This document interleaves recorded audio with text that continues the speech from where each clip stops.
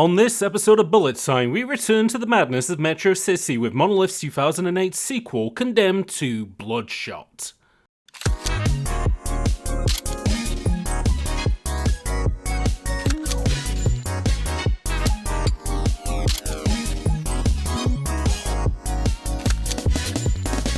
It is pretty grody, yeah. I mean, just for what we're drinking, I feel suddenly pretty good about my drink choices. I didn't go and grab Special Brew. I don't even know if you can still get that, but it doesn't matter. But considering the St. Patrick's Day, I've got a whiskey and a Guinness. Oh wow! So, you could you could drop that into the Guinness to make a drink which is controversially known as an Irish car bomb if you wanted to. Yeah, I'm not going to do that, but I could. No, I'm not. not to ignore the yes and part of doing a podcast, but sure. We're going to be talking about this game for 3 hours. I've got to go steady on these. 3 hours? This is going to be 10 hours. I was going to say, I'm hoping we're out of here before 9 o'clock. Like, put my nightcap on and have a nice early night. But I'm not optimistic about our pace. That's true. And we have got quite a lot to go through. Teacher, what are you drinking? I'm just drinking water. Oh, you're just having the Aquavita, the source of all life. Well, I'm having a Diet Coke because I had a beer last time, and I feel like that completely fucked up my hosting duties. Despite the fact that it was literally one beer, but you know what? When you haven't had a drink in a while, one beer can do a lot, I guess. And I have a beer because I think that enhances my guesting duties, but I've got the easier job. It's like when Johnny Vegas used to be on Shooting Stars, and they would just let him rip through pints for the entire episodes. I feel bad for Johnny Vegas sometimes. Well, I'm gonna say in Johnny Vegas's case, I don't think that was a matter of peer pressure. I don't think Bob. You don't think he needed the go ahead to see that and go? Yeah, I don't think Bob and Vic, put the pressure on him to say you got to get pissed through this episode of Shooting Stars, otherwise, your ass is on the line. But I mean, who's to say? Something I can say though is, hi folks, welcome to Bullet Time, the video game podcast that analyzes the shooters that miss their marks. And we're back for the second part on our series on the Condemned games, because they only made 2 of them. Funnily enough, this is 2008's Condemned to Bloodshot for the PS3 and Xbox 360. Because, this does not have a PC port at all, which is made playing this game, because I've never played. This was the first time playing it for the podcast. Did make playing this game a little bit of a headache in more ways than one, which I guess we'll go into the episode proper. But you've heard their voices already, but just to give them a quick introduction, in the Johnny Vegas captain's seat is YouTube's top bomb fighter to Snakera. Oi oi. Hello. And back as vibes expert, and I don't know, I was trying to think of a funny set, what's a Condemned to title that we can give to 2, Joe? Captain Dorland? The Captain Dorland of podcasts. There we go, the Captain Dorland of this podcast. What does that even mean? I don't really know what that means. You know what? To go with the Shooting Stars analogy, you're Erika Johnson then on the rival team. But YouTube's 2, Joe. Hello. Hello. God. Okay, so where do we want to start with this? Because I guess if you had already listened to the Condemned 1 episode before listening to this one, which I'm going to say as well, if this is the episode that you're starting with, I would actually probably go back and listen to the Condemned 1, because as much as possible, I'm not going to try and repeat too much of what happened in that game, apart from giving a very quick overview of where we are here. The mechanics we're probably gonna repeat a lot of, because this is both a classic iterative improvement sequel, but also much in the way of The Darkness 2 when we covered that, a very lateral sequel as well, where it's actually very different to the first game, which I think is kind of the more interesting meat of that stuff. But Snake, at the end of the last episode, you kind of asked a question of is the Condemned series bullet time worthy mostly on the back of the second game? And I guess we could relitigate that a little bit of just like, in the smallest word as possible, what would you say like immediately it is about Condemned 2 that maybe makes it a bullet time worthy game? It gets very complicated, but to put it as simply as possible, this is a mix and matcher. This is a for every game there's a loss. This is everything that people really seem to latch onto, get really hyped about Condemned 1 for. 2 took some away and it took a lot of that away and put something else in its place. Yeah. And it feels tackier, and it feels like, rather than iterating upon Condemned 1, flips the script in a few ways, reveals its true face. I mean, you can debate whether that's the true face or not, but it's like, essentially this game feels like a bit of a rug pull. Like, yeah, it feels like taking a photo and you think that you nailed it, and then you finally get it developed and you see that there was like a million clowns in the background and you're like, how the fuck did I miss those? To lead this episode, I'll say, because I feel like I'm going to make a lot of negative comparisons, I actually like Condemned 2 a lot. In its own way, I enjoy it just as much, if not more than 1. It's just a very complicated thing of, 1 has more of a respectability to it, which this one... Like, this is direct-to-DVD sequel in video game form at times. Like, that is a surprisingly... that's a pretty good way of putting it, actually, is that it feels like the sequel... Yeah, it feels like the budget sequel that has no one involved that... You know, like the Starship Trooper sequels, where like Verhoeven wasn't involved, or like nobody came back apart from when they did the third one and they got like Casper Van Dien back, and I think the writer as well. But weirdly enough, this is the team that made the first one coming back for the second one, and it almost, especially in regards to what I learned about the first game of what they had originally planned for it, the first feels more like a miracle of those things were taken away and we ended up with a better product. Whereas 2 is, no, they had a complete blank check to make exactly what their original vision was.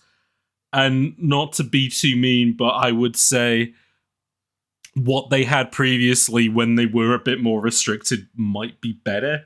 But that's kind of more my...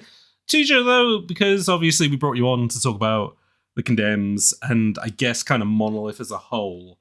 Well, first thing, but I guess both of you, is this your, like, second time or third time or first time playing Condemned 2? This is the second, but my memory was not very good, so a lot of it felt fresh. Okay.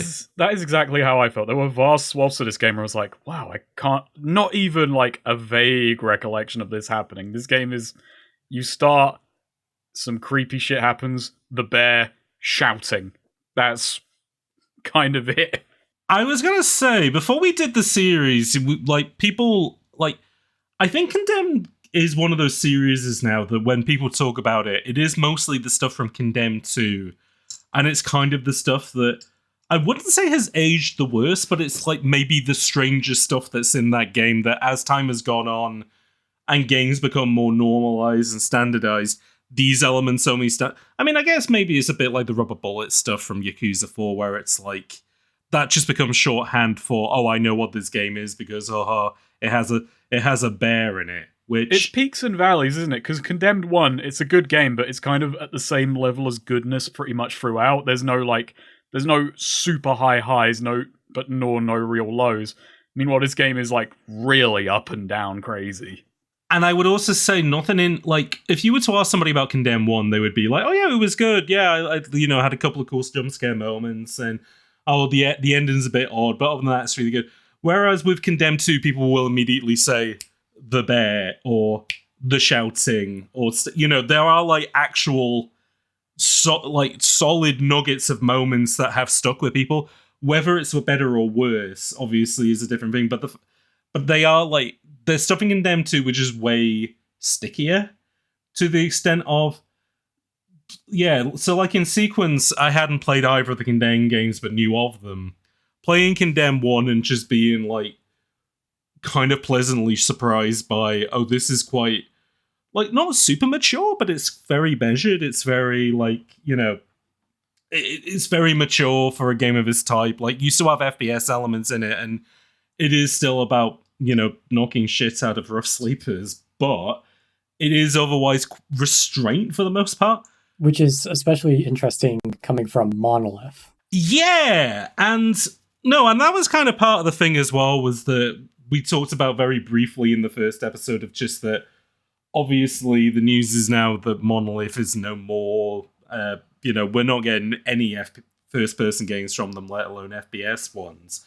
And just being, like, really kind of impressed by, oh, these were guys that kind of were pioneering first-person games around the same time, but, like, of Quake and, like, Valve's games and stuff. And them going in a really interesting direction with Condemn 1 of, you know, no one's making games like this for the 360. It's a straight-up survival horror game, but it's, you know, it's not Resident Evil. There's no action. I mean, there is action, but it's not like an action movie. We're taking elements from, like, Saw and serial killer films, and we're giving you, like, a completely different tone. This, I guess, does bring that stuff back, but I would also say is far more video gamey. And actually, Tutor, I'll give you the floor a little bit, because there was something that you mentioned when we were talking about this game kind of off mic about, like, how this kind of fits into the sort of remit of FPS games of this era, and especially, like, how we were moving out of, like, the Xbox era where they were starting to grasp at kind of the grittiness of GTA could be something that we could build an entire game on, into, like, well, the full-on prestige era that you get after BioShock. Yeah, because BioShock comes out the year before, massive success, and at the time, people looked at that and go, wow, games are mature, they have meaning, they're art, which is kind of funny in retrospect, considering how people look at BioShock 1 now in terms of narrative. Sure. But it really was a transitionary period of when games were trying to take themselves more seriously and being more mature in a different way compared to how they handled maturity 5 years prior. Because you look 3 years prior in terms of what a mature game was. 2005's God of War, which is just violence and boobs. And then you go to 2007, where it's like, oh, we're referencing, like, writers like Ayn Rand. And then you fast forward a couple years after that, and you get to, like, 2012, 2013 with stuff like The Last of Us and the Sony Prestige stuff. And Condemned 2 feels like a game from that 2005 era. Yeah, which is interesting because Condemn 1 doesn't feel... Like, you would expect, if that's the case, then Condemn 1 would be even more retrograde. Like, that would be throwing back to, I don't know, like, something from the year, you know, it'd be like Sons of Liberty or something even something more juvenile than, like, what it would develop into. But it's almost interesting in a way that it feels like it goes from something, not quite like The Last of Us, because I think it's having a bit more fun, but, like, there is something very grimy and very, like, David Fincher about the first game that the second one doesn't really have, but is way more in the mode of something like God of War, where its maturity comes from it being, like, incredibly bloody and grody, essentially. It feels a lot closer to a Grindhouse, like, in terms of tone, in terms of spectacle.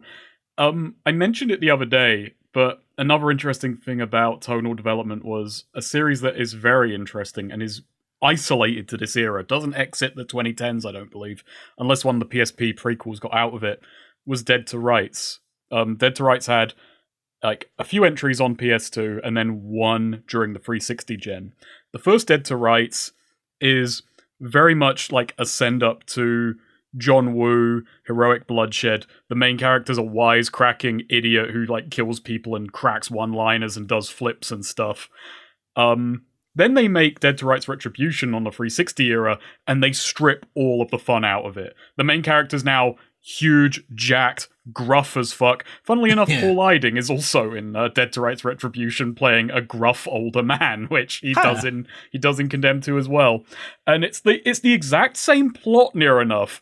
But instead of all the characters being kind of caricatures, you got a guy who runs around doing the voice of the guy in Pulp Fiction who's like, they put a watch up my ass, or whatever the fuck. Oh, he's doing a Christopher Walken impression. Yeah, he's doing a Christopher Walken role running away for seemingly no reason other than the only thing you can guess is the actor had a good Christopher Walken impression. They were like, yeah, do that. Just do that with a character. But then in Dead to Right Retributions, everyone is miserable and sad and it's like, it's exactly like Condemned 2. It's that same kind of weird wavelength of maturity via grit and urban decay. Yeah, because Dead to Rights 1 is more like you see Namco on the box and you kind of even feel it. There's a slight arcadiness to it. Whereas, yeah, by Retribution, it's post San Andreas, post like the massive boom of GTA, and so it is like, no, actually what people like is the sort of like, kitchen grime element of it, which... But then it's funny because I would say that the first Condemned maybe does that.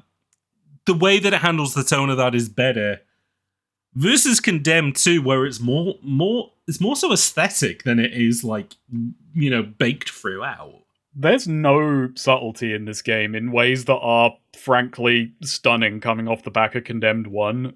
There is one story beat in particular we'll get to, which is the most like, this needed at least 5 more cutscenes to flesh out what the hell's going on, but it's just one cutscene and we get some character development out of it. But I'm excited to get there because that's right before the climax. I guess we'll tie this off. Yeah, no, I think that this will be a classic. We're gonna go plot by plot episode because the first game kind of maybe had that a little bit of. It did become kind of sillier as it went on, but Condemned 2 starts at an even higher silliness level where Condemned 1 ended, and then somehow goes even crazier with it, which is kind of surprising. The only thing I will say is I couldn't find a ton of development story behind this in regards to like, was there anything that was in particular that made them want to do? It kind of just seems to be that the first one was a big enough success that Sega we got to do the second one, right? And basically everyone who was at Monolith were kind of locked in to say, yep, no, we're going to make a follow-on. The only thing they didn't do with this one was make a PC port, and that was just basically down to the development costs. They were like, this is something we can maybe cut out. It's more of a series that people associate with the consoles, and I guess that kind of how they've tweaked the controls kind of makes a bit more sense to that, but I guess we'll go into... The only kind of interesting story that came out of looking into it was the year before Manhunt 2 had come out and had got like an adults-only rating from the ESRB, and this is like the era where just for a slight amount of time it almost kind of felt like, oh my god, are they bringing back like the Nintendo heroes of the 90s? Are they going to start cracking down at like... Manhunt 2 was just like such a kind of a weirdly toxic product that it just got a ton of attention around like game rates. There was that story where one teen killed another, and they're like, "Oh, we had Manhunt," and the media sensationalized the hell out of that, which made Condemned 2 too hot to touch in the UK. Yeah, exactly, and I think as well with like Rockstar in general, they're just under the microscope for the hot coffee stuff, which I think was like just before GTA 4 came out because they were able to like sneak a joke in about it. But like, it's funny how little of GTA got censored. Meanwhile, Manhunt 2, we got really ugly filters over all of the murders, which, okay. But also Bully, because they were scared of, violence in schools. Like, this was the height of reporting stabbings in schools. Yeah, they didn't call it Bully in the UK. It got renamed Canis Canum Edit. But then when they did the remaster, they stopped giving it shit and just called it like Bully Back to School Edition. Scholarship Edition. Scholarship Edition. No. Do you know why I think Manhunt 2 got so much fucking juice against it as well? It's because it was like a Wii game. Which like... Oh yeah, that's a weird position to be in, isn't it? Which I think is like... Because people are like, oh my god, I thought Wii was just Wii Sports. You banned this sick filth. So... There was news presentations. There was news presentations where, like, the news reporter was like, "So I'm really doing this," as he's swinging the Wii remote, like swinging a hatchet.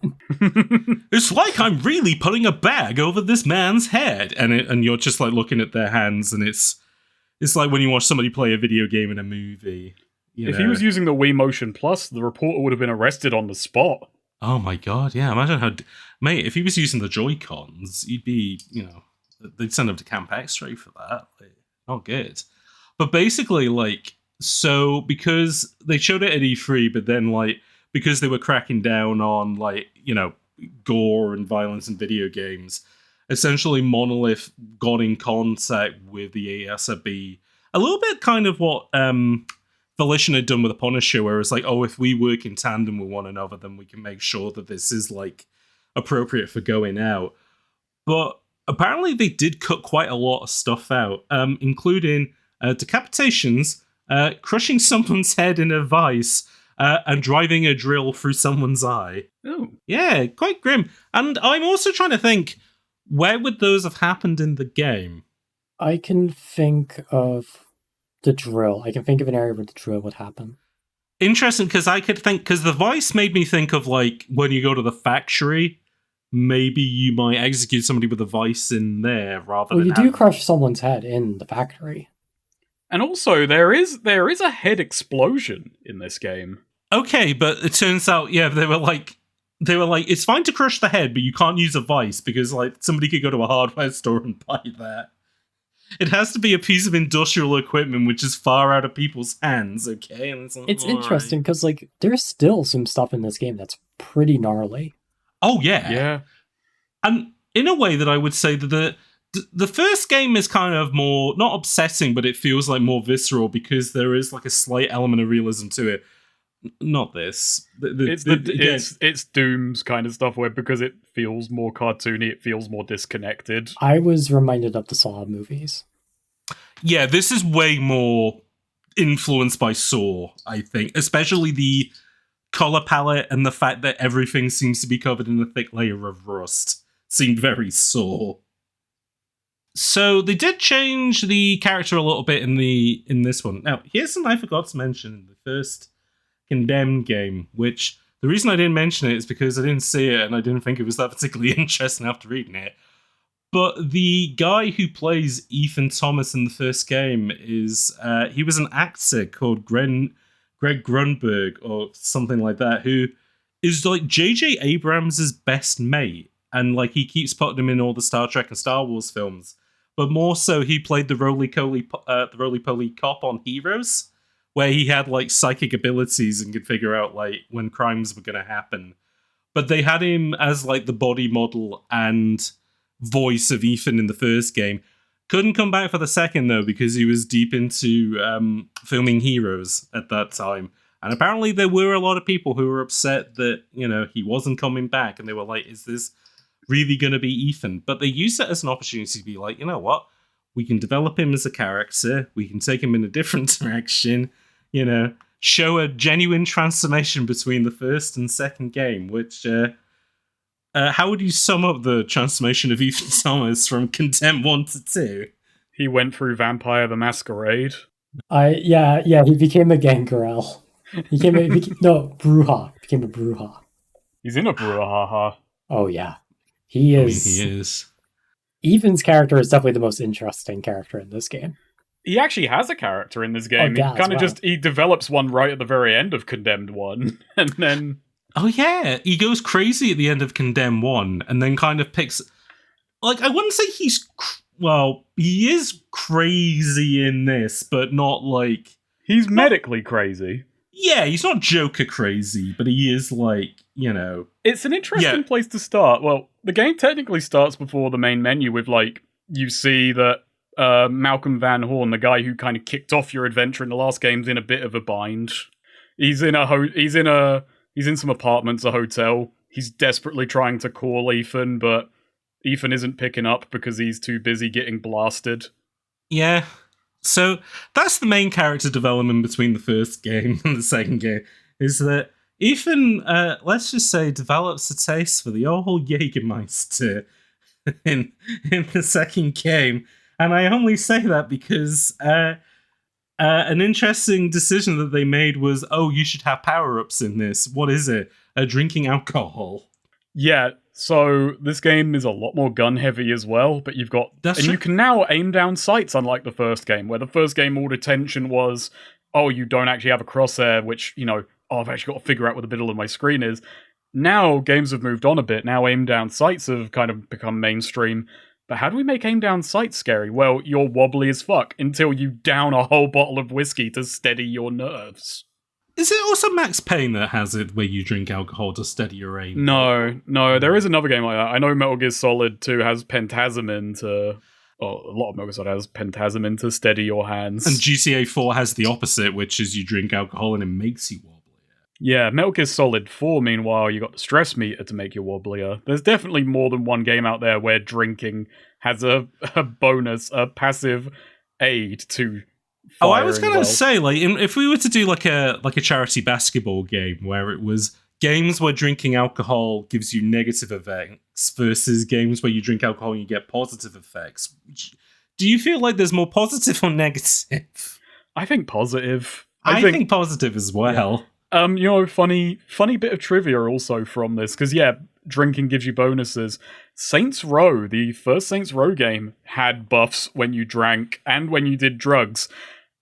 They weren't allowed to get this through the ESRB, through the ratings board, so they just removed the descriptions telling you that they gave you bonuses and left the effects in. So you still had heroin and cannabis and whatever, and the screen effect would happen, but it wouldn't tell you. It was all just various forms of weed and alcohol, but alcohol would make your punches ragdoll people a lot further, and weed was significant damage reduction. Oh, I just remembered because we joked about this last episode, but yeah, a recent game that we played which gives you alcohol buffs is of course fucking Disco Elysium, where you get better sight bonuses if you've had a drink. But on the other hand, it does take some health away, which you can immediately recover with some magnesium. It's funny, even though I knew very early on it didn't, my brain kept saying, oh, drink that bottle of alcohol, that will give you some health back. I don't know why my brain kept telling me that. It just made sense, even though it doesn't make sense. I mean, food and drink makes you think health, which is funny because, obviously Bioshock is no, food's for health, drinks are for your Eve. And it's okay, that's how you get around that, I suppose. But to go back to Yakuza, drinking makes you generate heat faster, but also causes more random encounters with enemies. So that's a fun trade-off. That's a good. It's like the opposite of repel in Pokemon. It's it's like aftershave. It attracts people to you. Ethan does have pretty good reason to drink though, because besides getting kicked off, the crime investigation unit, the FBI, his hallucinations have just continually gotten worse, so he's kind of drinking to cope. His hallucinations have got so bad that it even affects us as a player, where they make you do an entire first level of the game, which didn't actually happen. It was all in his head. It's your guilty conscience telling you, you really should listen to Malcolm Van Horn. He's probably got good stuff to say as you fight your way through slime monsters in a bizarro opening. It is a bit of an odd opening. I will quickly say, because we mentioned about the combat and stuff, and again, in regards to this kind of being more of a linear improvement, the developers basically said, okay, we asked, players and we did, testing. What were the things that you liked in the first game and what things do you think we needed to improve? And essentially, the main thing that was fed back was the forensic stuff was shit. You need to do, a better job at it, which I would say is a big improvement in this game when we get to it. And also they liked the melee combat, but wanted hey, can you expand this system and make it a bit more interesting? Which I would say they also do for the most part. I wouldn't say it's improved, but I'd say it's different. And I think they fit for the tone of either game. I think the melee works in the first one as the first one is, and I think the melee works better in this one, where it's more 3D realms, for lack of a better term. I would agree, yeah. That's kind of what I'm talking about with the give and take, so... Yeah. With the combat now, should we just go into the combat? Yeah, go for it. So, basically, you've got a full-ass fucking moveset now. You've got combo systems, you've got sprint attacks. You, instead of having a taser, though, you do admittedly get a taser back later, but I actually really like the taser replacement for what it is. You now can throw weapons, and you can use your fists. So you have reason to throw weapons away. Your kicks have also changed, and they're kind of shit now. They're only useful for some of the more advanced combos, which Did either of you ever do a combo beyond the 1-2 or the parry counter? No. I would do the running one. I don't. Maybe I did the running one once or twice, but if you go down the list, there is an exceptionally long combo list where essentially the combo system in this game is if you do, say, like a right attack, then a left attack, which is also now a thing, it will then give a big fist icon on your screen, and if you then do another attack in that time, you will do like 2 times bonus damage, and the most complex combo is like a 10 times damage multiplier to your hit, for 1 hit only. But these combos also build your finisher bar, because you've now got finishers. Well, you technically had finishes in the first one as well, but they're way more fleshed out here. Well, the thing is, the finishers in the first game were finishers. I'm probably using the wrong term, but you can trigger a finisher at any time in this one by double inputting an attack direction. And if you do more of these, you unlock like more advanced finishers that require more bars. I like this combat system. I think it's... Oh, sorry. I'm jumping ahead. But also, you can now block for an extended time. You can now hold block. But Yes. if you do the parry timing correctly, you will riposte the enemy. And also, your weapon won't take as much degradation damage because now weapons deteriorate as well. So it's a much more complicated system overall. And I would say, because I said earlier, like, they didn't really make a PC version of this, the fact that your right fist is on the right trigger and your left fist is on the left trigger does feel a lot more gamey, but I think in a good way.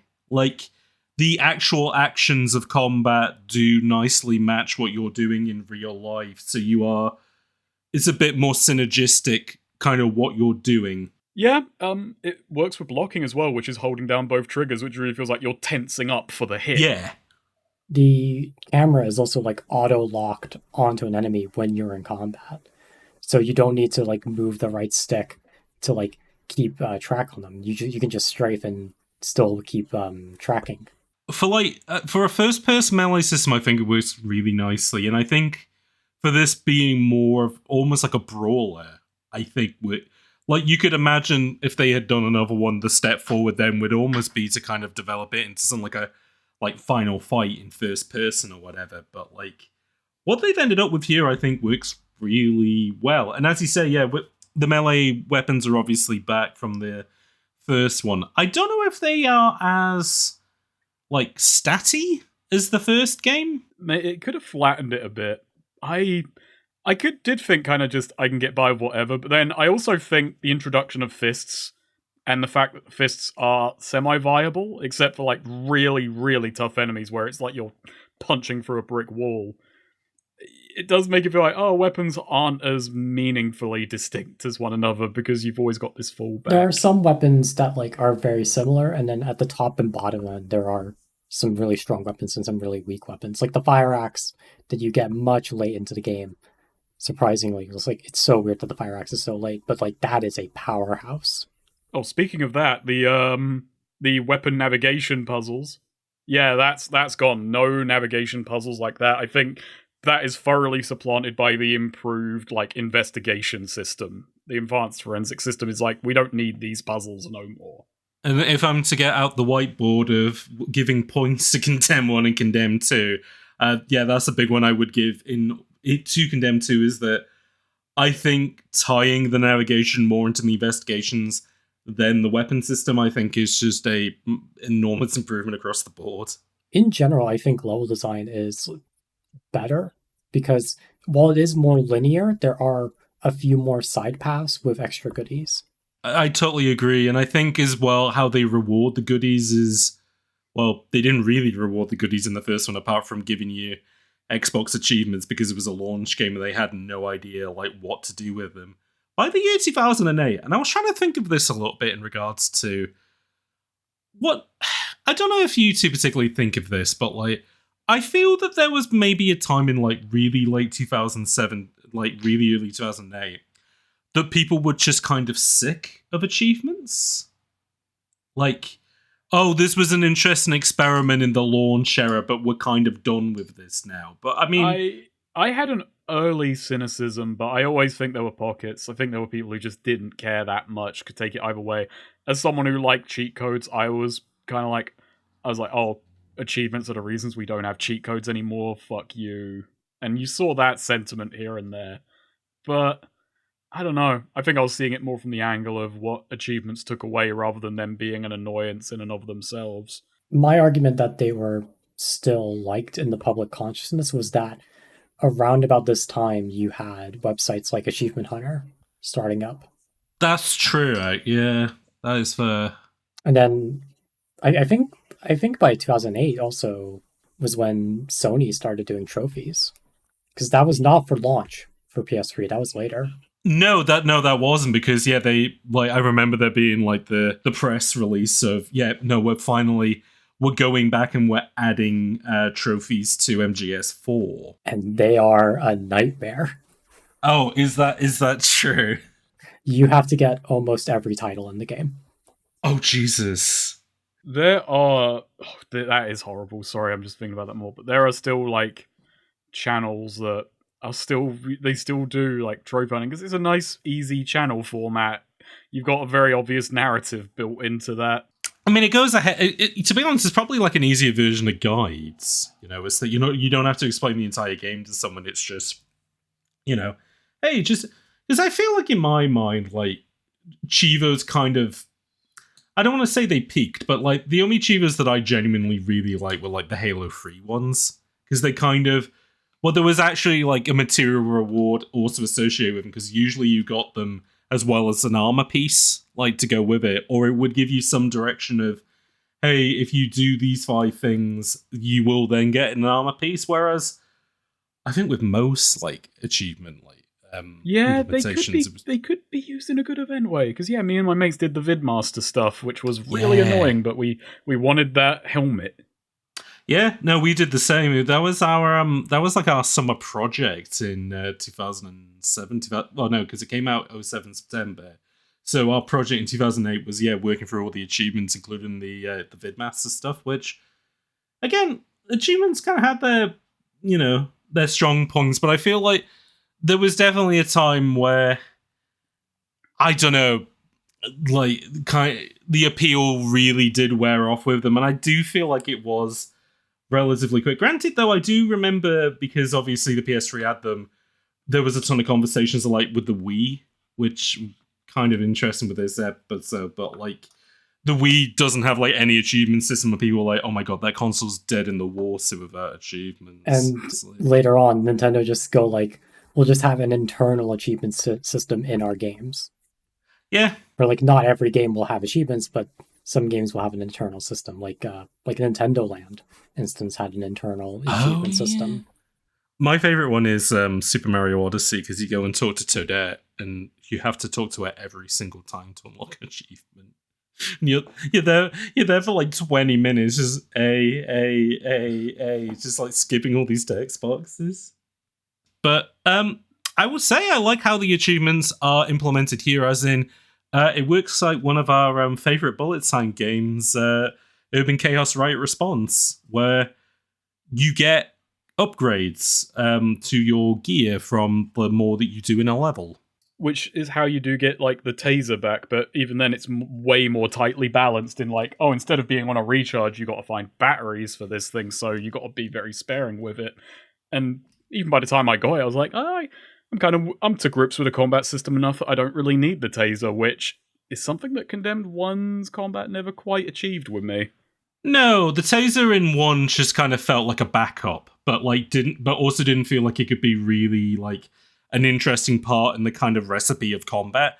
At least in here, it kind of becomes like another feather in your cap, essentially, which is nice. In Condemned 1, the taser felt like this combat is too much for me, button, please make it stop for a second. Whereas in this one, it's like, oh, I'm really in a situation where I can't combo my way out of this.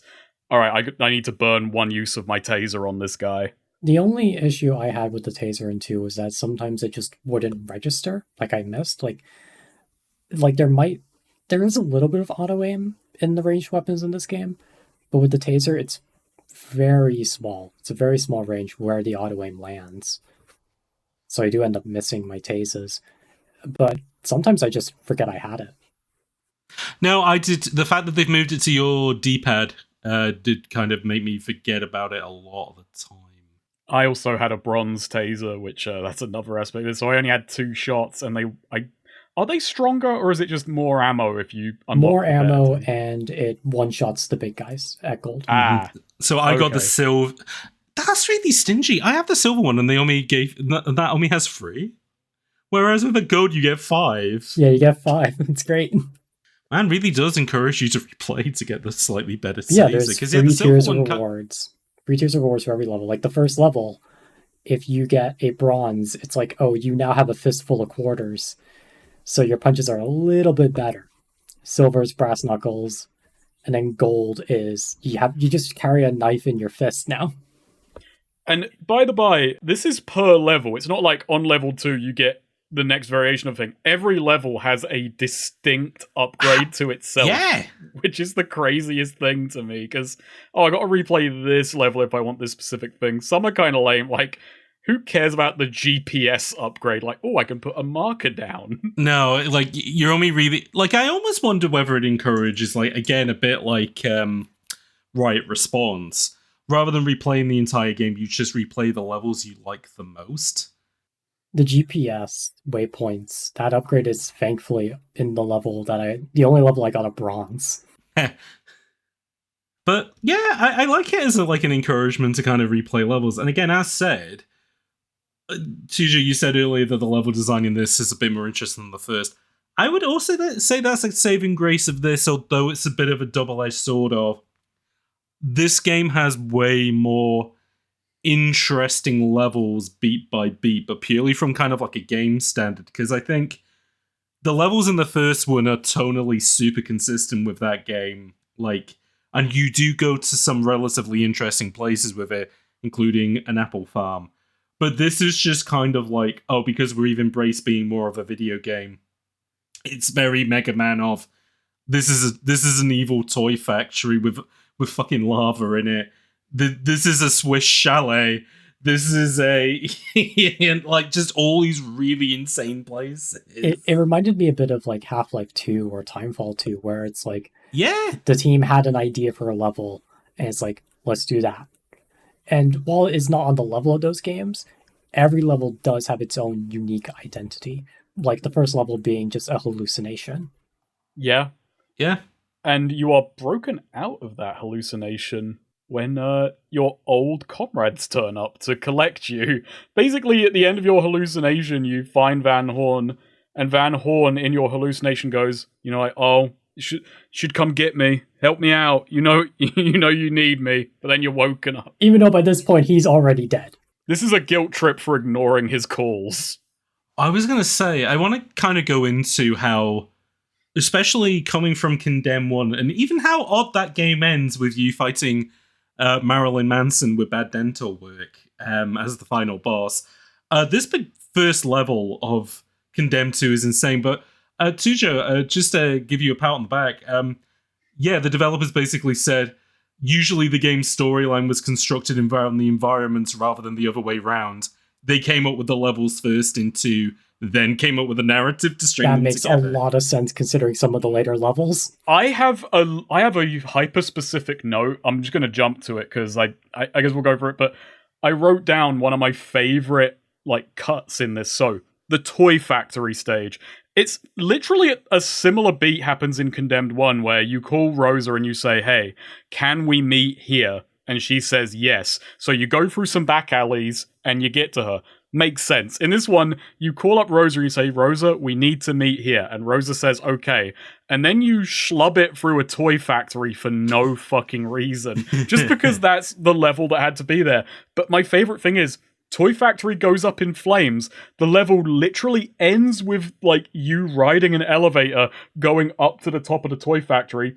Fade to black. fade in, and the camera is booming downwards in a back alley, and it's like the most, like, it's just the visual storytelling language is so fucking there are shaky. some really abrupt transitions to levels. Like, oh yes, we will get to them. Especially like the in between of chapter 2 and 3, I think is the most abrupt. It's so good though. I just love that going up in an elevator to camera craning down in an alley elsewhere, and it's like, this doesn't line up. But it's just, we just blew up a toy factory for no reason. It was an underground toy factory, you know. It was, okay. You didn't see him go down any stairs, but it was on a really deep slant. So, and to the listeners, you might think, "Oh, the toy factory is like much later in the game." No, toy factory is level 4. Yeah, toy factory happens really early on. So, but don't worry, because you're prepared for how weird this game is from the start of. Okay, so level 1 is something we did mention when we learned this new combat technique. Is teached to us by one of our new bum friends, which is nice. And he hypes us up, and then he disappears for the rest of the game. Well, no, doesn't he get killed by evil Metal Mouth? I thought he ran when the cops turned up. Yeah, I thought he ran. Oh, okay, never mind. He runs when the cops turn up. But the beginning does involve scary Metal Mouth, and the only reason I keep mentioning this is because then he disappears at the end of level 1. And never comes back. Oh yeah, I was mostly distracted by the guy who is just a reflection of us, but wearing a mask, who just keeps insulting us. Like, you really? My favorite Suda51 character who keeps appearing on the television. Oh yeah. Oh, okay, yeah. Let's dig into this then. So your first, there are 2 new collectibles. 2 new collectibles, right? Tujo, tell us about. Well, before you tell us about the collectibles, let's tell you about where this game is set, which is it's back in the city of Metro, but let's just say it's had a bit of a kooky makeover in the 2 and a bit years since Condemn 1. It is looking a lot worse for wear. It is a fucking shithole. 2.5 years real time, 11 months in, like, story time. In-game time. Yeah. By the way, that's another thing. Like, look at a picture of Ethan in the first game, then Ethan in the second. He did that to himself in 11 months. This man was going hard. This man hit the booze strong. It's like those people when it's like, I smoked 100 cigarettes a day and I'm absolutely fine. Yeah, this guy drank bottles of Jägermeister every single day after leaving the FBI, and now he looks like... But I mean, he looks kind of like every sort of protagonist of that Xbox 360 era already. Like, you could tell me that he was the protagonist of, like, Infamous, and I'd believe you. He is a guy who would be chin down, eyes up. Yeah, that would be the cover to... If the cover to Bloodshot wasn't the Resident Evil Revelations spooky eyeball in the metal cabin hole, it would be him doing, head down, eyes up on the cover. They made him look like a metal frontman, where now he wears a t-shirt with a bullet, like a crosshair. What do they call it? Like a crosshair kind of thing, like what's on the RAF. You know. Like a bullseye? Yeah, bullseye. He has a t-shirt with a bullseye on it. He's wearing big Jinko jeans, and he's grown his hair out. Also, I think he's certainly looking a lot paler. Again, Greg Grunberg's kind of has like a bit of like Polynesian Hawaiian in him. No, this guy is like whiter than the entire Bullet Time cast. He's about as white as the snow gets in this horrible city, with just horrible slush crap. Yeah. But yeah, he learns how to box. Then the cool Metal Mouth guy from the last game comes back, but now he has cool dreads. And then you chase after him, and you're going into like old radio stores and stuff. Now, yeah. So Tujo, two new things to collect in the game. Walk us through it. So there are antennas and what I like to call 5G emitters. Yes. Yeah, this is the Q and unboxing game, because you got television, you got antennas for televisions and radios, and the 5G emitters, which what's the lore behind the 5G emitters, which they do tell you very early on? They emit a sonic wave that is so painful to birds that it makes their heads pop. But not only is it painful to birds and causes them to explode, which one of the tutorials in the game says, hey, if you're looking for sonic emitters, just look for dead birds. It's like, oh, thanks. Don't worry about it too much, though, because we will also tell you to look on your spectrometer. Yes, that's true. You can also find them using the mass spectrometer, something which, at least in the first game, made sense of, yeah, you're using it to find particular, like, pungent particulate. You don't use it to find sound, but whatever. That's fine. We're not going to hold the developers a monolith for that. But yeah, they're crazy sound machines, and if you get close to them, it causes the screen to blur out and causes you to lose health. Oh, by the way, even though we've now gone into talking about the game, how did you two play this game? Xenia. Yeah. It's the first game I played on an Xbox 360 emulator. Same. And it just works. Yeah, I followed a 5-minute tutorial, and then bang, I was playing Condemned 2 on my PC, and it worked great. Some VSync issues, but that aside, and if I ever, like, looked away from the window, it would start having major graphical glitches, but as long as I didn't do that, pretty smooth. Yeah, as long as you were locked in, it was absolutely fine. And also, like, you can run it at, like, 60 FPS in Xenia, right? Yep. Yeah, I don't think you tried it. I didn't try it. Yeah, I think you had to turn VSync off in order to pull it off. But yeah, I think that would explain the screen tearing. So. Yeah, there was a bit of screen tearing. Yeah.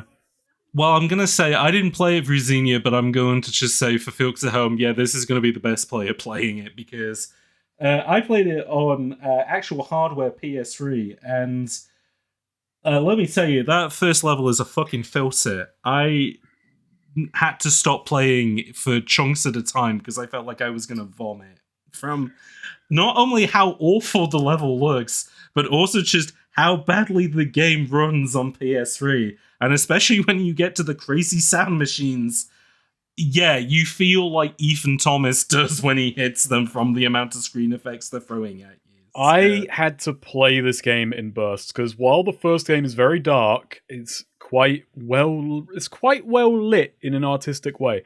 Yes. This game is pitch dark. I was often straining my eyes to see, and I was getting headaches. It can get pretty bad at points. Meanwhile, I just marathoned it. You just raw dogged it. How's your head feeling? I've had worse. You're stronger than I am. Just for the folks at home, Tsujo completed this game mere minutes before we decided to record this episode of Bullet. It's fresh. Yeah. I do want to say, actually, just to capstone off, I'm backtracking a bit, but I did just want to say, because I meant to be building to this, but I wasn't sure when combat was ending. Essentially, everything that... What I like about Condemned 1 is the simplicity and the brutality, and I think it keeps you very locked in on feeling scared of the enemies. In this, I was never scared of the enemies, because I can't be scared and at the same time go, oh, I've got to manage this combo. Which... That's the trade-off. Like, the combat loses a lot in tone, but it's also far more mechanically and tactically rich as a system. You feel more empowered in this combat system. That's also why I wasn't missing the taser too much, because I had so many memes where I was like... It's funny that Condemned 1's combat is simpler, but I had a harder time, like, getting to grips with it. In this one, it's like, I came to understand this much more mechanically dense system far sooner, but it's also just a lot more forgiving, which is also because you now have a 3-segment health bar. And it's an interesting healing system, because it's actually kind of like one of my favorite healing... This is such a stupid thing to say. Hot Cider's top 5 healing systems in games, number 2. But I like it where they mix traditional health packs with regenerating health, where you'll have pips, and the pips will recharge.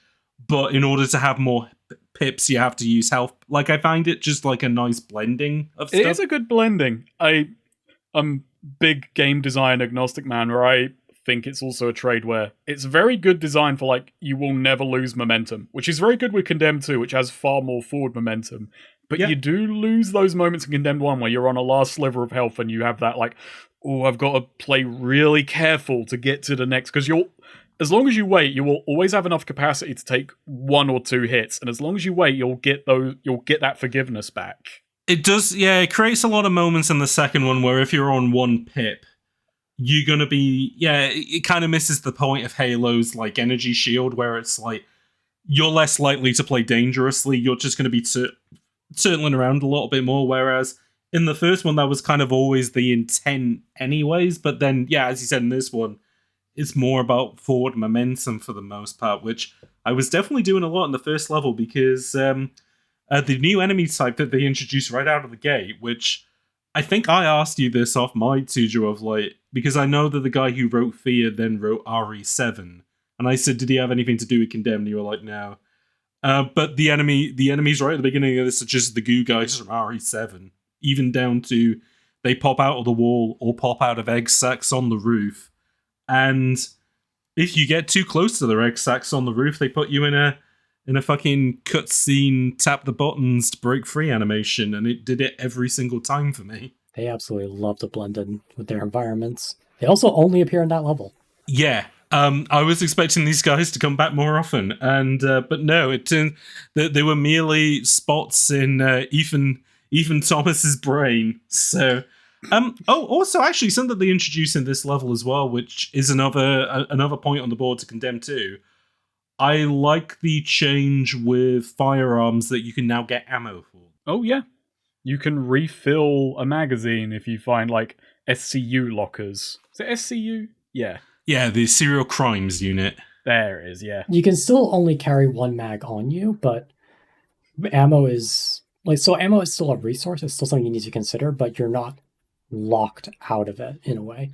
It's a bit more bonfire-y, where you can kind of extend a bit further each time from your ammo source, and like you got to brave out. Yeah, that is a good way of putting it. It is a bit like Dark Souls, where you're kind of like building almost these little bit of safe zones with them. It also gets a bit interesting later on when you get the upgrade that allows you to holster your gun. That was what I was going to say. When you get the holster, it kind of all clicks into place, because the holster you can only use with small firearms like pistols and something else as well. But I think that's if you get the gold, you can holster the assault rifle. Oh, well, there we go. You know what? I'm gonna go back and I'm gonna replay the game to get it on gold so I can holster the larger weapons. But cool. That's God. So what do you get if you get it on bronze? Like they just give you a middle finger and say fuck you. Like, I think you can stow like the sawn-offs and the lever action, like medium-sized guns, but not the big ones. They let you holster a piece of wood. They're like, there you go. That's what you get. Yeah, you can't holster melee weapons. So if you want to swap to your gun, you will throw that melee weapon. That is true. It is funny as well that they took away, like, when you ran out of ammo in the last game, you just turned the gun around and it became a club. In this one, you just have a really piss-weak, like, thrust, like a bayonet thrust with a gun, but really crap, awful to use. Get rid of it as soon as possible. That gun's now a liability. Yeah. Oh, one thing we forgot to mention with and I guess maybe we'll go into enemy AI more as we get into the levels, but they did take out, here's a point to condemn one. They did take out enemy infighting, which does happen a little bit in the second one, but it's not. No, they didn't. It happened quite a lot in my runs. Yeah, it happened quite a lot. Didn't happen with me. There's one level in particular where it happens a lot. I will say the enemy AI feels simpler in this, or it could be the level design gives them less room to kind of be as toying with you. Oh, actually, Suja, no, you are right. There is a level where the enemy infighting is. But then I would call those two separate enemy factions. However, I guess we'll go into that. But no, so just to wrap up, so you do an entire dream sequence where you fight goo monsters, and even though it was a dream sequence, you did actually have to blow up the crazy sound generators in order to get an upgrade, and in order to get knuckle dusters in the next level, you did have to complete Homer's dream as best as possible. You have to blow up the crazy noise generators in your brain to realize knuckle dusters are a good idea. You also have to watch every TV. Yeah, sorry. Tell us about the other collectible. Okay. Yeah, tell us about the TVs, because we talked about the improvements to the changes to the world of Metro, but tell us about the televisions. So I really like this collectible where you will find TVs and radios, and you just move the antenna around with the analog stick, and you have to find the right frequency, and you will see either on the TV like a news broadcast. Later on in the first level, it's just the your demon going, "Hey, bitch, you should destroy those things. It makes Bird's head explode." I love his voice. It's amazing. That, like I said, he reminded me a bit of like he'd be like a character in a Suda51 game, like the Gimp guy in Killer 7. But the radios and later the TVs will give you news broadcasts, and it's kind of like a sub-story where you see what's happening on the news as the events transpire. It's always funny because it's always near enough the outside looking in on what you're doing, which is really funny. Again, did give me a bit of a right response kind of tone of developers who very obviously like Paul Verhoeven and RoboCop, but couldn't quite put. Well, I guess in right response they did actually pull off the tone, but in this it's kind of like, are we doing RoboCop? Are we not doing? I'm not really sure, because like the news reports are kind of like these sort of like fluff liberal kind of, these people who live on the streets, they need our support. But very obviously it's all like, crazy sound machine monsters that they're talking to. It's all very sensationalized stupidity, because I found it really just funny on the whole. I found it really humorous. It gets really funny in the second half, where at one point the people going crazy on the streets just steal their news truck. Oh, I stopped listening to the TVs at a certain point, so I didn't know that. No, there's one where there's like, we found a video from our camera of a guy wearing the jacket of a missing news reporter. We cannot confirm if the blood on that jacket is theirs. I just really like they talk up, who's the guy on the scene? Do you remember his name? No, I don't. But essentially, it follows the exploits of this guy who's like, oh, Metro City is going to hell, so I am going to spend weeks living on the streets, learning what's going on. And it's just from there, just really lightweight, like, sensationalist news, nothing to actually say. And it's just, I am taking the bum tour of Metro City while acting like he gives a shit. He literally calls it the bum tour. Depending on what city you're in, the bum tour can mean many things. That is true. It's very like the episode of The Simpsons where they do the little like news channel in the school, and Bart just becomes like amazing at doing like public, really sensationalized public interest stories. But this guy just feels like an insincere jackass who's trying to like pander and seem like, oh, the poor people. Let's film them and look at how disgusting they are. Which, to be fair, in this city, that is kind of brave in and of itself. I think that's I think that's like the joke that they're going for. It's just like, oh, could you imagine if somebody did one of these in Metro? And it's like, I mean, I barely remembered the name of the city, but yeah, I guess I can't believe that. What a funny idea. But you won't believe what happens to him at the end. It goes crazy. Does he go crazy? Oh no, he fucking dies. Oh shit. He like live broadcasts like they're cutting into me, and then immediately cuts to the newswoman going, "This program is going to be suspended indefinitely after the unfortunate recent death of our reporter." It's like there's no time for it to like sit and just goes, "Well, he's dead. We're gonna be off for a bit. See ya." I suppose that's one kind of interesting thing about like both the first game in this is that like. Yeah, where something like Riot Response does kind of have like a wry sort of like politics to it. This might be the only apolitical video game we've ever played on Bullet Time. I have no idea what the politics of this game is. Other than the politics of this game is direct-to-DVD sequel. That's the politics of this game is aliens from outer space came to Earth many years ago. The real message of this game is we all got a little freak in us. We do.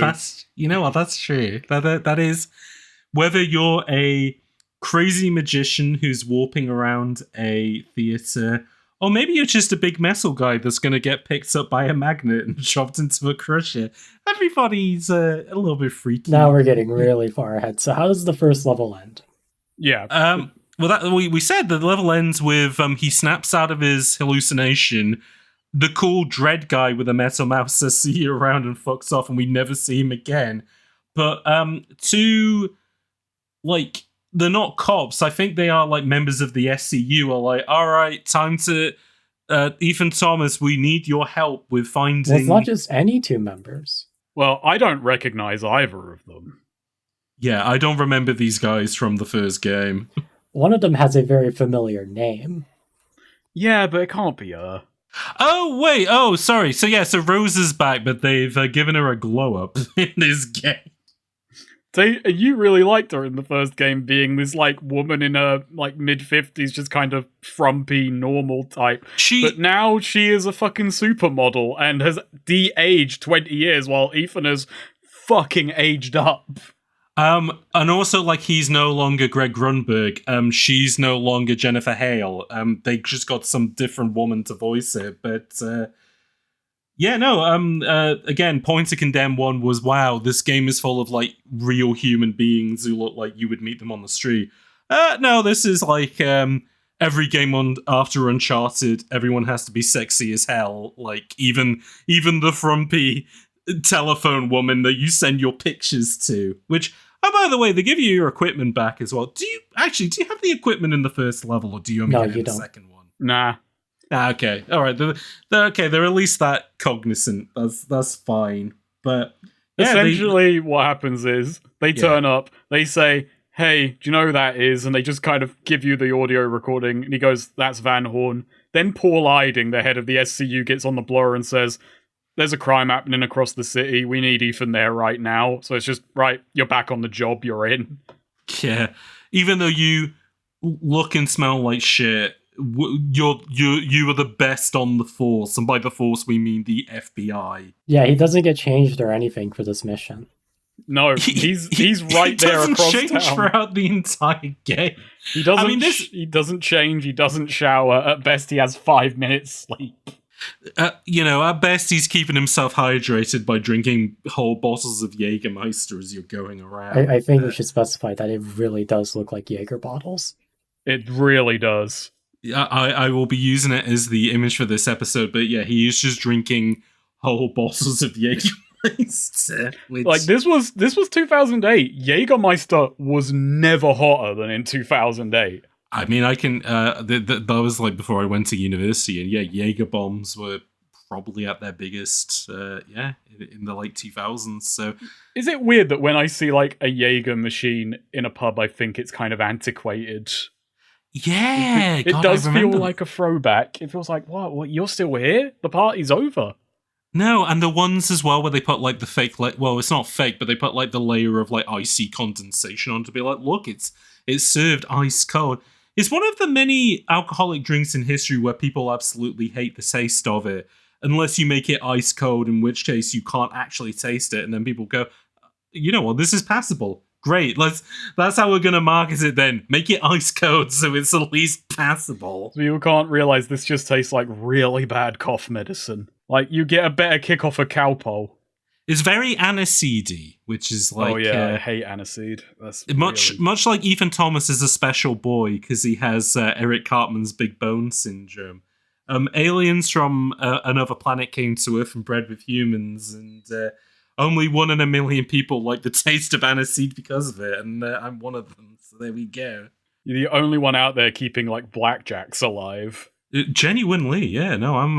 They got like a picture. They got like a poster of me, like General Mao, in the Bassett's factory because I'm keeping them in business. I did really like. So it cuts you across town. You're meeting with Dorland, who is an asshole cop, and LaRue, who is not an asshole cop, kind of an idiot. I like LaRue, and I especially like LaRue when I realized it was Phil Lamar. I was like, oh, nice to see you get paid, Phil Lamar. It's Phil Lamar playing the most stereotypical loud black cop. Like, he has a sassy, loud response to everything that happens ever.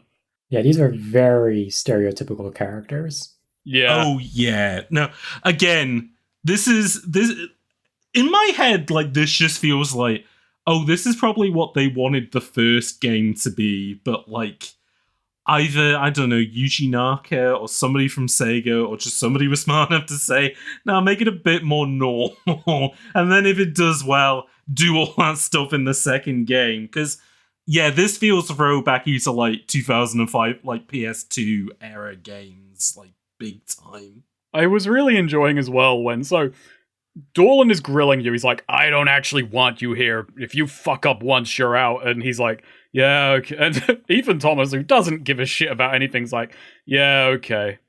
And then they give him a gun, and in my head I'm just thinking, the last time I had a gun and I was in a building with 2 cops, some shit went down. I was genuinely expecting that to I thought they were going to do the same thing again.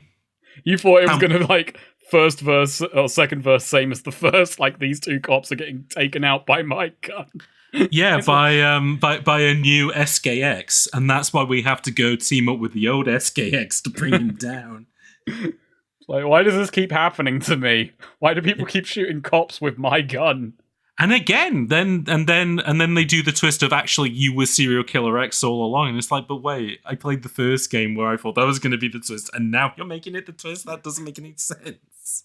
Is this the hotel level? Yes. This is the hotel, yes. We're here to find Malcolm Van Horn, who put out that distress call, and we don't yet know that he's already dead. Well, he doesn't know. We know. Oh, we know he's... Oh, yeah, we know because of our hallucinations, but everyone else is like, let's find Van Horn. So you go on a hotel investigation, which is where they reintroduce the forensics elements. Now, point to Condemned 2. I like that they've simplified the tools a little bit, but more so, I like that they've turned it into a knowledge check kind of game, where Rosa will ring you and you'll look at trails of blood or bodies, and she'll go, okay, where is the point of origin for the blood? And you have to look at the body, and then you have to choose the back or the head or the feet. And because, again, I'll give them credit, even though this did give me a headache on PS3, the game is of a high enough fidelity that you can make those elements out. And not in a Batman Arkham Asylum way where you have to put on detective vision and it'll show it up in bright green paint. No, there is there's enough clarity on the models that you can make these details out to the extent of figuring out what hand is holding something, or where a blood trail is coming from. It's nicely done. Big points to Monolith for this. This is also this ties into your end of level score, which determines which unlock you get. So do those investigations good, ask the right questions, because it's you look at a bullet wound, it's that an exit wound.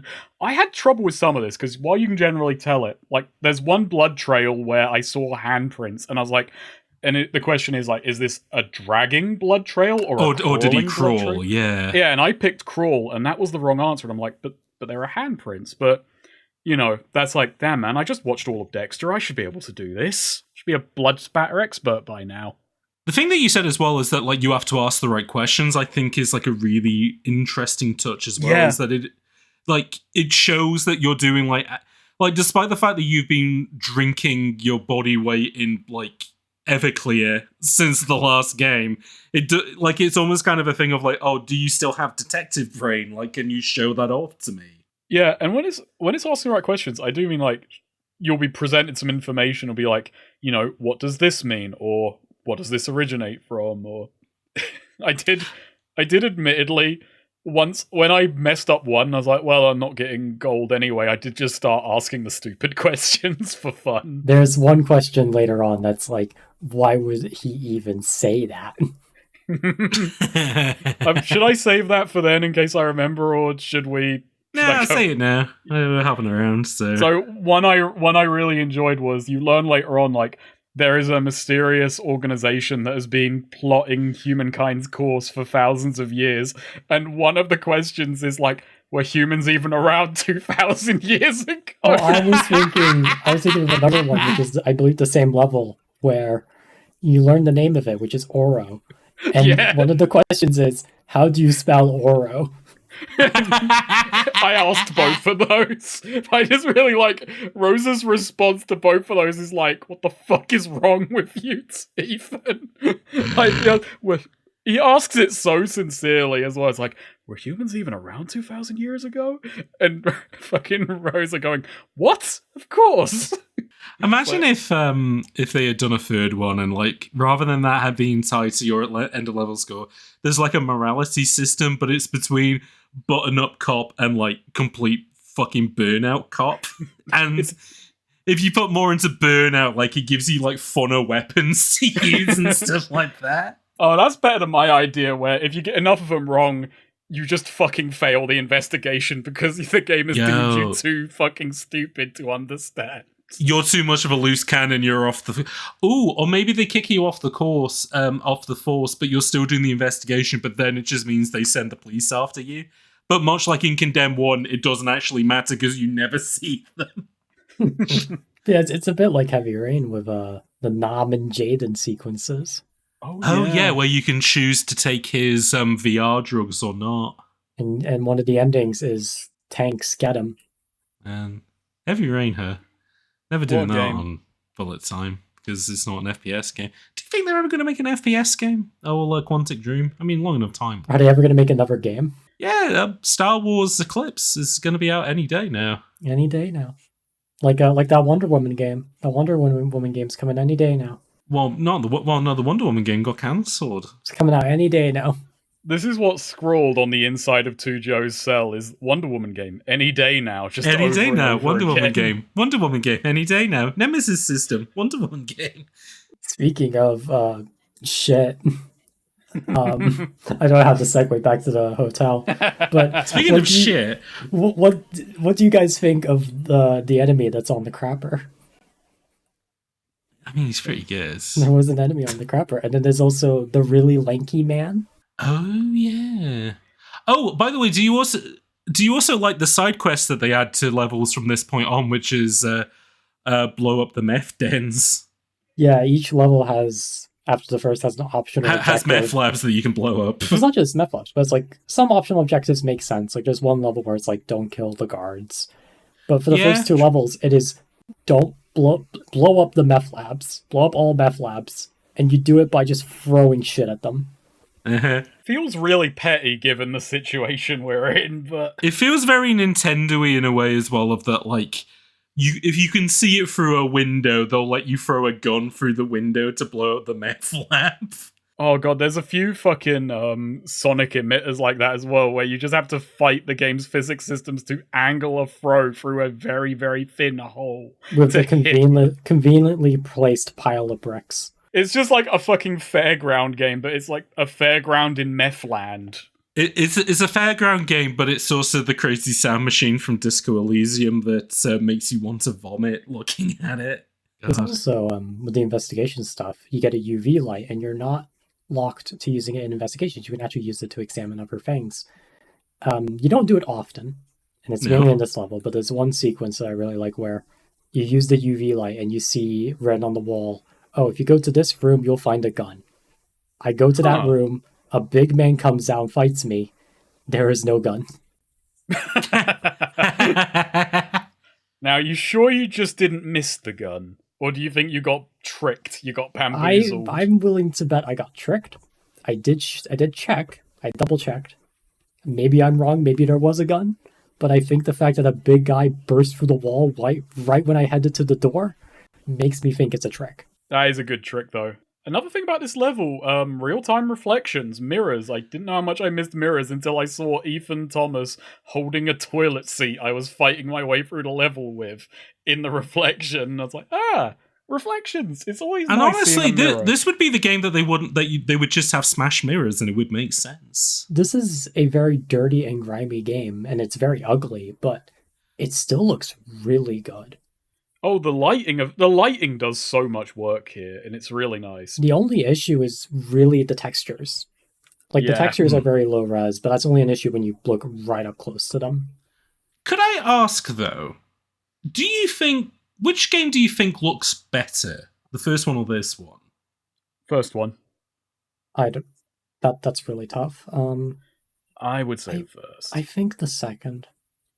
Yeah, what do you think, Edges? Because I'm with Snake, because from like an art style point of view and like kind of working in the technology it has, like this is a more advanced game and they are doing kind of more impressive things to an extent.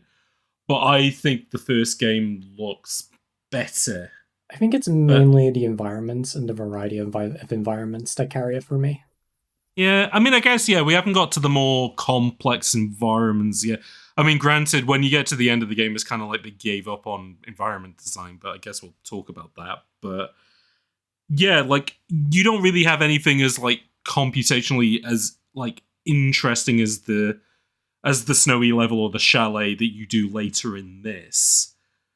Versus, I guess, at least in the first one, I don't know, I just find it has kind of like a stronger look throughout. They both look really good. Like, it is really tough picking which one I prefer the look of. Sure. There is a certain... I hate to say this because it's such a broad term, but I think both of you will get it. And if you play at home, you understand what I mean. There is a certain cheapness that just permeates this second game, which... Yes. It feels like you feel it in just the way the movement feels that little bit looser. The way the graphics are maybe arguably that little bit less sharp. Whereas in the first game, it's like the darkness in this game is doing favors for the texture work in its way. Where in this first game, environments were still lit.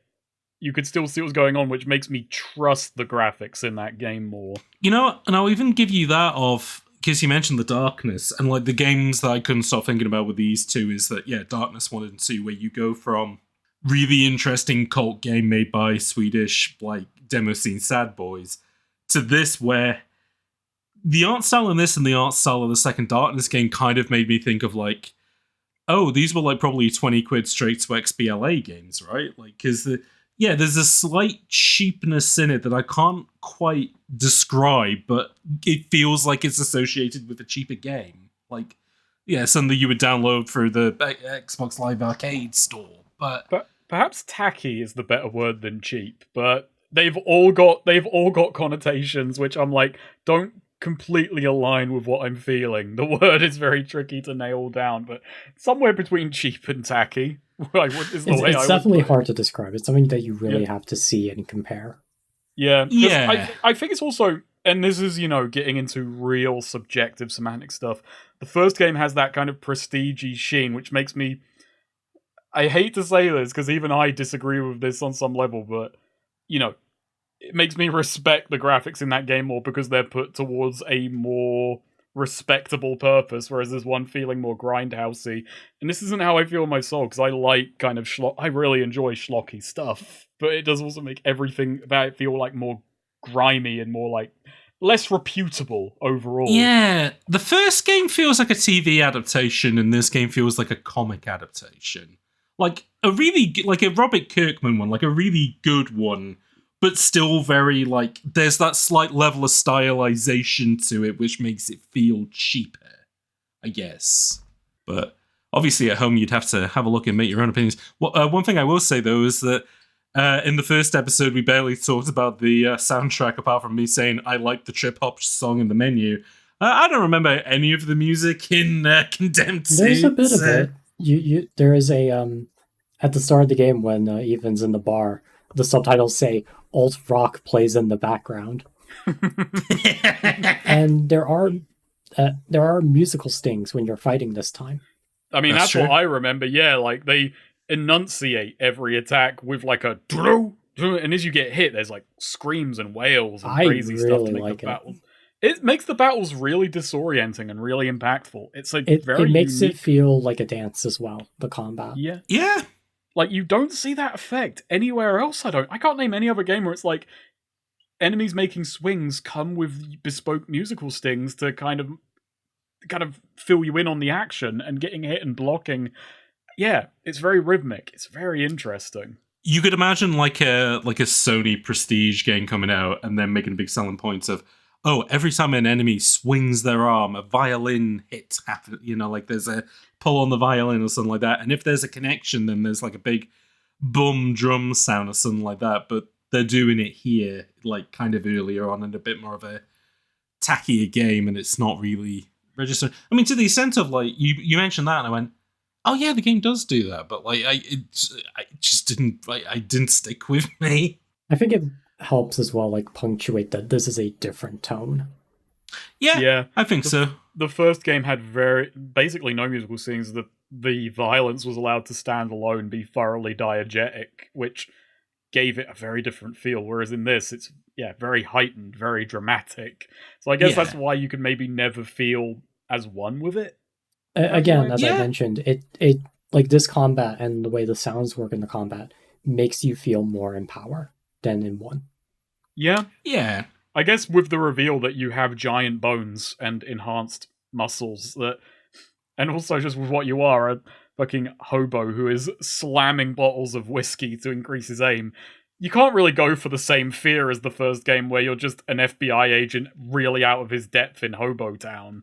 I will say, though, the fact that they established the big bone shit in the first game genuinely fucked me up. And then a line that happens later in this game, which we will get to eventually, was like, the fact that both these games were as planned out as they were, rather than what you would expect that of this game being by a different developer that wanted to do something different with the material, which would have made so much more sense. Yeah, I mean, that is, when I described it as direct-to-DVD earlier on, it's crazy to think this is the same team and this is the vision, because it feels like someone who looked at Condemned 1 and just saw thought, schlocky bum fights, hell yeah, and didn't catch any of the slow, creeping horror stuff and cut all that out, completely misunderstood the vision.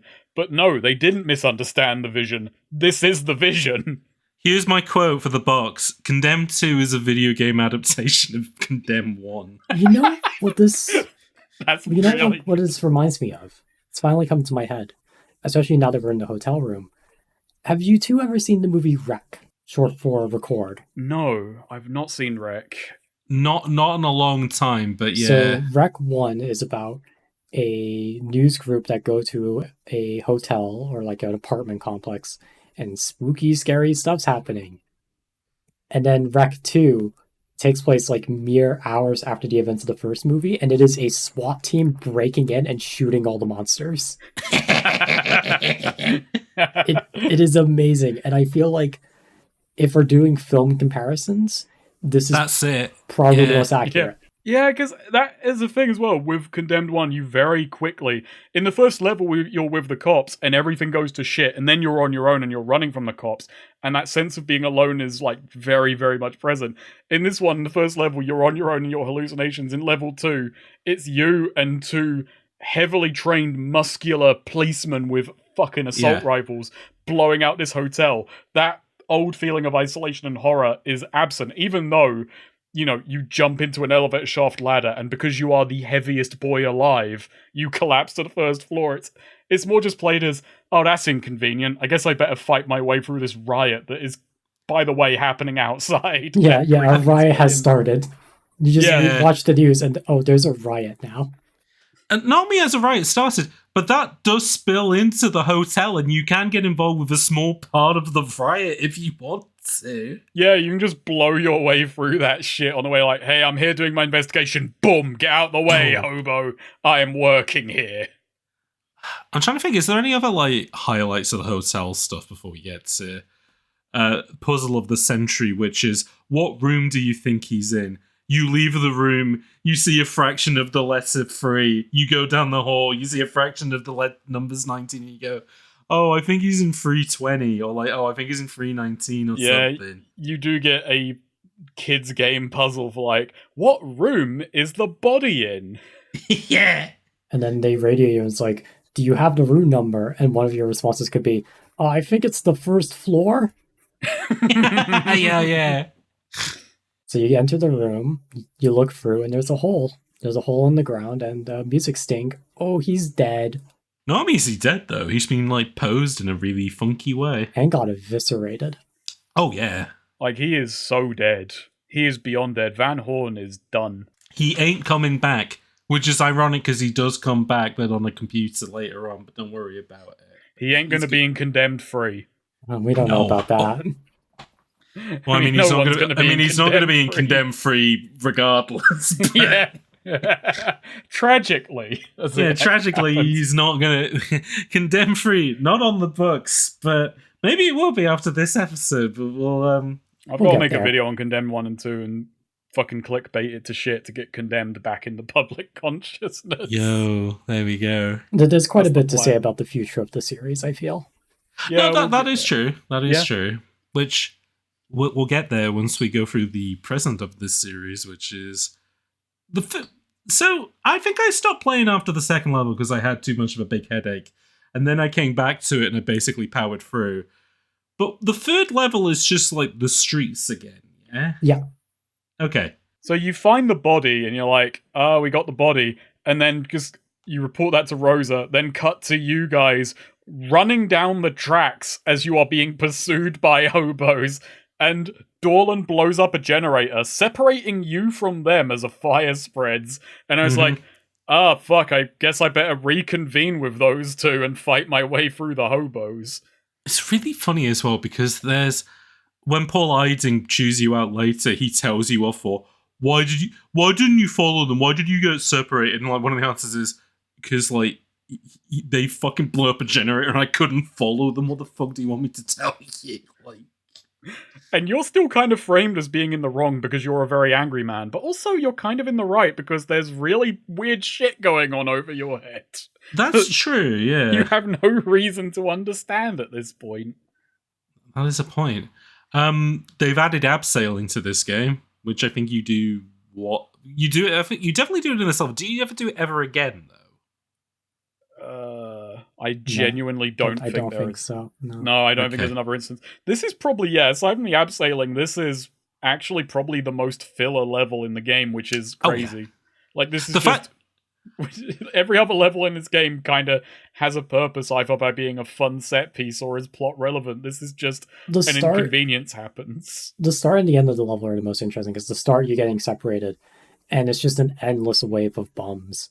And how long did you stay there to see if they ran out? Oh, I just fucking blasted through it to get out of the area. So I stood there for 10 minutes to see how long the infinite wave of enemies.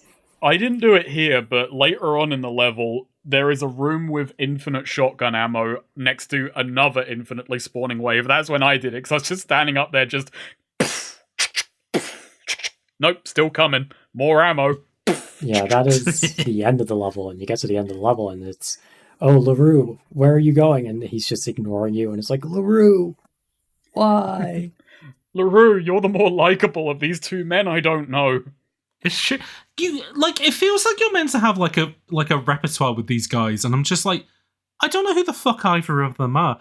Apart from the thing that you mentioned, Segu, is like, oh yeah, they're both built like 80s action figures, like, they seem too big to be in the FBI. And that's coming from Ethan Thomas, who is also he's a fridge of a man, but that is because he's got the Eric Cartman big bone syndrome. But, yeah. I mean, it may be in this universe, in the universe where Metro City exists, the FBI is like, right, you cannot join the SCU unless you also qualify for heavyweight boxing. That's just the rules. Oh no, to get in the FBI is like a roller coaster. You have to be this henge to get in. Yeah. And it's like a cutout of Jack Reacher from the TV. Yeah. Rosa got in because she's just that good, but otherwise you have to be like 6'5" and you have to be able to lift a fridge one-handed. Yeah. While killing a small child with the other. Yeah, the characterization is just Dorland you're meant to hate, LaRue you're meant to like. That's it. Pretty much, yeah. Yeah. It's the angel and the devil on your shoulder, really. And Dorlan, again, the point of hatred with him is he's an ass, like he doesn't like you and he's an ass. So this is LaRue who's like, hey, relax. And it's like, I guess I will. All right. It's funny as well because LaRue is just kind of like, you know what, I'm kind of done with that asshole. And it's like, they have no chemistry between them. It's like, oh, Dorland used to be a mate. It's just dickhead and not dickhead. And they're just kind of there with you. Yeah. So now let's slide past this level and get to let's get to where the wacky levels begin, starting with Toy Factory. The Toy Factory. It is just a doll factory. You smash through a window, some crazy guy runs up to you and says, have you heard of the Oro? And then you no. Anyway, I'm going to call up Rosa and can you meet me? Alright, I'm going for this toy factory. Sorry, the doll factory. But a very specific kind of doll they make in this factory. An explosive style of doll, one might say. This game has a great line where there is a gate opens, a homeless man walks out, and you from a distance just hear a doll say to this man, "Hi. I'm fucking explosive Jack. I'm blow up Johnny. You want to see me count backwards? 3, 2, 1, kaboom." Do you like the fact that then there's like 3 blow up Johnnies in that corridor, and then you never see blow up Johnny ever again? Oh no, you see blow up Johnnies, but now they are the level's version of bricks, where you pick them up and throw them at enemies to explode. Oh no! Like Well, grenades. wait, are those the blow? No, I thought the blow up Johnnies were bigger than the explosive babies. Oh, okay, never mind. Maybe they are distinct entities. Yeah, well, they might be in the blow up Johnny line. Blow up baby, I guess. I'm the baby. And the gotta boss, love and me. the boss that you fight is blow up Barbara. You gotta love me. Blow up baby, gotta love me. Also, by the way, also when these dolls get set on fire, they're highly poisonous. Oh yeah, that's true as well. Yeah, they release poison gas when they explode. This is And you the might worst think- way. You might think, oh, this level is kind of crazy. This must be the craziest level in the game. It's not. No, No. it's not. This is where the crazy begins, and it only goes up from here. Now, Tujo, I don't actually have like the answer to this, but do you think they came up with the doll factory first or the explosive dolls first? I'm going to say the explosive dolls. You're saying explosive dolls. Now, what about you? Do you think factory came first or explosive dolls came first? I think Hobo Harley Quinn came first. I don't know. You think the boss design came first and they worked backwards from that? Yeah, the boss in this level is like Hobo Harley Quinn. Yeah, for lack of a better term, she fights you with a buzzsaw at the end, like not a moving one, but just like the saw from a buzzsaw at the end of a stick that has been spray painted to look like a child's lollipop. And she throws the exploding babies at you, and when she goes to pick them up, she bends over, so you get a clear view of her panties. This is where like- Condemned 2 really plays the hands. By the way, we've got level gimmicks now, and this one is by far my least favorite. I'm gonna guess, and I don't have any way to prove this, and I'm probably wrong. This would have been the demo on Xbox Live. They would have been like, "Hey, here's the don't think slice so. you're getting of Condemned 2, where you get to see the hot babe boss." No, that I you think the fight." first level would be the demo. I'm gonna Oh, what with the Google. well, actually, yeah, that is like a way, but actually, yeah, that is the most like fake vertical slice of the rest of the game is not like this at all. I will So- say, looking at the PS3 demo, Tujo has called it. It is the opening level, which is wow. both are very weird, but like Well, it makes sense because that's the tutorial. So I mean, yeah, but also it's like I don't think there's any level in this game that is singularly representative of the game, No. which is the weird. the closest is the hotel. You know what? Yeah, Yeah, no, the probably hotel the is the vertical slice of this game, I guess. It's funny. It is funny because you play this game, and I'm gonna say this. So level 1 is the drunken hallucination. Then levels 2 and 3 kind of feel like Condemned 1 levels, and then that's over. It's crazy town from here on yeah. out. Well, welcome to Mega Man. Yeah. Welcome to every level's going to be its own interesting thing. But the worst version of fighting like Hobo Harley Quinn is she stands up on a rafter and you throw explosive babies at each other, and it is so awkward. Yeah, it is the it's the least interesting boss fight that you can do in a game about melee combat, where the throwing is the least developed thing in the game. And it doesn't help that the auto aim is not that good. No. And sometimes the babies will hit the railing and bounce back and hit you in the face. And also the explosive is timed. Yep.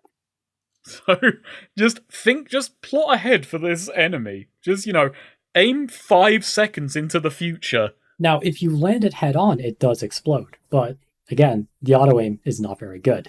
Which is weird because the gun auto aim is really good. Yeah. Yeah, very generous. maybe they were compensating for like where if you're throwing stuff, it's gonna hit like a larger surface area. So and we can later make there the is a boss where you throw things and it feels better. So Oh yeah, that's true. you also get a gas mask in this level. That is true. Yeah. Oh yeah. So before you fight Harley Quinn, you get a gas mask because you're gonna have to. Oh, actually, okay. So 2 quick hits from earlier on.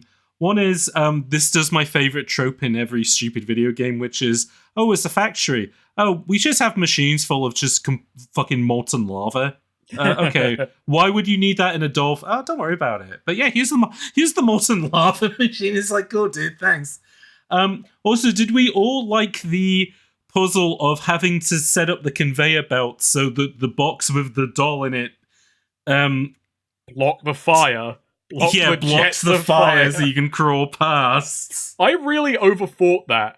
This is how stupid I can be. I thought, okay, I've got to deactivate it at the point where it's going to go over the fire, rather than thinking, why don't I just walk behind the boxes as it passes by the fire? Yeah. I just did it without really even thinking. I just like, I could put the conveyors down. Oh, plop, plop. I was overthinking it in the way that made me stupider than I would have been if I wasn't thinking. The thing that annoyed me with that, and also right at the beginning of the level where Rose is like, what kind of factory do you think you're in? And you're having to look at the vats to kind of like... I thought there was going to be like some like Nintendo style, like, okay, you do the easiest version, now do the medium version and the harder. Like, they would give you a conveyor belt where you're having to go like between the different scaffolds and stuff. No, you do it once and then you move on and you forget about it. No escalation. We have done this gimmick once. This mechanic is over. No, the gimmick that they keep escalating, which, again, speaking to Tujo of saying it's like Titanfall 2, is the explosive baby. They think that's the unique selling point of this level is, hey, what if this baby could explode? And I mean, it's pretty fun to throw it. Because also, you want to know how you... Because, like, yeah, they are in boxes and you can pick them from the boxes, but you can also just kick the ones that are running at you and pick those up and throw them. I didn't know that. That's pretty good. Oh, speaking of weird combat mechanics, did you know, so you can pick up the bottles that you drink from, you can also pick them up and throw them at enemies. Mm-hmm. Yep. Did you know that if you then tase them, they set on fire? I did not know that. That's really good. Now, I only learned about that because on the hints and tips menu, they go over it. Do you want to hazard a guess what they call this technique? I don't know, bonfire or something? Tujo, what do you think? I have no idea. The technique is called Ugeezy Smoker. Ugeezy Smoker. Did you name it this mechanic? I think I did. I think I travelled back in time. I was smoking a fat stogie and I went, call it Ugeezy Smoker. 15-year-old you went to took a flight over to fucking Washington to say, all right, this mechanic, right? I got the perfect name for it. And they're like, who are you? Get out. I did notice that one of the combos was called the Bum Rush combo. I mean, how could you not? Like, yeah. in this really like touching, realistic portrayal of rough sleepers driven mad by crazy sound machines, how could you not have an ability called Bum Rush? I mean, throwing a weapon at the head of an enemy will put them in a dazed state. This special attack is called the Raging Bull. Do you think if this game had come out later, they'd have an achievement called Hobo with a Shotgun? Oh, yeah. Yeah. That would be my contribution. Why didn't you have an achievement named after the classic Rutger Hauer film, Hobo with a Shotgun? I'm trying to think of anything else that happens in the factory, but... You crush Harley Quinn's head. Oh, you crush Harley Quinn's head. Yeah. That's true. To get a fuse to activate the lift, because the fuse in the lift exploded. So... Which, that's you exit the factory via the top, and then you're on street level talking to Rosa. You're like, oh, come meet with me, because shit's going crazy out here. Does this lead into the second hallucination level? Yes. Yeah, she's like, we gotta go to SCU, to which Ethan's like, I am not going back to ECU, and she's like, yeah, you are. So he does. I'm gonna put you in the MRI machine.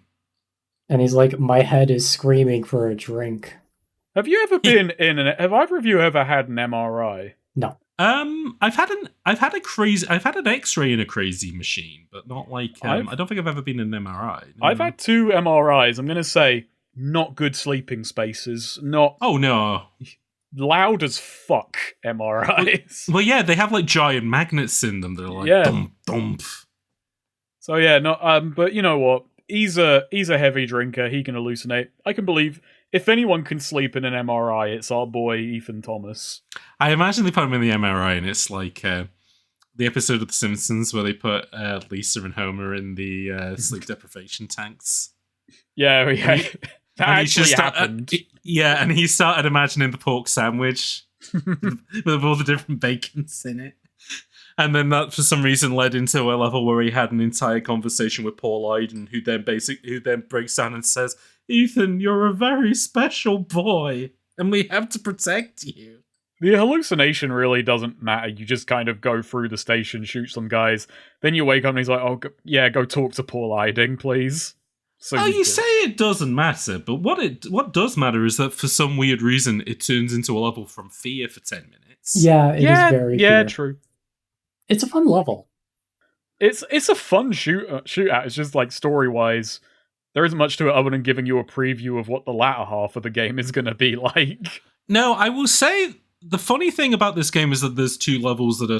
In a game that's all about melee first-person combat, there were two levels in this where the twist is they're conventional close-quarters first-person shooter games. This is like, cool, alright. Like, in the first game, they save a rifle to the last level. In this, I think, roughly more than 2/3 of the stages, you get an assault rifle. Yep. Mm-hmm. You get that pretty quick. Yeah. In fact, this might be the level that introduces it. Yeah, it is. Yep. You dream it first before you actually get it, but, it's there. You know what that's called? Manifesting. That's like having a goal in mind and setting your mind to it. He dreamt of having an assault rifle, and then later in the game, he got it. This is the best character arc in the game, then. Yeah, but this is Ethan's character arc is dream it, do it. In the MRI, he thought, "I wish I had an assault rifle," and then he got one. He got many. Yeah, exactly. Congratulations, Ethan. Snake, you're an FPS now. Snake, I have a question. When you were walking through this after the hallucination, did you also think of Hunt Down the Freeman? I can see where you're coming from. Because it reminded me of the hospital sequence in Hunt Down the Freeman, with the way it was you're lit. just kind of walking through impotently, no weapons, like, it's just a weirdly calm environment. This is also the most lit area of the game. Like, this is a normal building. No fucked up shit. Literally, my recording of this is titled Condemned 2 005-SCU- a well-lit level! ! Yeah, this is like the fear comparisons I kind of think fit as well, because this is a game that's art direction was built around like grimy urban environments. And then when you're inside, it's like, yeah, very clean metals and plastics. And it feels like you're in the Armor Chan building. Now, my favourite thing in this level, which maybe it's foreshadowing, maybe it isn't, we can debate that, is that there is a sonic emitter in this level you can destroy. After the hallucination, as you're going through the offices, there is a sonic emitter you can find and destroy. It's just in one of the random offices, like hidden behind a fucking painting or something. You gotta just go into it, find it, and then smash it. Maybe that's why, like, J. Edgar Hoover was really interesting into women's clothes. It wasn't like, a fetish or anything. It was because the crazy sound emitter was always in the FBI and it made him do it. My excuse. there we go. It wasn't me, it was the crazy sound emitter. It wasn't me. It wasn't me, Your Honor. It was the crazy sound emitter. So you have your hallucination. Nothing really comes out of it. Nah. A kind of a boring first-person shooter session comes out of it where you have like a buddy who's like, "Hey, I'm going to help you," and then guys keep falling through the roof. At one point, the game glitched and he was halfway in the floor. Oh, hell yeah. Which is great. I thought that was a part of the game. It wasn't. You thought that was part of the hallucination. Yeah, and then you have and then you get out your hallucination, you go up to the office of the big commissioner chief guy, who I believe is voiced by the Colonel from MGS. It sounded like him. Yeah, is that not who Paul Iden is? I did not know his name. Oh, yeah, no, that is him. Which is a fun little dialogue where it's like, why were you doing this? Because of this. You get a bit of it into a tussle, and then you get news that, oh, the mayor's dead. Oh, yeah. No, the mayor is... not only is the mayor dead, but the mayor's being executed in a really gruesome way. Also, don't you put enough pressure on the head of the FBI that he basically reveals that, like, sorry for chasing you in the first game, but you have to realize you're a really special boy. You are a really special boy. You got that freak in ya. You know what? A lot of people's profiles has their their height, their weight, their blood type. On yours, it just says freaky, but written in the glitter in the glitter text. I'm imagining those like blingy GIF makers, but with Ethan Thomas with the words freaky. Freaky. That should be the thumbnail. What? It's just Ethan Thomas with drunken Ethan Thomas from this game, but it's just got the glitter text that says freaky on it. And then you get to the museum, which I believe is your favorite level. Yeah, the museum, which is my favorite level out of Condemned 2. Yeah, this might even be my favorite level in just both the Condemned games. It's definitely the most. I don't even know how to describe it. Really, it's very interesting because it's a stealth level. It starts as a stealth level. No, that's the thing I kind of like about it, is that it does the kind of like nice twist of it goes from a stealth level where it tells you don't kill any of the guards, which is like, okay, that's a cool twist on that. Before becoming more of a conventional condemn look. And so it almost becomes an interesting thing of like, you work your way to the middle of it, and then you're not quite fighting your way out, but it almost feels a bit like that, which is neat. So the level starts and you go do an autopsy on like the mayor, and her head is gone. Yes. This was the stupidest one that tripped me up was, her body was moved in a wheelbarrow, and it's awkwardly phrased as you're looking at the blood trail. Is the blood trail going to the door or to the thing? And it's just phrased in a way it's like, am I trying to figure out where this blood trail was coming or going that moved her body? Which isn't a big deal. It's at the start of the level, so you can just reset and figure out which wording they meant. But they do tend to have checkpoints just before those investigations. So you can just save scum for the right answers if you're not feeling particularly clever. Well, also because you get more dialogue if you get it correctly. That's true. That is a point, yeah. So you go to the museum, and it's like we don't have permissions to investigate further in the museum, but I don't care. So the guard's just like, technically I shouldn't be letting you in here, Ethan. Wink, wink. Thanks. And then Ethan just climbs over the door. This is the benefit of being a hobo cop, is you're just kind of off the books. You can get in there. Well, being a hobo cop means that you can act like a hobo, but you still have the cop respect thing of just everybody's like, well, I shouldn't technically let you do this, Ethan, but I like you. So you go right ahead, Slugger. And you learn this museum has a medieval exhibit. Which is why this is my favorite level in the entire game, because it's a game about melee combat and temporary weapons and stuff. Oh, let's set a level in a museum full of medieval weapons and shit. Yeah, fantastic. You know what? Whoever came up with that. And the hobos are putting on the armor. Yeah, you're fighting knighted fucking hobos. I think one of my favorite little details is when you're sneaking past the guards at the start, they're complaining like, goddamn hobos keep breaking in and stealing shit. And I'm loving this idea of this coalition of hobos sneaking out fucking long swords so they can have their bum fights. And again, does just speak to like game developer brain of like homeless people, they'll steal food or water or whatever, or like, they'll steal electronics because they can sell them on.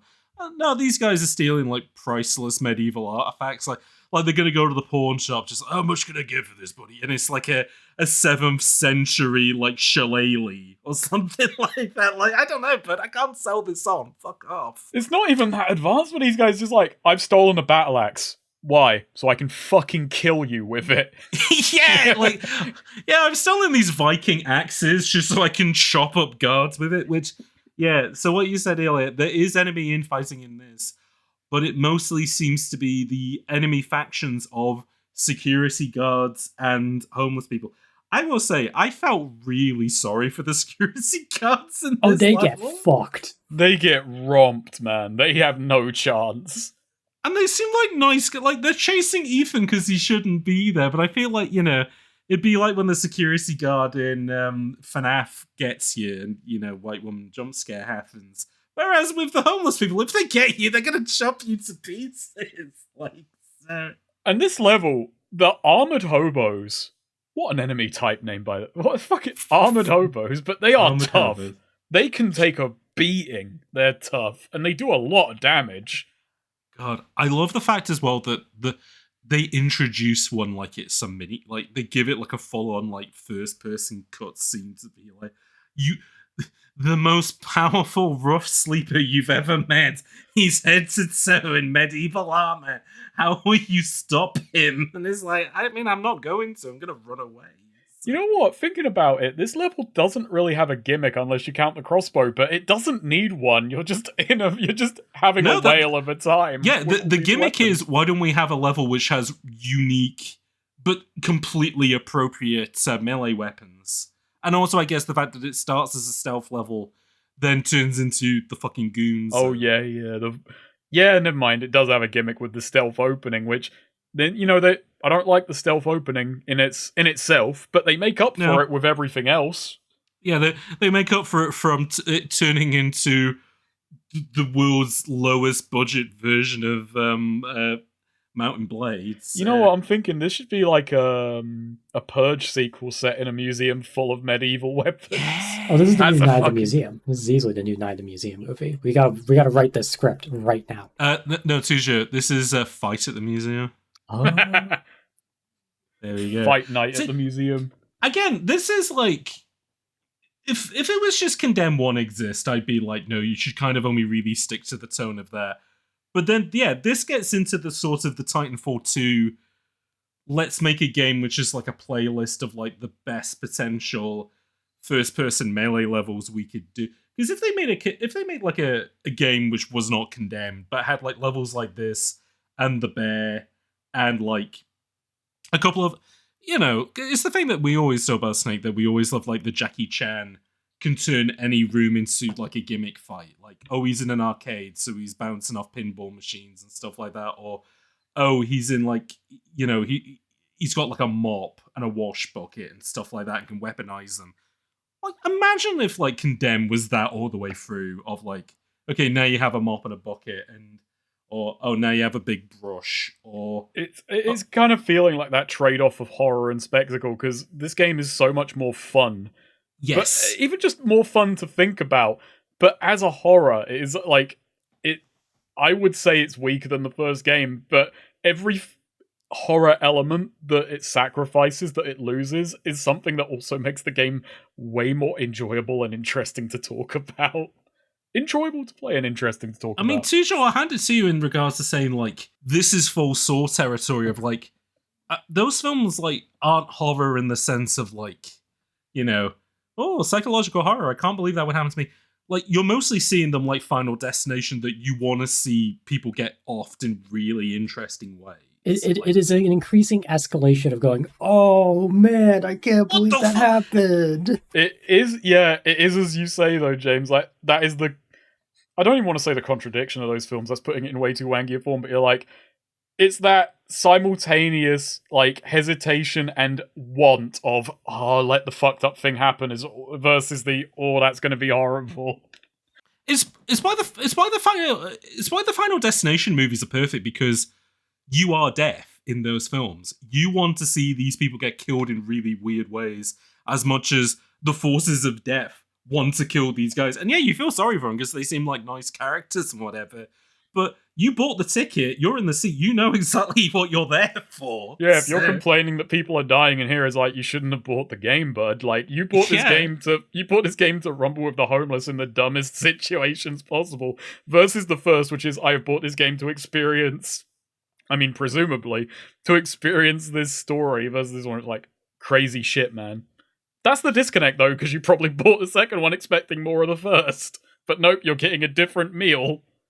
Honestly, not to hop to the end of the episode, but the funniest thing was like reading comments about this game from people, and nobody really seems to have that dissonance between the two. They're like, oh no, the one goes into two, and it's like, really? Like, I don't.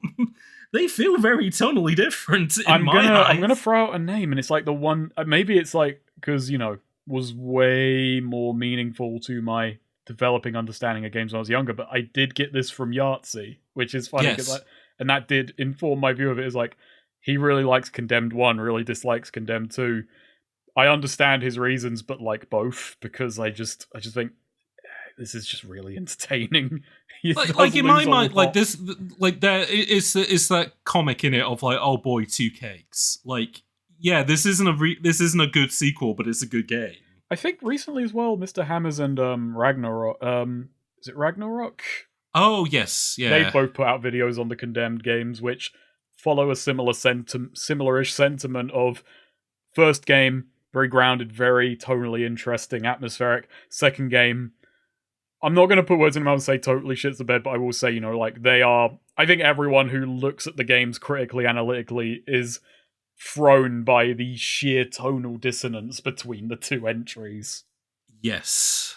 Like, it's unavoidable. Even if you like both games, you can't ignore that. And I don't think they follow. Yeah, that is crazy to me, seeing comments like that. It's like, oh no, this naturally follows. Like, it's escalation, but it's fucking diagonal escalation, not directly upwards. I think there is a through line, but it is a vague through line. It feels like there had to be an extra game between these two games to make the transition smoother.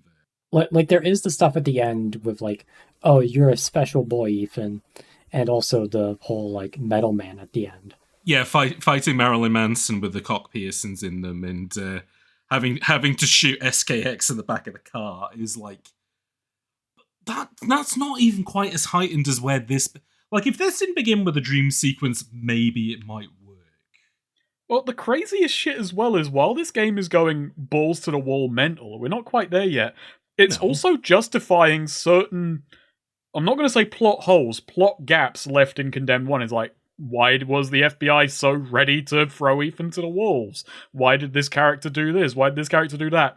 And in all of this insanity, it's logically paving over those moments by explaining, here's why Ethan is of special importance. Here's why this happened to Ethan. It's a power struggle way up higher than even you can guess. And it's like, what the hell is going on here? The first game has Rosa bring you your x-rays that show that you have giant bones and your throat has been covered up. And they never give you an answer to why that is. They do in this game, and it's fucking stupid. But we'll get And there. it does make you wonder, was this always the plan? Again, was this the vision? Basically, yeah, why the police turn on you so easily in Condemned 1 makes more sense after you've played Condemned 2, but it's funny that it's making the first game make more sense while this game makes minimal sense. Actually, no, that's unfair, because it does follow in and of itself, but, I feel like there has to be another example of this in media, because I joked the other day, but it's not quite right, of like, how Lucas, they told him to write Star Wars, and he wrote like 1,000 chapters, and it was called like, the Journey of the Wills, the Star Wars, blah, blah, blah. And they were like, just focus on like one tiny thing from this. And that became A New Hope. And then with the sequels, it's kind of, it's over-explaining too much and stuff like that. But even that's not quite right. This would be like if somebody had made like a really... Well, so apparently the original 7 was meant to be that like that was going to have a sequel, and it was going to turn out that Morgan Freeman had like psychic powers or something like that. But even that's not quite as crazy as where this goes. But, like, yeah, I mean, you know what, then Condemned really is a one-of-a-kind franchise in that respect. And we need number 3, damn it. We need Condemned where the E in Condemned is a 3. Which E? All of them. Confrium in the feed. God, that's the biggest shame of this coming out years later when the reverse free for the E is no longer in vogue. Like, that shit would have slapped in the early 2010s. We can bring it back. Bring it back for this? You say that, but fucking Fear did that, and it didn't go down very well. Yeah, but that's not the convention's fault. That's Fear Free's fault. That's true. That is Fear Free's fault. I'm trying to think of anything else interesting that happens at the museum other than, I just love fighting with weapons. I will say an interesting thing in the museum. How long did it take you to defeat the final hobo at the end of that level? Oh, a while. Yeah, I feel like I was beating on that guy for 10 minutes, and I was like starting to think, is there a gimmick I'm missing? I've hit this guy for like 10 minutes.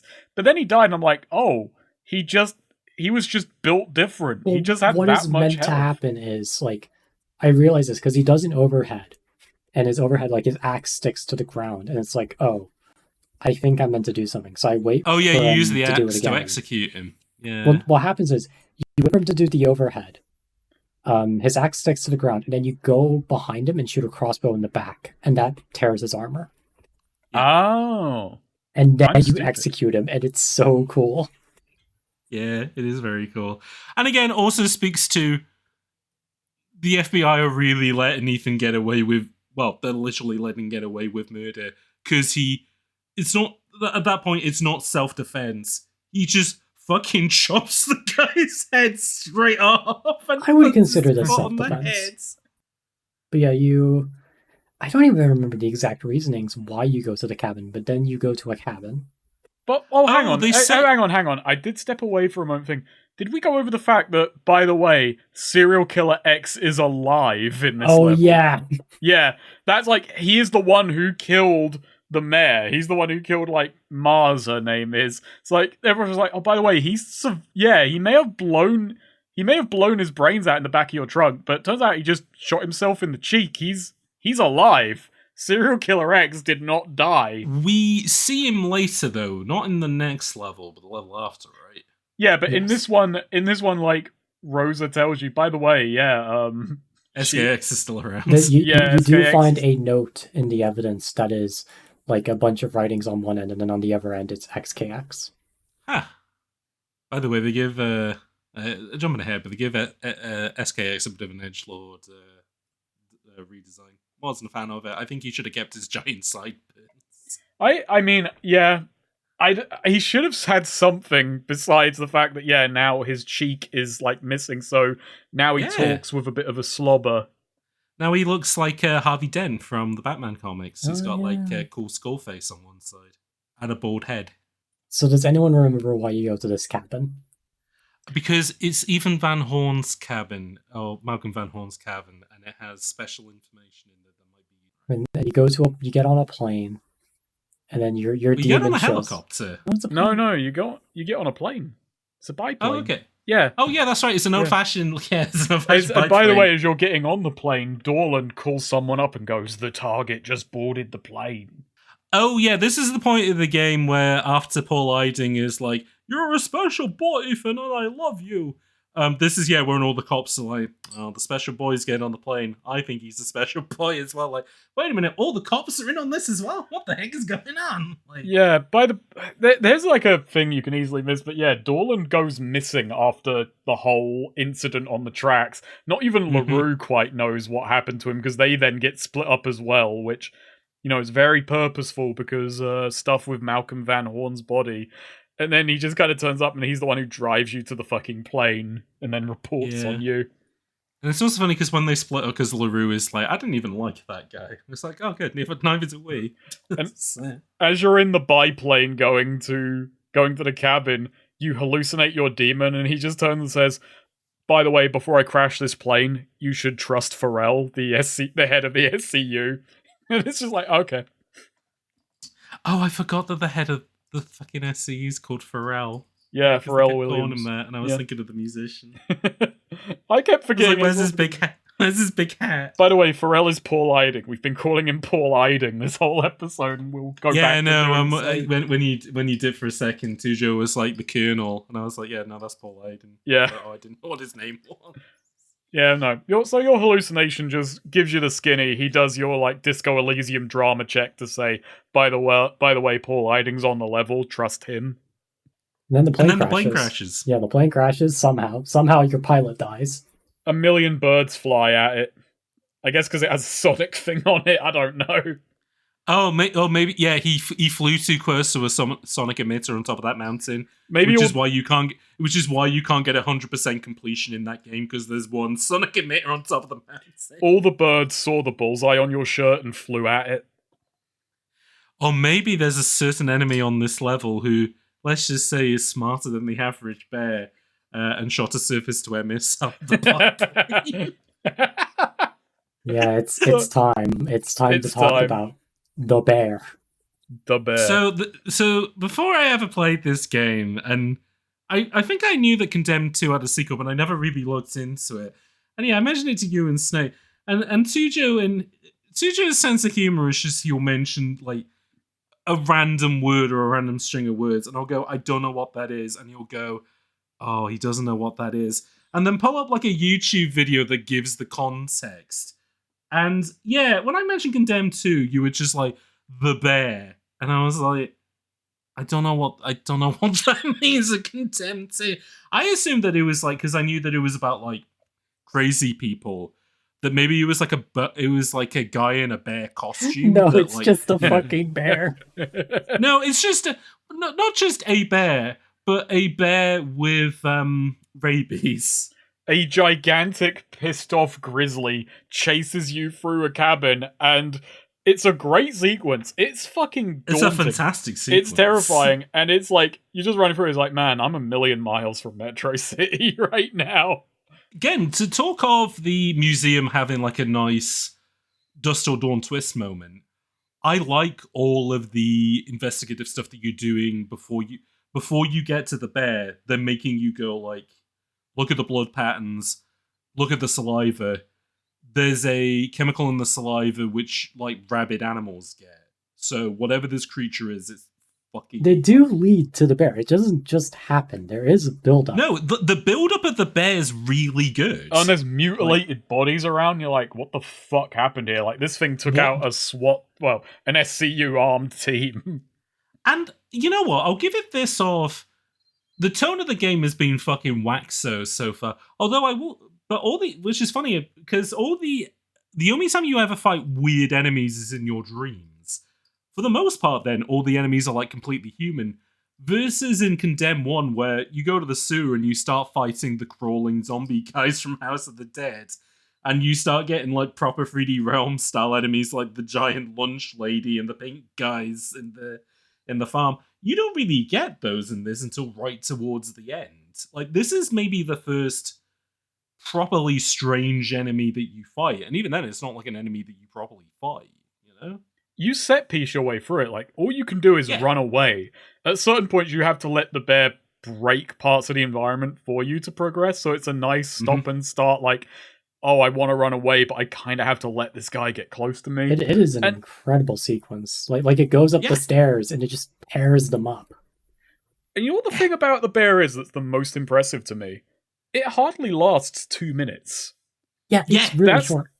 It's so short. That's the thing. The bear looms so large in the memory of this game that I assumed this was like a 10-minute, like, cat and mouse sequence. But no, the bear just comes in and just creates the entire memory of the game for anyone who's played it. And I think it's just because it's such a strange... Like, I mean, calling it strange is kind of makes it sound meaner than it is, but I think it's like...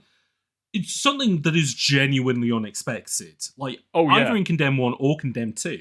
Which considering how weird Condemned 2 is saying a lot. Yeah, and all the weird stuff that happens, just a large rabid bear is like, that's what stuck. And not only that, but you don't fight it in a conventional way. You just try and avoid it as much as you can. And then you get to a dead end, and you see a soldier, and he's like, "Pick up my gun. It's got one shot. I'll tell you when to shoot." Yeah, and you blow up a gas tank to blow up the bear. And then it's just never mentioned again. Like, not that there's much need to mention a bear of that, but you just kind of wake up in the snow, and it's like, there's a SWAT team raiding Van Horn's cabin. It's like, well, we're never mentioning that shit again. Aside from one guy going, what the hell was that explosion? It's like, that's it. The bear is gone. Don't worry about it. I think games as a medium really underutilize bears. I agree. Because I chatted about this the other day, and I'm not going to put them on blast. In fact, I'm not going to even say who their name is, but, you two know who I'm talking about. Let's just say there's somebody who has a bit of an outsider's appreciation for apes and gorillas and monkeys. I would say bears are on a similar level, both in regards to as a threat, as a vehicle for comedy, as being like so like us, like humans and stuff like that. But bears are completely underutilized, and I would like to see them more in games. Especially because bears are a deadly, deadly enemy. And also really stupid. Like, they're like big dogs. Like, you see Tekken, and there's a bear in Tekken. You shouldn't be allowed to play as the bear, because no one's beating that in hand-to-hand. I love the Tekken lore as well. Is that like the big bad of Tekken, fucking Heihachi? It's just like, I like this bear spirit. I'm gonna train this bear to be a martial artist. This guy who absolutely hates his son and threw him off a mountain, and then his son had to make a deal with a devil in order to climb out of the mountain. Then throws his own dad over the mountain, but his dad just climbs out because he's such a fucking stone. Like, I don't give a fuck. I'm just gonna climb out. But his dad having enough of a heart to be like, well, I don't particularly like my son, but this fucking bear, I adore it. There's a thing in the hearts of really cruel individuals where some of them just do love animals because, you know, an animal will never trick you. A bear may eat your face off, but you can trust him to do that. But the thing is that bears are funny enough that I reckon one could trick me. I mean, have you ever seen the documentary Yogi Bear? I've missed that one. About the bear that disguises himself as a human by wearing a hat and a tie to make him look like he's a domesticated human. Is Yogi Bear the one where the documentarian listens to the audio of a man dying and then says to his wife, never listen to this? Yeah, when are we watching on movie? When are we doing fucking Grizzly Man? No, what's the German director's name? God, I've totally forgotten it. Despite I can do a decent impression of him. I'm infecting you with the inability to remember names under any. I'm like Ethan Thomas. My brain has been shot by years of drinking Jägermeister. I think it's the Shamrock Shake. What did it to you? Yeah, I genuinely think it. Sorry. Yeah, when are we watching Werner Herzog's Yogi Bear movies? I'm just imagining Yogi you and saying. Boo-Boo, You saying you could be tricked by a bear going, like, I'm imagining a bear doing a sleight of hand trick. A bear does 3-card Monty on me, and I was just like, I thought it had the ace. I thought that was the ace. This bear has fleeced me of thousands of dollars. And then Werner Herzog can do his narration over it. As you can see, this man is a complete idiot. The bear has tricked him out of thousands of US dollars. See, the thing about a bear doing 3-card Monty is you'd never challenge him on whether he's running a con. You'd be like, I'm not going to fucking argue. That's a bear.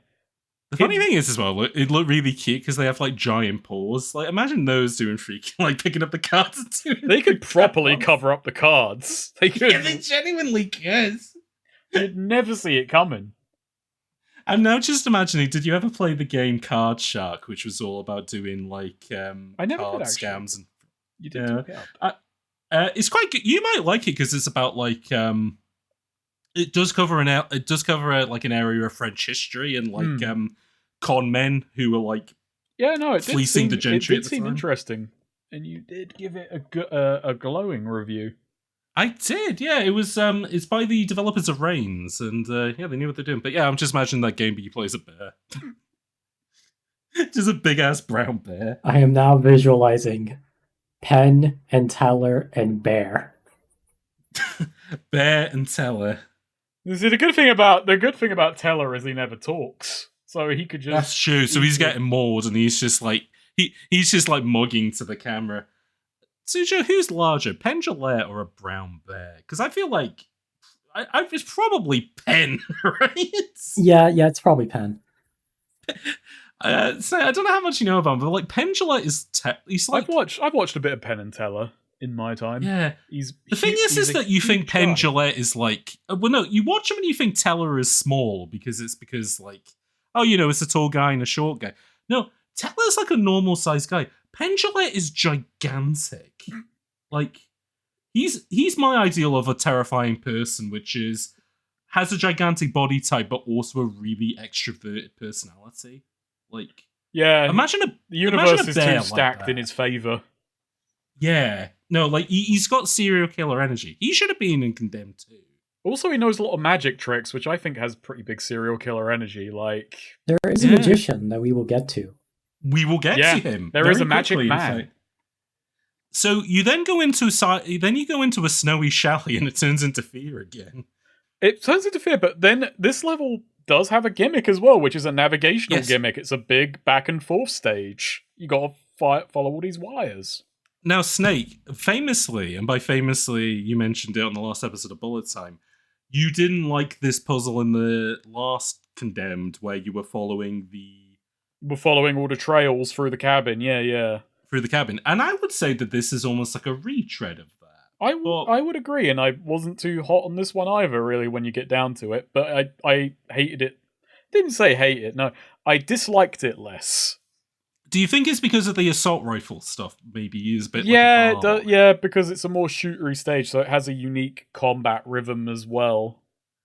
I do genuinely think that Thea was in the room on this one because, like, SWAT guys are literally rappelling from the ceiling and smashing through. And you are finding radios that say like, oh, we found him. He's in this room. There was an explosive in the West Wing. Go over here. There's a giant fucking bear corpse. There's a big rabid bear. The bear tricks us with a free card Monty trick. You mentioned the radio throughout this whole game, just to kind of alongside the TVs and the radios. You will occasionally find police radios where they're just like, shit's fucked over here. That's not even a collectible. That's just, it's so funny that there's just this stuff strewn about to give a diegetic reason that you can learn this, like, what's going on around you. It's like story texture. It's like when you find a skeleton on a toilet. Well, yeah, it's like environmental storytelling, in that they've put something in the environment to tell you some story. It is in the most blunt way possible. Yeah. Environmental storytelling. But then you find Malcolm Van Horn's old-fashioned power mech, where if you didn't think that Ethan Thomas was a special boy, well, you're never gonna guess the MPEG-2 that's on this computer. He is so special. Like he is hitting the special pair. He's hitting the special boy trifecta. Dead parents. Yep. Fucked up human body. Yeah. And moved across multiple care homes and watched over by tens of people. You know what's fucked up is that that's exactly the same story as Jackie Estacado in The Darkness, and you also find all of this out in The Darkness 2 as well, in a chalet no less. In stupider fashion, my brain went to a mix of Assassin's Creed, my parents were in the Assassins, and fucking Amazing Spider-Man. Oh, my parents were secret agents, and my body can do the spider stuff. My dad had been injected by a prototype version of the Spider-Man thing, which is why I'm now fully compatible Spider-Man. I mean, granted, they do that in Hulk, but Hulk's a better film than either of those. So. There is another thing you're missing in the cabin, which is the cabin is rigged to explode. Oh yeah, it's you're following trails of you're following invisible trails of dynamite that you have to use the UV light to see. And then you pick them up and throw them through the window. Yeah, that's what I love. That's where the throw mechanic really comes in. Is like, right, once you've disconnected the primers on the explosive, you got to throw them out the nearest window. And there's one throw in particular. Throwing them out the windows is like very Looney Tunes. There's one throw in particular that's really annoying to land. It's the one with the room with the canoe. I'm gonna say I landed all the throws first time. Fucking NBA champion. Fucking no. The one in the room with the canoe is the only one I had issue with because the window is very tiny. Yeah, the windows. It is kind of a funny thing is that the windows do get like narrower in a kind of a nice way. And though granted, it is non-linear. You can do them in whatever order you want. I was showing the game to a mate. I was streaming it to them, mainly because I wanted to show them the bear. And during that sequence, I made a joke where it's like, hey, have you ever seen the movie Steel? See, again, this is an example of a Tujo joke where it's like, I don't know what that means, and now Tujo will have to send me a clip. Okay, so the movie Steel starred Shaquille O'Neal, based on the superhero Steel. Yes. The end of the movie has Steel, played by Shaquille O'Neal, throw like a bomb through a window. And the kid's like, you gotta do it, Steel, played by Shaquille O'Neal, you gotta throw the bomb. And he responds, I can't do 3-pointers though. This is the only basketball reference in the entire movie. I have a feeling that this movie appeared on Best of the Worst. No, but it has appeared on the Nostalgia Critic. I'm gonna watch that episode. But when I was throwing the bombs through the holes, I just kept thinking to myself, man, I feel like Steel, played by Shaquille O'Neal. in the movie Steel, based on the DC character Steel, starring Shaquille O'Neal. Steel. I'm gonna ruin the best joke from that Nostalgia Critic video, so you don't have to watch it. Richard Roundtree's in Steel as his the As guy who Shaft? makes this. No, as the guy who makes the Steel suit, and also Steel's special weapon, which is a big hammer. Because Steel's real name is John Henry Irons. You know, like the American folktale of John Henry Irons, he built the railways. And anyways, he gives him the hammer and he says, "I really like the design, especially the shaft." Richard Roundtree got paid to say that. Yeah, I mean, he should have done, really. I would have said that for free. My favorite Richard Roundtree performance is in this is all to do with Condemned 2, folks. Don't worry about it. But, have you ever seen the film Brick? Yeah, Ryan I've Johnson seen Brick. movie? Yeah. He's the principal in Brick, and because Brick is essentially it's like a noir detective story, but the twist is it's all done in a school. He's playing like the damn it, McNulty, tin in your badge, exasperated black police captain. But he's the headmaster, and he's just like, God damn it, Brick, you gotta stop investigating this and go back to classes. It's like, that's great. What a fantastic bit of, playing with the tropes of movie making. Much like this plays with the tropes of first-person shooters by having a unique first-person shooting section later in the game. This game, alright, I'm gonna do pretentious essay critic guy thing. The reason you have to drink to use guns is because guns are boring, so you have to drink to enjoy them. Wow. There's no alcohol in the chalet level, despite the fact that's exactly where you think it would be, though. I mean, I was too blasted to really think about this stuff. You know what the best part is? I'm looking at my footage. My Ethan was blasted as he was getting these reveals about his lineage and, your parents defected from the Oro. He was blitzed out of his fucking skull as he was getting these revelations about who he was. So, right. Tujo, you're the monolith expert on this podcast. What's the Oro? It's just a bunch of crazy guys. With metal in them. They get into it later. They get into They do get into it a bit more later, but should we wait until later then to explain what the Oro are about? But they do seed it at this point of they're a thousands-year-old cult conspiracy who want to direct the path of humankind and may be responsible for all evil. Sorry, can I correct that line for you? They might be the origin of all criminal activity. Yeah, they are the criminal origins. Yeah, Bloodshot. which makes it weirder that this one is Bloodshot and not criminal origins. At what point did they ever say the words Bloodshot and Condemned to Bloodshot? Well, it's Bloodshot because he's an alcoholic or something. I was figuring if Condemned 3 ever came out, they would actually reference the subtitle of this game and just keep doing one-on subtitles that actually make sense only in the next one. Yeah, and the third one where you team up with SKX, like in Fear 3, he goes, "Damn, Ethan, your eyes are looking bloodshot." And then Ethan looks at you and he looks like the cover art to Condemned 2, where it's the spooky eye in the metal porthole. Why is it in a metal porthole? Because you never... Oh, actually, shit, you do go on a boat in this game. Well, the metal porthole is actually the opening cutscene of Malcolm Van Horn looking through the keyhole. Oh, looking through the hotel. Yeah. Doesn't really make Bloodshot make any more sense, but it's like, yeah, our key art, our iconography of this game is something that happens in the pre-start screen, the teaser. It's in Imagine the if they called it Bloodshot. Imagine if they, Sega put out a press release, which is like, Bloodshot by name, Bloodshot by action. This game introduces firearms like assault rifles and pistols into the Condemned universe. And then they're all leaning over like, actually, we had those in the first game as well.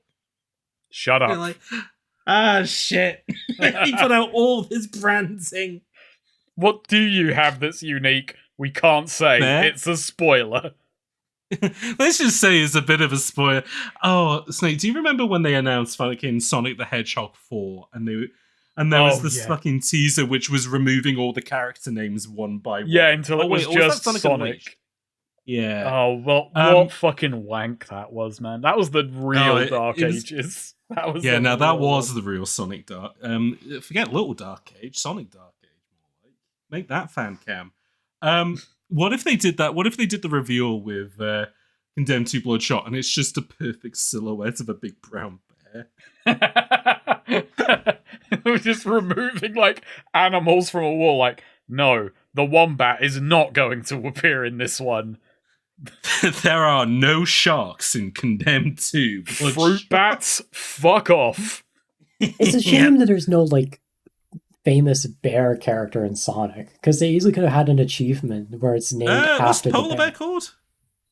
Oh, there is a bear in Sonic the Fighters, but he's not famous. Like, Yeah, he's not not- even I can remember what his fucking There's name no is. bear. There's no If you're a local fan of figure. Sonic the Hedgehog, please don't comment on this video and say to Snake that actually he is famous. He's only joking. Yeah. I'm only joking. He's world renowned. He Macy's Day Parade. Get the fucking bear up there. get the bear up there. I'm just imagining the Condemned 2 bear up there. Get the bear up there. Should we name Oh, what is the bear's name? Are we going to give this bear a name, or are we just going to leave that? Isn't it Polar? Oh no, that's what the bear's called in. I feel like he's a Yeltsin. I'm going to call this bear Yeltsin. What, like Boris Yeltsin? Yeah, like Bearis Yeltsin. So you deal with the bomb in the cabin. Yeah. And His name is Bark the polar bear. yeah, it's Bark the polar bear. No, he's Bearis Yeltsin. I just said. No. Okay. Yeah, sorry. His name is Boris Yeltsin, like the politician. So the bomb defusal is really funny. Yeah. Because it's like, what's on the bomb? The blinking lights, the voltage, and if you don't get it perfect, Rosa takes a minute to like tell you which wire to cut, but you're on a timer, and then the timer runs out, you die. I snipped it in the nick of time. Like, I got good on it, where she just told me, I was like, fuck, I think it's this one, snip it, and it was the right one. I had to do it 3 times. First time I didn't have enough info. Second time I had the rest of the info but in the wrong order. And then the third time I finally had all the information in the right order. And then you get to the computer, you learn that you are a very special boy. You're the most special boy. So of your all. parents were part of the Oro, and then they left. So the Oro kills them, and then you end up in care homes with Van Horn, like, looking over it. And I think that's about it from what you learn from that. Doesn't Van Horn say that we both have the same special thing? As in, like, Van Horn also has the I Eric think so. Cartman Big Bone syndrome. He's another defector from the Oro, I believe, is the implication. So, because he warned you their power is intoxicating. And then the computer gets shot. And then his power mat gets shot, and you have another. You almost have kind of like a bit of a wave sequence in the room, but calling it wave sequence might be giving it a bit too much credit. You fight a few people until LaRue busts through the wall in a plow and is like, get in. Yeah, he tries to plow through the wall. That's right. Like, hey, by the way, Rosa told me you're here. You're needed back in, like, the main city where the plot's happening. Oh, by the way, Metro City has gone absolutely bonkers at this point. You better be quick. Genuinely is, like, Rose is over the phone having a fucking panic attack, like, everything's going to pot, Dorland's men are looking in on me, SKX is alive, you better go talk to him. Is this where the level begins and you go through Barney's bowler armor? No, you do go through Barney's bowler armor, but first there's another stealth sequence to get on a bus. It's a very short stealth sequence. It's 3 guys. Yep. It's fucking Phil Lamar goes to talk to the 2 guys and it's like, hey, why don't you go take a break? And then, like, punches one of them. You get on the bus, you interrogate XKX, and he has a different voice, and it's not as good. He's also looks like Two-Face from the Batman comics, because you didn't kill him, you only blew his cheek off. Can you blame him for having a worse voice? Like, half his face is blown off, and he's just kind will of say they did a through. good job of like making it sound like his tongue is like half gone. Yeah. He sounds kind of slobbery. It's like if you just keep your mouth open and you just filled with saliva. And somehow he takes the Also- bus. Yeah. You get distracted for a moment and he socks you one, runs, takes the fucking steering wheel and is off. It should be funnier than it sounds, but I wish the sequence you can't drive without this. Oh, no. Ethan, go find a plate. Someone save it to the bus. But yeah, you kind of find out that SKX is still up to his old tricks. He's just kind of killing people, but now they're Oro connected. Well, not only is he up to his own tricks, but he builds like an electric battle cage, like it's a Batman game. That is the weird part. This level goes basically. This is a throwback to Condemned 1 because you go through part of the school as well. Yeah, it's a throwback to Condemned 1, and also for some weird reason, a throwback to the beginning minutes of Condemned 2. Because a lot of the, you going through his killer lab, where there's just, a bunch of poor guys in cages. Also a lot of dogs. Yeah. Which... There are dog enemies in this game, but there's only, 2. Yeah. Yeah, only in this level. Yeah. No, there's I think there's one earlier. Okay. There's not much happens to this game other than, there's not much of a gimmick beyond, you walk through these torture rooms, and it's I've been here before. But you find Pharrell, you find Paul Hiding, and funnily, you're asked, hey, how's he look? And I said he's dead because he wasn't moving. But then he's actually fucking alive, and it's oh, fuck you. Oh, god dang it. Because, basically, instead of saying, oh, he's not moving, I think he's dead... Fucking Ethan Thomas, Master Investigator, says, oh, he's cut open like the rest of them. And he's no, he isn't. He's just not moving, which is that's my criteria for him being dead. Oh, that's right. They put him on the metal gurney, don't they? Yeah. And you cut him free, and it turns into barely an escort sequence where basically he'll stand at the entrance of a room until you've cleared it out and you move on.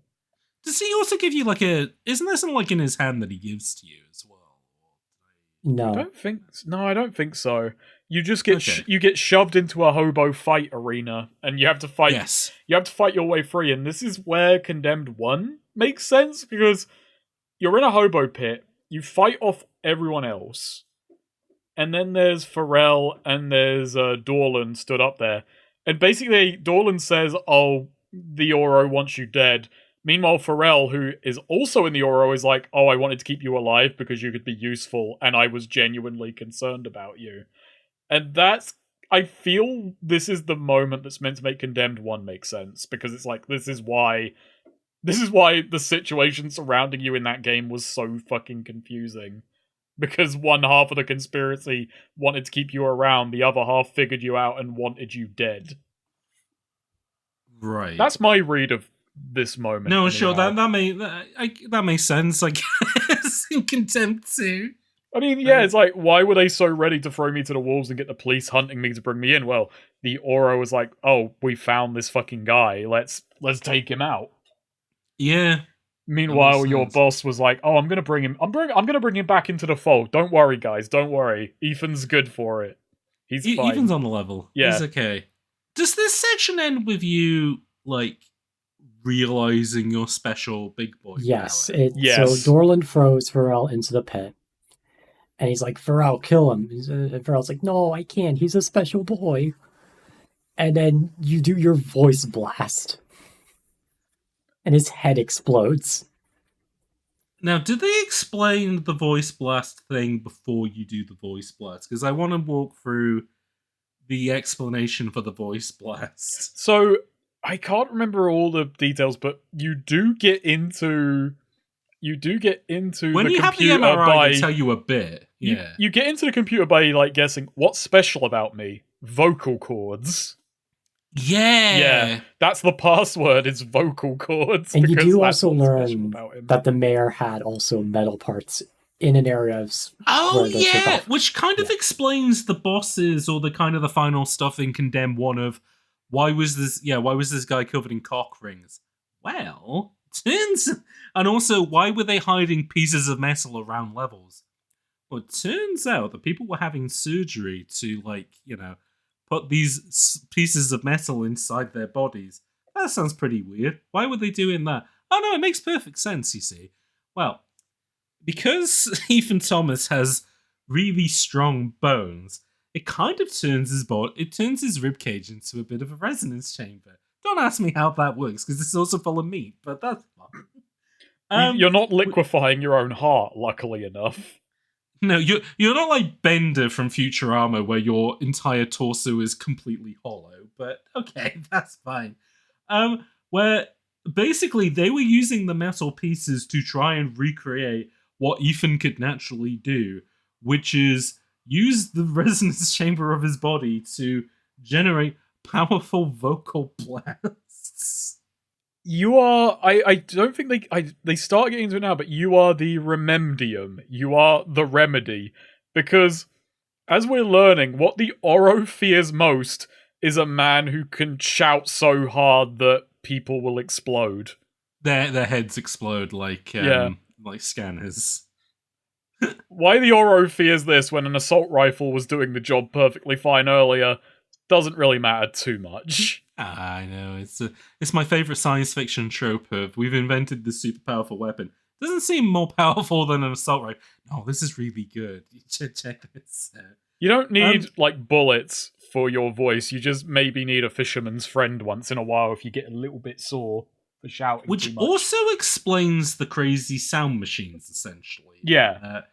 They were trying to recreate what Ethan Thomas could do on a tech novel, but all it could really do was drive people crazy. Which, I think, isn't there something in one that they try and say that whatever's up with Ethan is kind of tied to what's happening with the characters as well? Not in a way of saying that, Ethan is making all these characters crazy, but there's there's a similar through line with the two things, right? I can't remember that in one, actually, but it might be keeping it close. It definitely is keeping it closer to its chest. Yeah. One has a lot of interesting things that, you wouldn't have even said that they were they never answered this. Why are there pieces of metal all over the place, and why are people jamming metal into their bodies? You just you could easily just shrug and go, I don't know, it's just they're crazy. Yeah, they're mad. They're mad. Whole city's gone mad. You could go, whatever the signal is that's driving birds mad, maybe they're using that as tuning forks to conduct the same energy in themselves, or whatever. No, this game explains what all that's. So basically, this game is a payoff to the secrets of Condemned 1 that you didn't know were secrets, essentially. So, cool. It's a payoff to all the stuff at the end of the game that made you go, well, that was a bit weird. Yeah, which made you go, that was a bit of that wasn't a very good jump scare ending. Oh, well. So the guy going, that was a bit weird. I wish I knew what was going on. And then this game going, you want to know what's going on, huh? And then just drops a fucking bibliography on your lap and is like, actually, you know what? And you're still confused by the end of it. It just gets more confusing. You get handed a book of more questions. Because, spoilers, we still don't know the Oro's true motivation by the end of the game. We only get a vague approximation of what it might be. Again, I made a picture meme of this, but there's a better video meme out there of you explain the plot of Condemned 1 and it's just 7 meets Xenoclash. You try and explain the plot of Condemned 2 and it's that meme of the ancient alien shit set to go say somebody I used to know. Anyway, so you're in the hobo pit. And yeah, you're in the hobo pit. Yeah, you've just exploded Paul Eiding's head. The Colonel is out. No more Colonel. There's a bunch of SCU guys up on the rafters with assault rifles. You're fucked. But then, who comes in and saves you but Serial Killer X? Oh my god. Who, after driving the bus and escaping into the school is alright, I'm gonna save you now. Why? Because I want to kill you later. That's the plot thread that never gets resolved. Yeah. I mean, it would have gotten resolved in a third game. This is why we need a third game as well, so that Serial Killer X doesn't get blue-balled. What if Serial Killer X is I'm the only person who figured out the metal shit, now I have the same powers as you? And you're oh no. We'll never find out. Or we might. Yeah, I guess. Well, we might. I mean, But I guess. As of yet, we do not know. But anyway, so do you pass out or something? I can't remember. Oh no, you escape. You escape. You escape, yeah. He gets you out of there, and then you ring up Rosa and say, by the way, Rosa, I know this guy called the Magic Man. Well, what happens is, earlier in the bowling alley, you find a scorecard. It's all of the people SKS is killed. So it's no, it's all the people. It's all the people he's looking for. Yes. So it's Van Horn, the mayor, Mayor Mars, Pharrell, and then the Magic Man. And you're like, who the fuck's the Magic Man?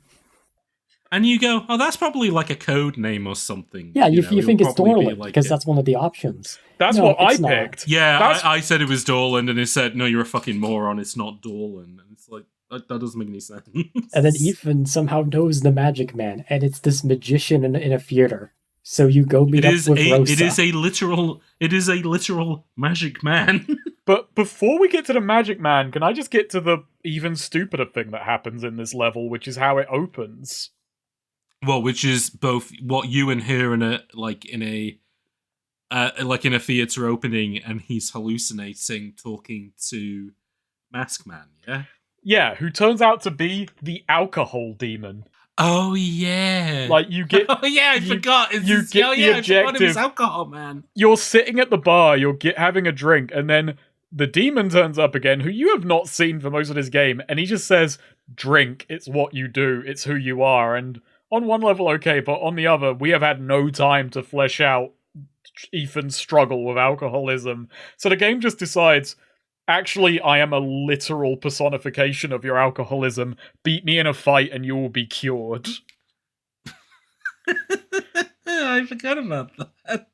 Because don't they give you a baseball bat as well? Well, what's funnier about this is because you start by the bar, you can open the fight against the alcohol demon by slamming back one last bottle of Jägermeister, just one for the road before you get on with this.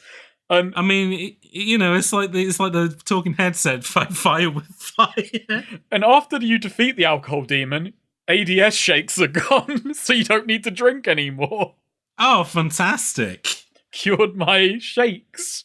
They're gone. And Rosa turns up and she goes, what the fuck are you doing? So yeah, if any of you thinking of joining AA or any of the 12-step programs, just fight the alcohol demon. Just get ready. That easy. It's just that and easy. Then you now have the best, worst level in the game.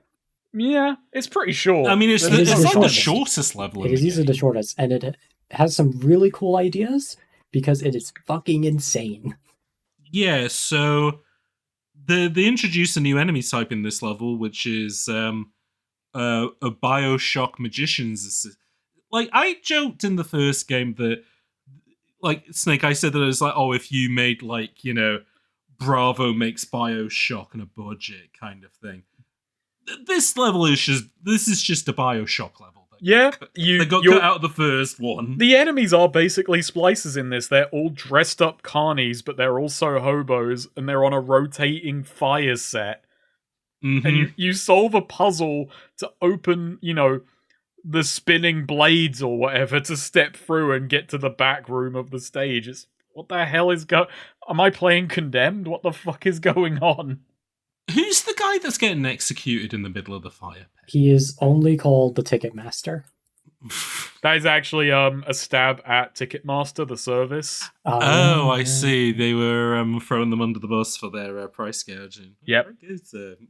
You also, one of the news bulletins in this chapter is Ethan is now the most wanted man in the city. What? Oh, yeah. Oh my god. I forgot about that. Well, I mean, he is the most powerful rough sleeper alive. As we keep saying, he is a special boy. Yeah. He's the most special boy of all. I guess it makes sense. He is so special at this point, and he's once again on the wrong side of the law, which is very easy to forget. I guess he's on the wrong side of the universe at this point. Yeah. I forgot that he's a fugitive again in this one. Didn't even have to shoot cops he was working for the FBI for all of about a minute before he became a fugitive again. I like that LaRue picks you up from the cabin, drops you off, and you immediately get separated, and he's just gone until, like, the final cutscene. Yeah. Like, you could just tell, yeah, they, as you said earlier, they just came up with a level concept and then had to painstakingly thread a story through them. No, this would be the point where I'd be like, this is a fun idea, but it's not really condemned. Like, this is purely like, oh, this is so fucking sick. How can we put a magician's stage into Condemned 2? Like, James, I'm imagining a devil angel shoulder type deal where you're the angel and you're like, we probably shouldn't do this. I'm the devil. I love this. I love it. Yo, put the More Magic of Man this. in there. Like, Are you also the devil that suggested why don't we go to Garbage Island for the last 3 hours? we'll get there. Okay. But the reason I think this is the best first level is because I love the theming and the setting and the look, and I love fighting the splicers. But when you get into that circular arena, it is the worst fighting in the game. Yeah. Oh, what? When you fight the magician? No, not the magician. Beforehand. I actually had a Oh, worse yeah, time yeah. with a magician than this, but that's just because I didn't notice there No. was a lever, so that was my problem. But like, you're in this tight arena. It is pitch black, and the enemies are also not that visible, and they hit you for half your health. Oh yeah, no, that's true. It is horrible, and also there's so much visual noise besides the darkness because of the fucking spinning that just tracking anything is disorienting. It is a terrible fight. If that fight was not in that level, actually, no, it probably wouldn't even still be my favorite level because of how short it is. But it really dampers. I don't know if I agree with you. It's my favorite level because it's the shortest one. No, I mean, like it wouldn't be my favorite because of how short it is. Oh, got you. Okay. But yeah, then you fight Randy Pitchford. Well, just beforehand, you do learn a bit more about the Oro, and you learn that they're not on any like records, like official government records, but there are fan sites for the Oro. Oh yeah, they are going to the Oro for. See, if this was maybe they did do this, but I always loving like in Breaking Bad where you could actually go to the Walter White website. It would have been good if you could have gone to like the Oro website for this game. I don't think they did anything like that. I don't think there was a Flash game tie-in. No, they blew all their budget on the first one, and for the second one they were like, who cares? Yeah, and then you They'll fight buy Randy it. Pitchford, and God, it is just the Magic Man is really a moment where you go, how did we get here? Because you're fighting a man who teleports between platforms, and you've got to And throws fireballs. Yeah, and you've got to hit him with like bottles of Jägermeister before he can get the fucking fireballs. Not just off. throw fireballs, he has a massive speaker that gives you a headache. Oh yeah. he does have he has the crazy noise machine. That's true. You've got to get the bottles off before he activates. And that's where I had the problem. Because of the fight in the museum, this is my John's, I just thought, he must just have a really inflated health bar. So I just threw bottles at him for like 5-10 minutes before I realised, I've got to get him to go into the middle by hitting him and then pull the lever to drop him onto a spike table. Oh, it's like fucking... Like, saying it's a Mario boss but is like insulting to Mario. This is like the boss that you would have in a kids teach typing game of, oh, now he's over the spike pit. Pull the lever so he falls on the spikes. Really puts into perspective how stupid this guy is. He's a magician. He has to have his special spike trap. I guess so, yeah. You beat him. You interrogate him. He's like, the Oro, they're at the peninsula. The trash island. They're on Garbage Island. They're on Garbage Island. And then he disappears. Oh yeah, he's not dead. He just disappears. And he does a narration where he goes, this tale, it will get more fantastical, dare I say, more fucked up. Yep, exact words. So, you know what? He really just comes and goes from the story. I wish, if there's a Condemned 3, the Magic Man better come back. He better narrate it all. You know what? There's probably like an evil podcast out there which is like ours where we spent 20 minutes hyping about the bear, whereas they're all like steampunk Warhammer guys and they're just hyping up the fucking Magic Man and they're like, I want to know more. I mean, about I think that the bear and the Magic Man are both highlights. They're definitely highlights, but the bear's was beating the bear. Well, yeah. The bear is like the most iconic thing about the game. If you ask someone, what do you know about Condemned 2? They will say, the bear. If they did a Marvel Spider-Man 2 style, there's a statue in this box, but don't pull it out of the box until you finish the game. It's the rabid bear. There is an alternative universe where the Magic Man is the big set piece everybody remembers and not the bear. That's what I mean. That's the evil universe where everyone's still into like steampunk and electro swing music from like 10 years ago. That's the universe. The universe where like Randy Pitchford is like the Elon Musk of culture, like that big of an identity. That's the one with the. I don't want that. I don't want that thought in my head. I feel like this is a universe where Metro City is a real place. Yeah. It's even worse over there. You know, people say we're in the bad timeline. I think it could be worse. Oh yeah, there's worse time. You know, people who say we're in the bad timeline, you know, you lack imagination. No. Imagine a timeline without Condemned 2. That's a worse timeline. Yeah. Yeah. This is good. Imagine a timeline that didn't have the ending of Condemned 2. I do like when podcasts just evolve into suggestive noises like Yeah, I love it when an audio-based medium, you can't see facial features, which are doing 90% of the heavy lifting on noises like that. Yeah, we can only guess at what they mean by this. It's like when we did the Die Hard episode and I was wearing a suit. No one could appreciate it. I'm actually dressed like a hobo right now. I'm actually wearing burlap for this episode. Oh shit! Oh, are you wearing a potato sack like Bart and Lisa do? Yeah, and I've got a little stick with a little gunny sack at the back. Oh, you got a bindle. Nice.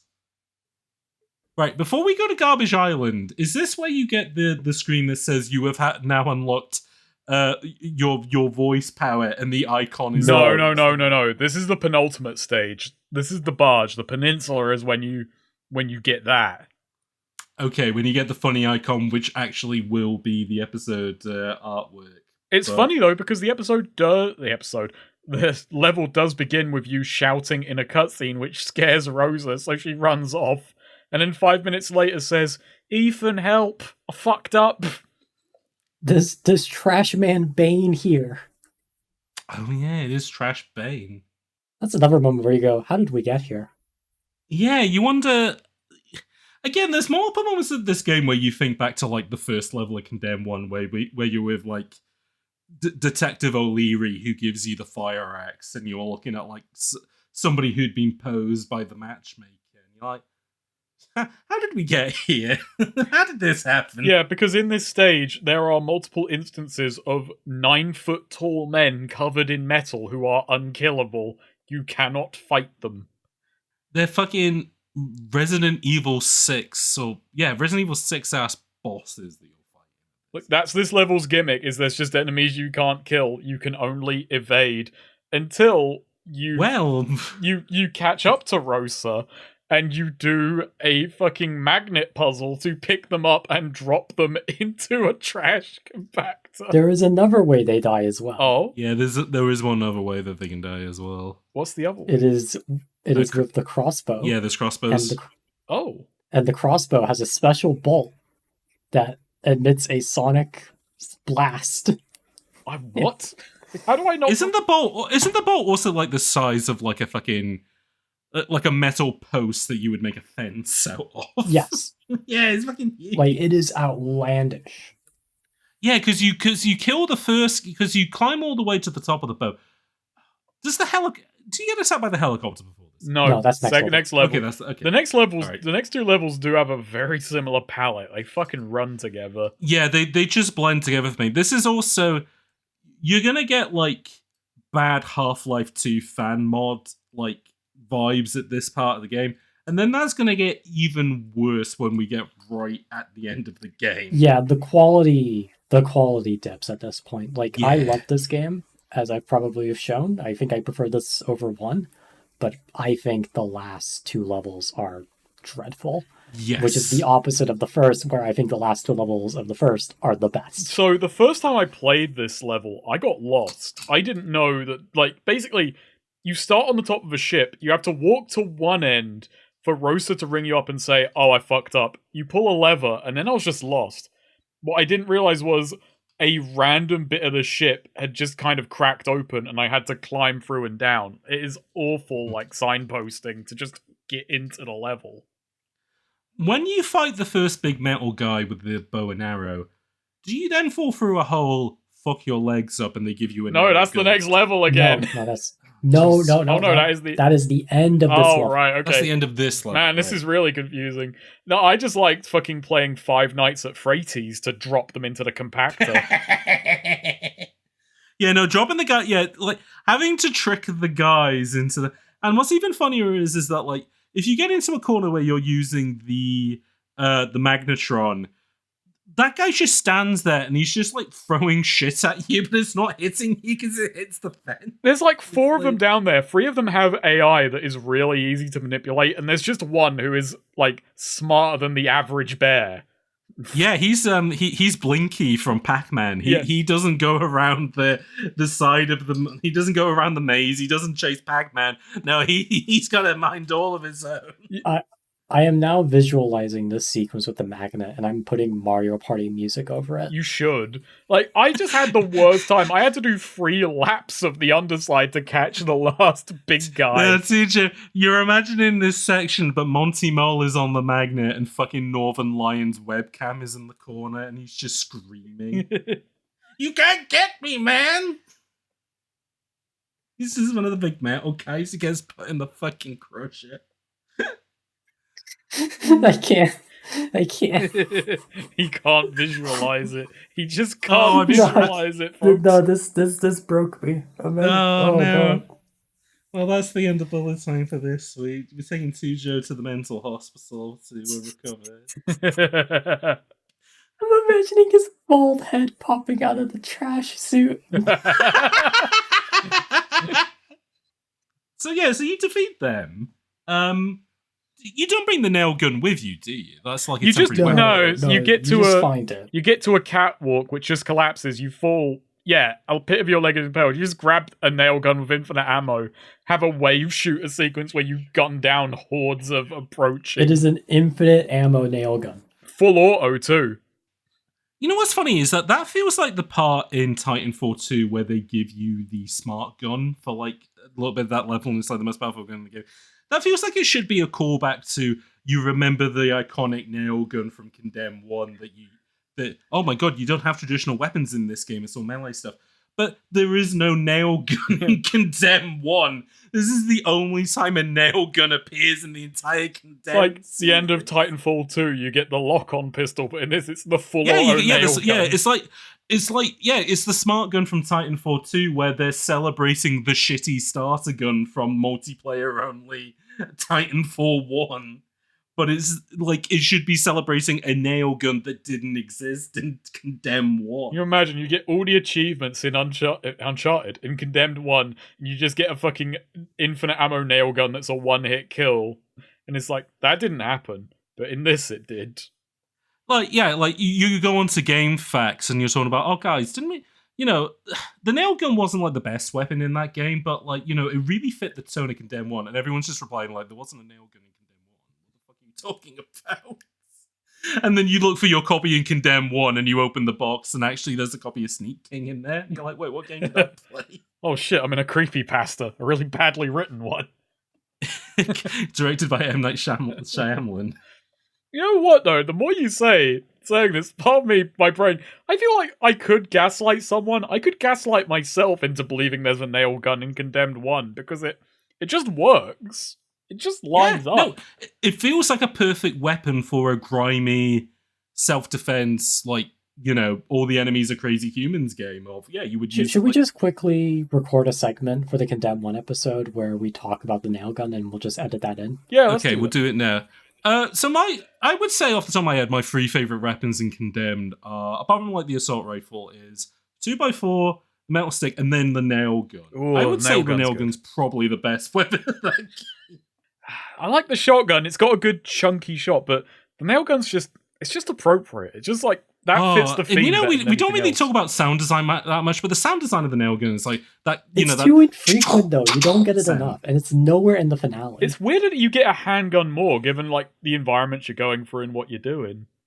Yeah. Oh, although it was, I don't know if you ever saw the developer footage of it, where like the nails were actually gonna like, you could stick people to the wall, but they never really figured out like a reason to do that. But it's cool though. Like when you think about the big spinning axes from Half-Life 2, I do like the little gag where they are 8 inches long instead of 9 inches long. Ah, yeah.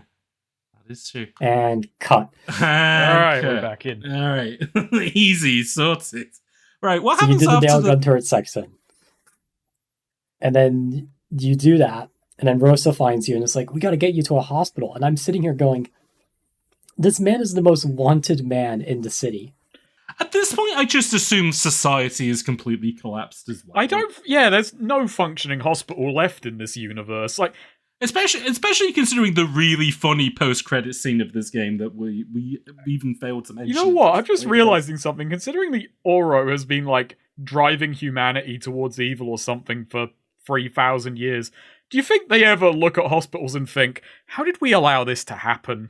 We really dropped the ball letting a hospital open ever. Guys, we really fucked this one up, huh?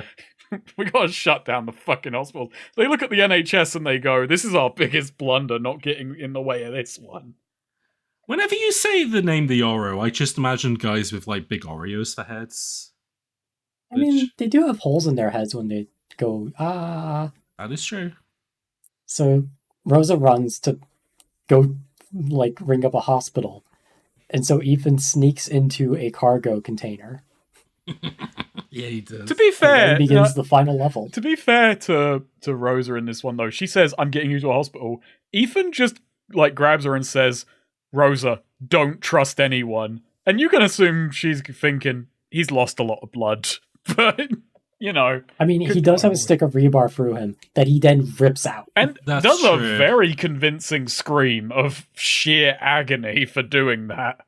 Now, was this peninsula always here? Or is this a yes, new... Like, there is a really funny... So we talked about it. So this is where you learn that the news reporter died, was strapped to a table and cut open. But there is another news report in this level where he talks about the peninsula. Always an eyesore from every vista in our city. Everyone hates it. It's so ugly and trash-filled. And it's like, this has just always been here. Maybe that's why everyone's mad as fuck all the time. Not the sound things, just... Yeah, it wasn't the sound waves. It was the stink from Garbage Island constantly wafting over the harbour. Like, a big shot businessman buys his 100th floor fucking office room with glass windows and like, we can do business in here. And then he just looks out and sees the trash peninsula and goes, I fucking shouldn't have bought this. I'm gonna block so you know that window. funny story, right, about the Parisian who said that his favourite cafe in the entire city was on Garbage Island and he couldn't see it. Yeah, exactly. So the most romantic dining is on Garbage Island because you don't see Garbage Yeah. Island from Garbage Island. You remember when that guy, like, parachuted from the top of Garbage Island and it just didn't work? And they put people off parachutes for so many years. I remember when the Nazis rode through Garbage Island to prove a point. Yeah. My favourite's always in films where, like, they go to they go to Metro City and they you know they're there because they always blow up Garbage Island. It's really crazy because for a while, Garbage Island was not visible on Google Maps. It was a great. Is that right? Yeah. They tried to keep that, secret, keep that off for the tourism, but then they relented and they put Garbage Island back on for truth. Was that one of when they changed the name to the Gulf of America? Did they also reveal Garbage Island? Yeah, they thought no more pretenses, to be honest. So voice attack.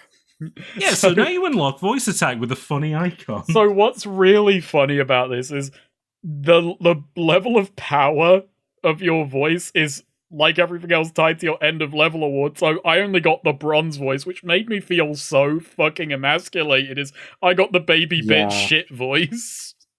I think I got silver and it's not that much of an improvement. I didn't get the gold. What is gold voice? Oh, none of us had golden voice.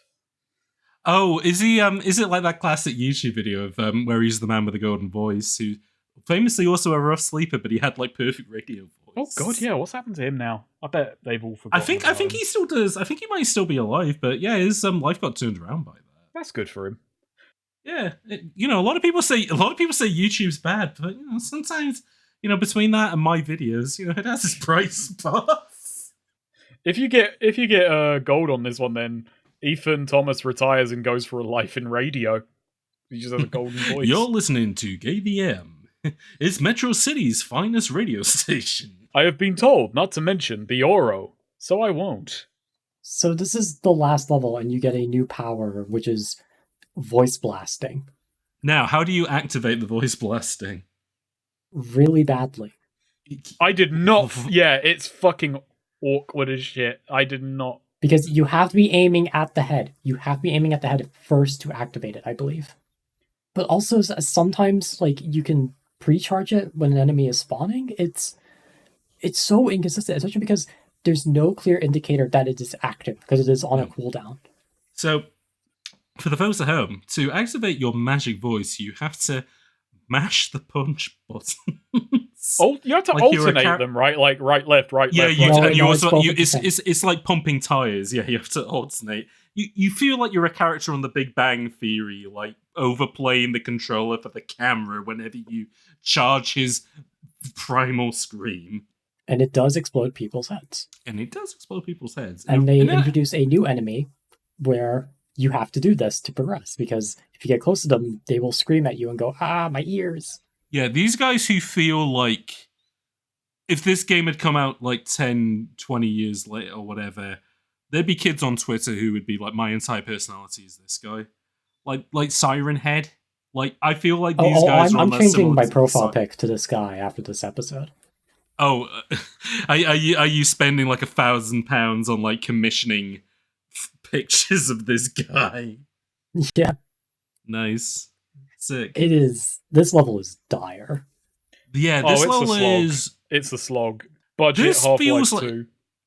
I would say, not only is it a very shootery heavy level, this feels like the classic bullet time level of really shit shooting corridors, ugly sort of outdoors areas full of garbage, and then, yeah, like a lot of interiors that are ripping off Half-Life 2.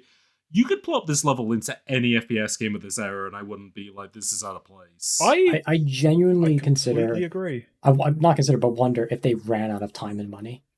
I mean, the thing is, time and money seems weird, because this level is also visually distinct from everything else, but it's visually distinct in that it's totally generic.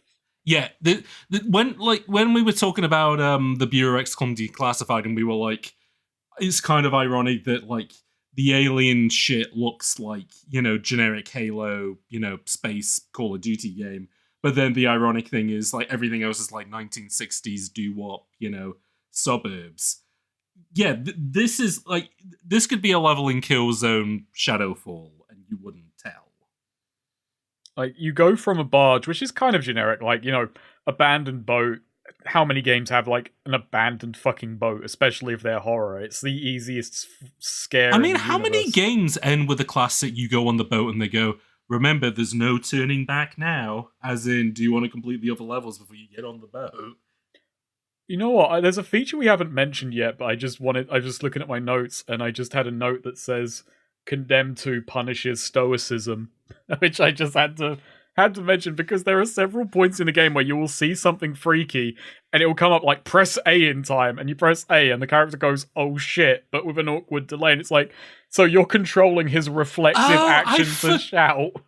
I forgot that this game had like sassy responses that you have to like press the A button to like catch. Yeah, and that's a collectible. It's classified as a collectible. Yeah. So if you see a dead body and you don't press A and you take that calmly, the game punishes you for it. You have to press A and go, I totally forgot about that, because they do it a ton in the first few levels and then kind of forget about it as the game goes on. It just becomes like optional the first dialogue. one. The first one in the first level is even giving a middle finger to the hobo. The hobo who's being nice to you. And he's like, fuck you. Hey, fuck you.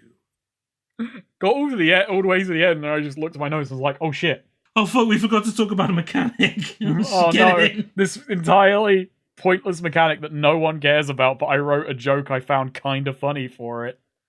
I'm excited for you to talk about Hobo Fight Club in regards to totally pointless mechanics, but we'll save that to the end. There's literally nothing. Oh, right. I know. Yeah, there's nothing. We could talk about the multiplayer that none of us played. I played it years ago, barely remember. But anyway, so get us to the end then. So there's a bunch of despite the fact that this is Garbage Island and nobody lives here, there's a ton of serial crimes unit lockers that you can get ammo out of and health packs. And yeah, and there's Dorland chasing you in a helicopter, which you easily shoot down. Oh, there's also like machines where you have to do the Batman Arkham. Oh, actually, it's like when you tune the antennas, they recreate that mechanic, but for tuning these machines, they blow. Are they doing like a kind of... You're overloading these Sonic devices because they're just doing more Sonic shit, giving all people Sonic powers, while Dorland over the comm says more and more people are being born deformed, and it's like, what? What? Do you think they were trying to do like a kind of a mechanical wink of, much like you're trying to tune the antennas to see the lies on television, you're using the antennas to blow up the Sonic machines that also lie? I think you're putting a bit too much thought. I think, yeah, that is way too clean for this game. Do you think that's way above the station of Condemned 2? I mean, the only thing I'll give you is, yes, it is the exact same mechanic, but that sounds more clever than this game as you're going through fucking Combine territory. You know what though? There's a quote by one of the Disco Elysium developers where it was like, when we were thinking of the pulled out camera, we almost thought about it being like, you're a spirit disconnected from what's happening, so like all political kind of angles could apply. But that was a rationalization we made after the fact. We just like that camera angle. I can see that. I do think a lot of that really clever stuff. Sometimes you see it in a lot of interviews. The really clever stuff is stuff that was only realized in retrospect that worked as a metaphor. When you're actually in the throes of writing something, you are a lot more boots on the ground, and then you look back and you realize all the connections that even you missed. It's why I think, and this is why video essayists hate me, that you can kind of make those arguments for lots of games, not just the good ones. So give me a week and a pen, and I will make Condemned 2 sound really smart. It's the smartest game of the Xbox 360 era, I think. Didn't have much competition, but it did manage it. No, I know. Was this the smartest game of the year 2008? Yes, as it turns out, no competition here. None. Mario Galaxy 1. Yeah. I do think I got more intellectually out of this game than BioShock. And I'm not sure I'm being ironic. In fact, I've decided I'm not being ironic. They should have put an Irish guy in this, though, like the end of BioShock. That's literally the only reason people think more of BioShock is there was a whimsical Irish man in that one. I mean, he was pretty whimsical. When it turned out he wasn't actually Irish, I fucking smashed my Xbox 360 against the wall for tricking me. That's how much it got me. Do you think that was a commentary on the amount of Americans who claim to be Irish but actually aren't? Oh my god, I think... Ken Levine, you done it again. Ken Levine, another big bag of money for Judas. Ken Levine, fucking take my wife, you son of a bitch. You son of a... we gotta stop talking about Ken Levine. What happens at the end of Bloodshot? Like, we're nearly there. A bad boss fight. You get to a room full of TVs and Dorland says, "You fucking cunt, how dare you destroy my Sonic machine? We need to give everyone Sonic powers." Oh yeah, so it turns out that Dorland, and this is one of my favourite plot twists in like any kind of stupid media. This is number 2 behind the villain is just the hero but bigger. Like Big Venom or Big Iron Man. This is guy that you think was like a boorish, like, stick in the mud asshole, actually turns out to be an even bigger freak than you are, and actually was like the head of the freak committee. Yeah, it turns out that Dorland, you thought he was just like a regular cop. No, he was like chief freak all along, and his body was like, has been scored with like fucking scars that give him similar freak powers to you, I guess. Yeah, and you defeat him in a QTE, because at the end of this melee-focused game, what you needed was a fucking QTE boss. A QTE, by the way, with an instant fail QTE if you get, like, any of them wrong. Yep. Well, what happens is you voice blast him a few times, and then in between voice blasts, you fight a couple waves, and then you do the QTE. Ah. And it ends with you ripping off his jaw, right? No, that's the first Oh, game. no, that's what happens in the first Yeah. one. Yeah, you just punch him a bunch. You just beat him up, and then you demand to know what the Oro are doing, and he gives you the vaguest answer of, oh, we wanted to make everyone fight so they'll become our protectors. And you're like, protectors from what? And he doesn't know. He gives you a big wink and then, I don't know, falls off the... Oh, by the way, to the folks at home, where you're fighting Dorlan and all the internals of Garbage Island, is a straight, like, pastiche of the Citadel from Half-Life. Yeah, no, you're in a big Citadel TV room with fucking monitors everywhere. Yeah. Overlooking civilization. Oh, and by the way, the place is also collapsing because you fucked it up. Yeah.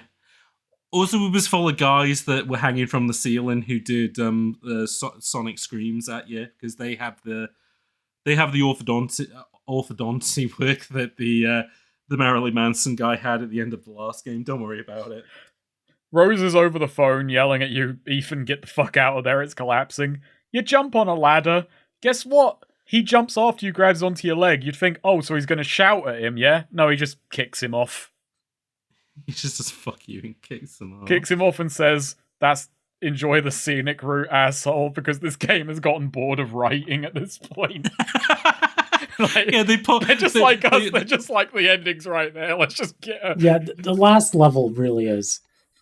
Is the give up zone. Yeah. It's where it's where everyone gave up. Because again, like, I love this. I love like most of the game, and this finale is just bad. It's so shit. I love it. I love this from like this is like the ideal bullet time game of some just shitting the bed right in the last minute, and it kind We of. didn't even mention the start of the level where you talk to your demon again. Oh no, yeah! Your demon comes back and says, by the way, I wasn't just representing alcoholism, I'm all of your demons, by the way. And he's like, yeah. You should accept the fact that you're a special boy. You should accept that you are a very, very special boy. And that's where the core theme of the game comes in. We all got a little freak in us. Yeah. Look, just a bit freaky. And you can defeat one of your demons, but you got more of them. You're never done. And they all look the same. Yep, they're always... Now, so you can defeat them in a row if you want, like a boss rush. the game ends on a cliffhanger of the President of the United States. Well, before then, you get on the helicopter. It's like, oh, LaRue's piloting it. He's like, oh, after this, you want a drink? And Ethan goes, I'll pass. I want to have a little sleep. And he's been asleep for over a decade at this point. Yeah, he's never waking up. So then the president happens. So the president is at a press conference where the press is saying, what the fuck is going on? Everyone's going crazy. And then somebody passes the president a note.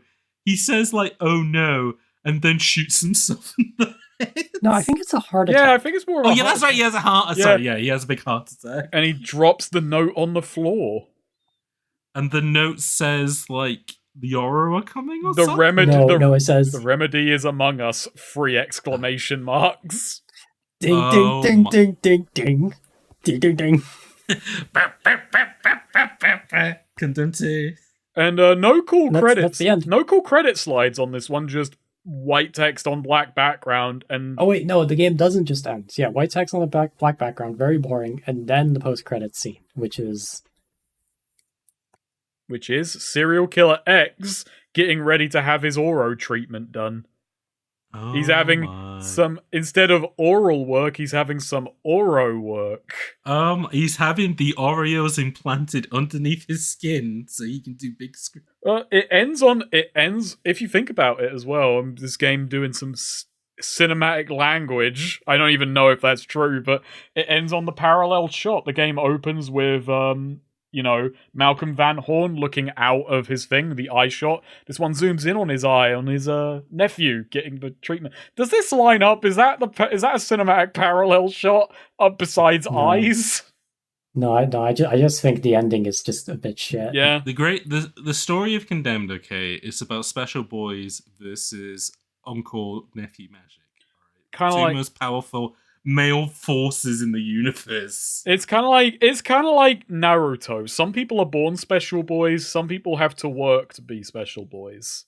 The ending wouldn't be as bad if there was a third game. Yeah, that's kind Yeah. of it. Like, The fact that this is the end makes it so much worse. Where do you go from here? Because it feels like the scale would have to leap from an extreme point. I don't think it wouldn't My work. Theory, my theory with XKX is that I don't think he's trying to become the Aura because he respects the Aura. I think he's trying to become the Aura because he wants to be the leader.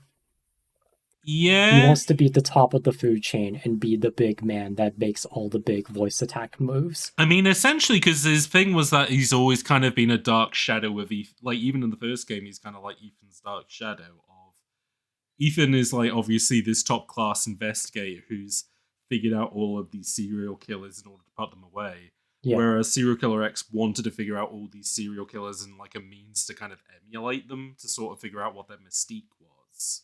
And you can kind of see that then extended into becoming so obsessed with Ethan that he would... Like, especially if your uncle is, like, fucking Van Horn, who's constantly banging on about, you seen this Ethan kid? Can you see what he does with his fucking lungs? It's amazing. And you just being like... I mean, I made a box out of wood. That's pretty impressive, right? So you're probably constantly in the shadow with this guy, and you're like, no, I could be a better version of him. I want control, kind of thing. Which would probably be like a nice denouement then in the third one of just, you know, Ethan versus SKX proper.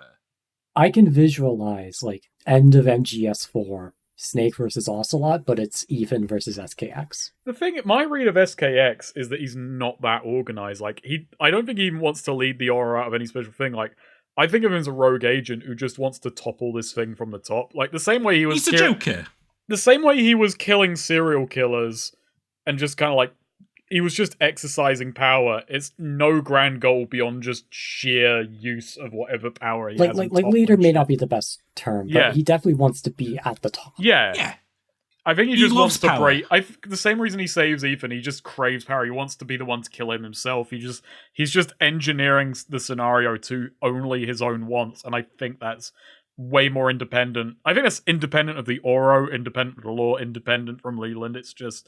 Sorry, not Leland, Malcolm. It's just purely his own, like, I want to be in charge of events. Not so much in charge of the I think there's a way that you could play the third game, if it would ever exist, that I feel like this game, even though we keep talking about, oh, he's a special boy, you could imagine a third game where, like, the Oro stuff is happening in the background, but, like, people are trying to push Ethan to be like, no, you are part of this, and, like, part of the grander narrative is, no, I do not see myself as part of this war. This is something that is happening in the background. I'm not getting involved, kind of thing. And maybe the plot pushes him to do that at some point, which might be boring, I don't know, but, like, I think there's, like, an interesting schism with that. There's a lot of interesting directions. It's just that there's no... I don't know how you would turn it into gameplay. Well, my bigger issue is I don't know how you turn it into story, because, yeah, what you're saying, James, that's actually a conflict. But I think the problem is, the first two games were mysteries. The third game, you start on a real back foot of, we kind of know why everything's happening. The only question left on the table is, the Oro was pushing us to become violent, so someone would become our protectors. Protectors from what? Who knows? And that's literally the only thread left you've got hanging, and it's kind of shit. Like, I mean, this speaks to the fact of, like, in the last two levels where you're on Garbage Island, there's no forensics. Like, at a point they just go, "Why are you? This isn't what this plot is. Why are you doing detective work? Why are you doing forensics?" Where it's like, I would say the DNA of the Condemned franchise is as much about doing the police forensic stuff as it is doing the first-person melee combat stuff. And I say that purely from the fact of, you would think the second game, with him starting as somebody who is no longer in the FBI, they could drop that. But not only did they bring it back, but they made it more robust, because people said, we want this to be more interesting. I have absolutely no idea in a third game, which starts with, the president has had a massive heart attack, you know about the existence of aliens who are in a war that are driving people crazy, and you're the special boy at the center of it, and Serial Killer X has given himself superpowers like yours. Where's looking at blood analysis and sending it to Rose are going to come into that? The game, I was just thinking, in a weird way, because this, especially if you are a Condemned 1 guy over a Condemned 2 guy, the series has escalated out of its own core appeal. That's because in my head I was like, well, obviously the third is the synthesis of the two. No, Condemned 2 is so insane by the end. You can't go back home. Literally, like, the only way to do it, and I wouldn't like this answer because it would be like a soft reboot. I mean, I was gonna say not without soft rebooting. Is you play as a totally new guy who is lower on the food chain. That's what I was gonna say. Yeah. Like, you're just another FBI agent who isn't a special boy, but now you have to survive in this universe where the special boys have changed the playing field. I think another interesting way you could do it is, like, maybe past and present. Oh, maybe. The problem is you kind of feel like you're kicking the can down the road on some of the past stuff with, like, well, we've got all these answers, but we're just kind of we're kind of biding times we don't want to get to the answers. Well, maybe, what would like be... in the past, Oh, sorry, go ahead. In the past, you play as, like, Malcolm.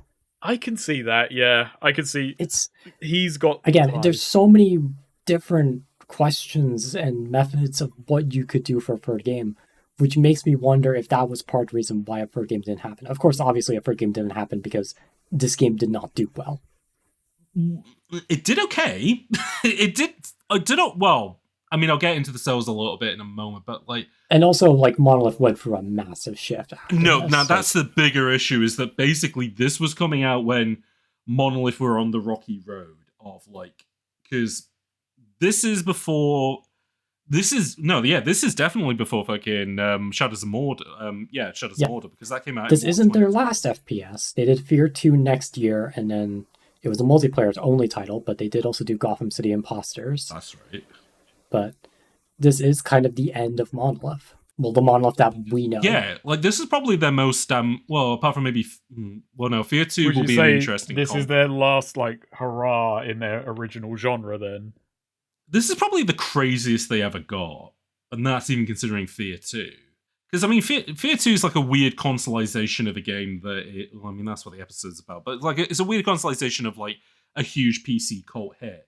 This is a cult Xbox game getting it's the joke I said, it's like the game adaptation of the first one. It just gets so crazy at the end. It's like it's like the end of Assassin's Creed 2, where fucking Minerva looks at the player and says, "No, I'm talking to you."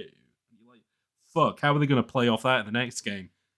They didn't really know what to do. They got a bit too close to the sun there, Chris. But... The only person that would know is Jace Hall.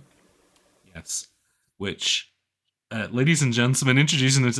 I wish I could get him on the call. That'd be nice. I'd like it'd be torture for him because I'd be talking for him for 10 hours, just trying to explain every little bit. Like, what is the deal with the Magic Man? Why did you add a bear? Meanwhile, I just give me his character bio. Let me know. I'd just be like, Joe, so you know your TV show where you watched an early version of Duke Nukem Forever? Did you know it was shit then? How was it to get choked out by John Carmack? Oh yeah, that's a good question to ask. Yeah, I should see if I could get Jace. Hold on. Probably that'd be a fun call. That's Condemned 2, the single player. There's a horde. Yeah, so walk us through the multiplayer, and I have a few more thoughts, but I got very few recollections of it, but I do remember one unique mode it has, where two players played as SCU agents, where the other, I want to say 4 to 6, maybe 8 players were bums. So the two SCU agents, they had guns, they had a full health bar, they could go crazy. The bums had no health and could only scrounge melee weapons. So it was a very unfun mode unless you were one of the agents, because you were just throwing yourself and dying over and over again like fucking common infected against these two agents. Yeah, I read a bit about the multiplayer modes, and they seem enjoyable. It's one of those regretful things where I wish it wasn't dependent on a central server or had a PC port, so we could fucking experience them and see. It's definitely something that has a niche audience, but I can see it having one. And I can see how, like, somebody could write like an entire video about like why isn't like an indie developer made an entire game that is this. Especially in terms of how it handles this melee combat, because yeah, we've mentioned before, like there are games like Chivalry nowadays, but the way those games handle its melee combat is different than Condemned. Yeah, Condemned is a lot simpler. The timing is very different, and I'm a big big Chivalry Mordhau fan, but I can't really play those games much anymore because unless you are putting fucking 10 hours in a week to stay fucking sharp. Chivalry and Mordhau is more about the technique. Yeah, exactly. You could imagine, like if there's the Manskies to listen to this podcast, which they probably aren't, but if they are, you could imagine a first-person indie game where the Devolver tagline is, "It's Final Fight in first person," where you're picking up 2x4s or baseball bats or whatever, and it's simpler melee, but the idea is you can just go through so many different melee weapons and rather than being about bombs, it's literally just red hot, Streets of Rage, but in first person. You're just beating up goons. Yeah, just do that. Just give us that. Just give us multiplayer modern Condemned, but just rip the bums out if you need. Yeah, if you need to get if the bombs are too tasteless, which in fairness probably maybe I feel like if you were to pitch Condemned nowadays, people would just be snotty and be like, "Oh, isn't that the homeless people game? Oh no, thank you," kind of thing. They'd remember the bear and they'd remember the fact that you just kind of punch, homeless people. And they remember the second game being divisive. They would remember the second game ending in a weird way, and then we were in. Oh, why don't we just do a soft reboot so we can pretend that ending? That is the lamest thing. That's my cynicism. If a new do you know what the funny thing is, Nate? Mm. Every single fan video of Condemned that has come out since have all said, "Well, have you seen Condemned 3? They should just pretend that the ending of Condemned 2 didn't." No, commit. I don't care how bad it is. Commit. Fucking leave. Go from there. My insane idea was going to be doing no, you are a detective and you are investigating a murder scene, but it's the post-apocalypse after this stuff has happened, and basically they're trying to bring back law and the last remnants of that, and so you're apocalypse cop. I can see that. Because you could even easily justify it as you fucking meet Ethan Thomas at one point. It's maybe he's part of the reason we're in this apocalypse. He's why'd you do this? Did you think I was going to be able to remove the Oro from power in the fucking power structure we had? I had to do a fresh reset to give us a shot at this. Yeah, exactly.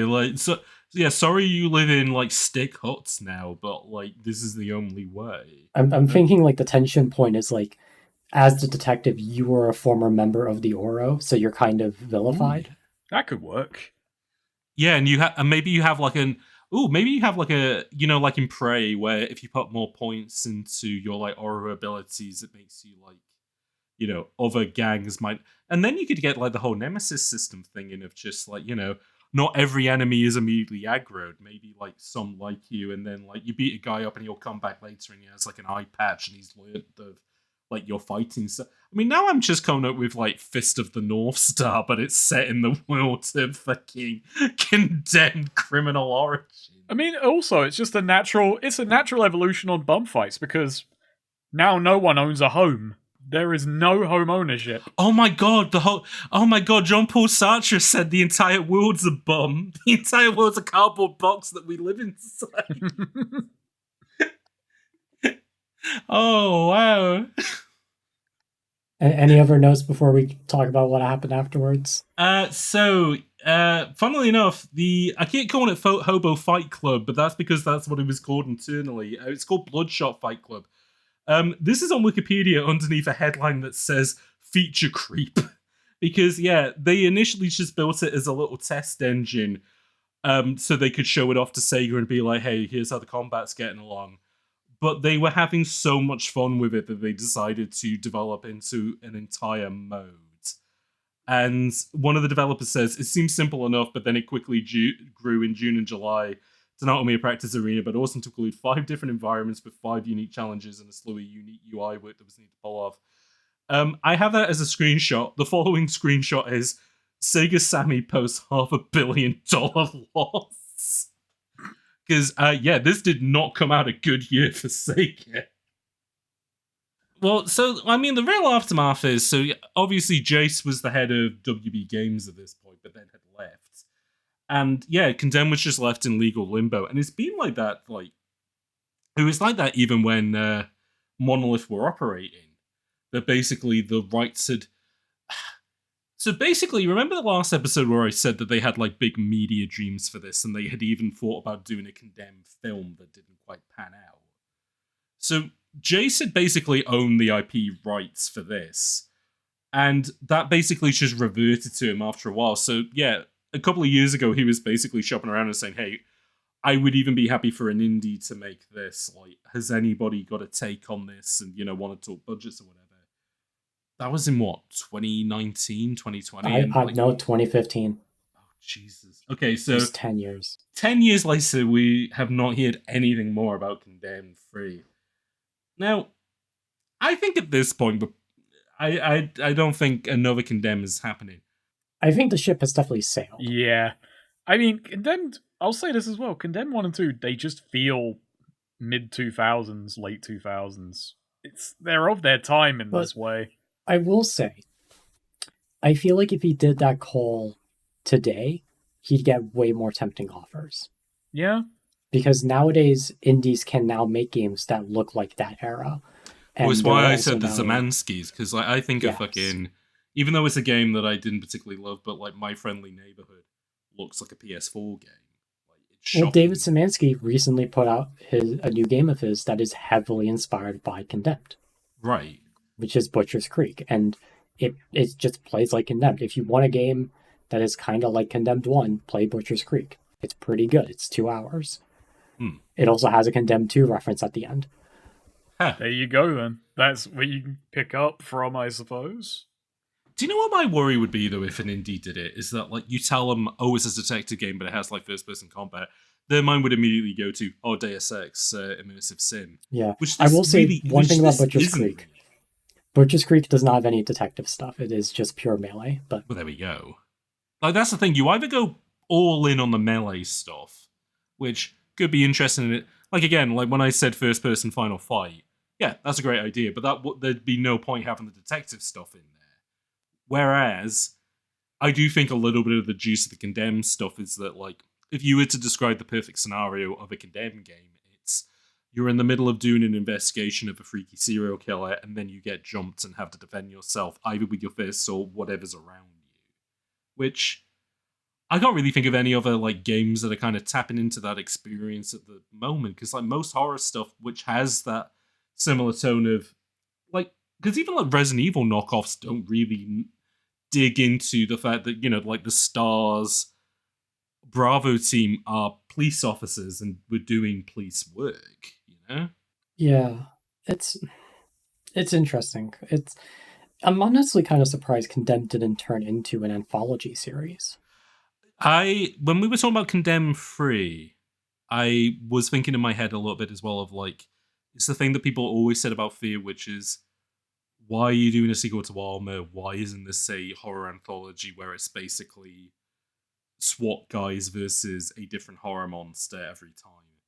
Condemned could have been the same thing of, it's a detective melee game, but with a different monster or a different situation each time. Like, you can keep, like, the undercurrent of, like, the cult and the special boy powers, but have that not be the forefront, which 2 does. That's kind of the problem with 2 as well, is by revealing as much as it does, it just makes it awkward to carry on, because you feel like as I said earlier, you've got a lot of answers, but there's just one question left, and not a very interesting one, where if you did an anthology series, you could keep teasing it, but also keep the audience on the wavelength that the answers matter less than the spooks and the scares and the wondering. But also make the answers feel more rewarding, even if it's the same text, because you're piecing together a puzzle. The enjoyment comes from the puzzle rather than the picture. Yeah. I think as well, the magic trick of 2 is the fact of how much they seeded in 1 of, they show you the x-ray with the big bones and they covered up your throat. People are jamming metal into their bodies in the first one, but they don't really explain why they're doing that. And then the second one has Rosa literally spell out, this might be the origin of all, like, criminality or whatever it is. But it doesn't feel like 2 is a payoff to whatever was set. It doesn't feel like it's a payoff of what was set up in 1. Well, it feels like it's filling in the holes in 1, which when you think about it, are less holes than... I don't know. Are they not holes because they were filled in, or is it just like weird plot stuff? In one, I think it's not. They don't feel like holes. They just feel like flavor. Yeah, it's the kind of it's the inciting thing of stuff. Yeah, like him having metal bones, or like having big bones in the first one, feels like a interesting thing that could be paid off in a comic book if you wanted to read it, but has no effect on the plot of that game. Why are they hiding my vocal cords? That's a question. Yeah, why? It just makes you wonder, like, again, like, how much of this was planned, and what was the notes? Like, what was the design doc? Like, yeah. Did they literally rip it in half, and the first half was Condemned 1, and the last half was Condemned 2? We find out it's like Indigo Prophecy, and like 2/3 of the game just had to get scrapped for time. I mean, imagine, like, if they had to scrap stuff in Condemned 1, and that became the basis for Condemned 2. It's a believable theory. I mean, like, a lot of what you said earlier on is like Condemned 1 feels like they were told this stuff's too crazy, drop it. And then with Condemned 2, they were like, right, runway's clear, do what you want, guys. And this was all the stuff that they wanted to do initially. It's believable to me. So it's not only feels like Christmas leftovers, but then also has this aspect of, oh, we just kind of want to make a game where we come up with the levels and ideas first and then come up with a story later. And so it's just this weird hodgepodge of leftover ideas from the first one, which was the basis of their grander narrative, and Doll Factory full of lava. I do have a note that I wrote down that as we talked about it, I started agreeing with less, but I wrote, Condemned 1 is a slower game where more happens. And I feel like that's kind of true, but also kind of not. Because Condemned 1, again, in being a more mild game, every level, even though the levels are a lot less up and down, whereas everything that happens in this game feels like an event. In Condemned 1, every level feels like it's advancing the core mystery a bit, whereas in this one just feels like crazy shit just happens, but none of it is quite as impactful as learning like, oh, serial killer X, oh, I'm actually in a race against time against another killer. Where there's the stuff... There's more introspection. Yeah, but also... There is introspection, but also the stuff with, like, Dorland and Pharrell and the power plays of the Oro, they don't hit as hard as any of the reveals in, like, Condemned 1. There's more introspection in Condemned 1, while there's more reaction in Condemned 2. I was going to say, the way that I would like sum it up is that 1 is a mystery box and 2 is an action movie. And whereas I think 1 is a really good mystery box, I think that 2 is only an okay action movie. Like, it's got its good moments, but it's also got a lot of bad in it. Mostly towards the end. It starts when you see... we've really deflated because of that finale. It starts when you see redesigned Rosa, and then you get LaRue and Dorland, and they are such expectation setters because they are both archetypal, stereotype, cliche cop characters. It's like, I'm asshole cop. I'm the cool black cop who's loud. And it's like, oh man, I'm in movieverse now. Whereas in Condemned 1, you have like a series of sort of movie-ish cops, but then, you get the twist of a couple of them are shot. Malcolm Van Horn sets you off on the mystery. It feels a lot less cliche, whereas Condemned 2 kind of feels like it's letting you in on all of its genre beats right away. 1 has it where your gun is taken away from you, and literally you have to use a plank of wood just as a bit of a defense weapon because there's nothing else you can do. 2 begins with a hobo teaching you how to box. Yep, that's a good way of putting it. To repeat what I said hours ago, Condemned 2 is the video game adaptation of Condemned 1. This is how I would sum the game up. Last thing regarding Jace Hall is, like, after the Monolith closure, someone did tweet at him and going, "Where the fuck is the new Condemned?" And he just went, "I'm still doing it." Didn't he say something really weird like, guys, he's like fucking He turned Jack it into Lemmon a public service announcement. Well, no, the tweet had a weird sweaty energy to it. It was like Jack Lemmon in Glengarry Glen Ross. Just give me a minute, okay? I just got to get my paperwork together, but we're gonna make it happen, guys. Just stick with me, okay? Someone at him after the Monolith closure. Someone at him and went, "Make a Condemned 1 and 2 remake and quit fucking around." And he responded with, "I will see what may be possible. Absolutely no promises. Please have zero expectations. this will take me some time. But interesting thing, Samuel, I don't know how to pronounce his last name, but everybody calls him Kaiser. He is Kex, for the yes, Kex engine guy. Yes, lead developer of the Kex engine, lead engine developer at Night Dive. Very important in Night Dive's remasters. He responded to that tweet saying him and his team would love to do a modern re-release of the Condemned games. What they got to do is Condemn 1 and Condemn 2, and Darkness 1 and Darkness 2 double pack. I know they're made by different developers and set in different universes, but spiritually, they're cousins. They're in every, slightly troubled teenage boy's Xbox 360 collect. That's what they could call. They could call it the troubled teenage boy 360 action pack. The perfect collection for me. Yeah, the Tujo triple thrill pack. Just to pointing it out like historian, like these games, these were in every emotionally volatile boy's room between the years of 2005 and 2014. If you had a fringe longer than your forehead, you likely also owned these games. I did at one point have that. It was just the style at the time. Because JSOL owns the IP, I do wonder how much legal nonsense would have to be done for a re-release of these games.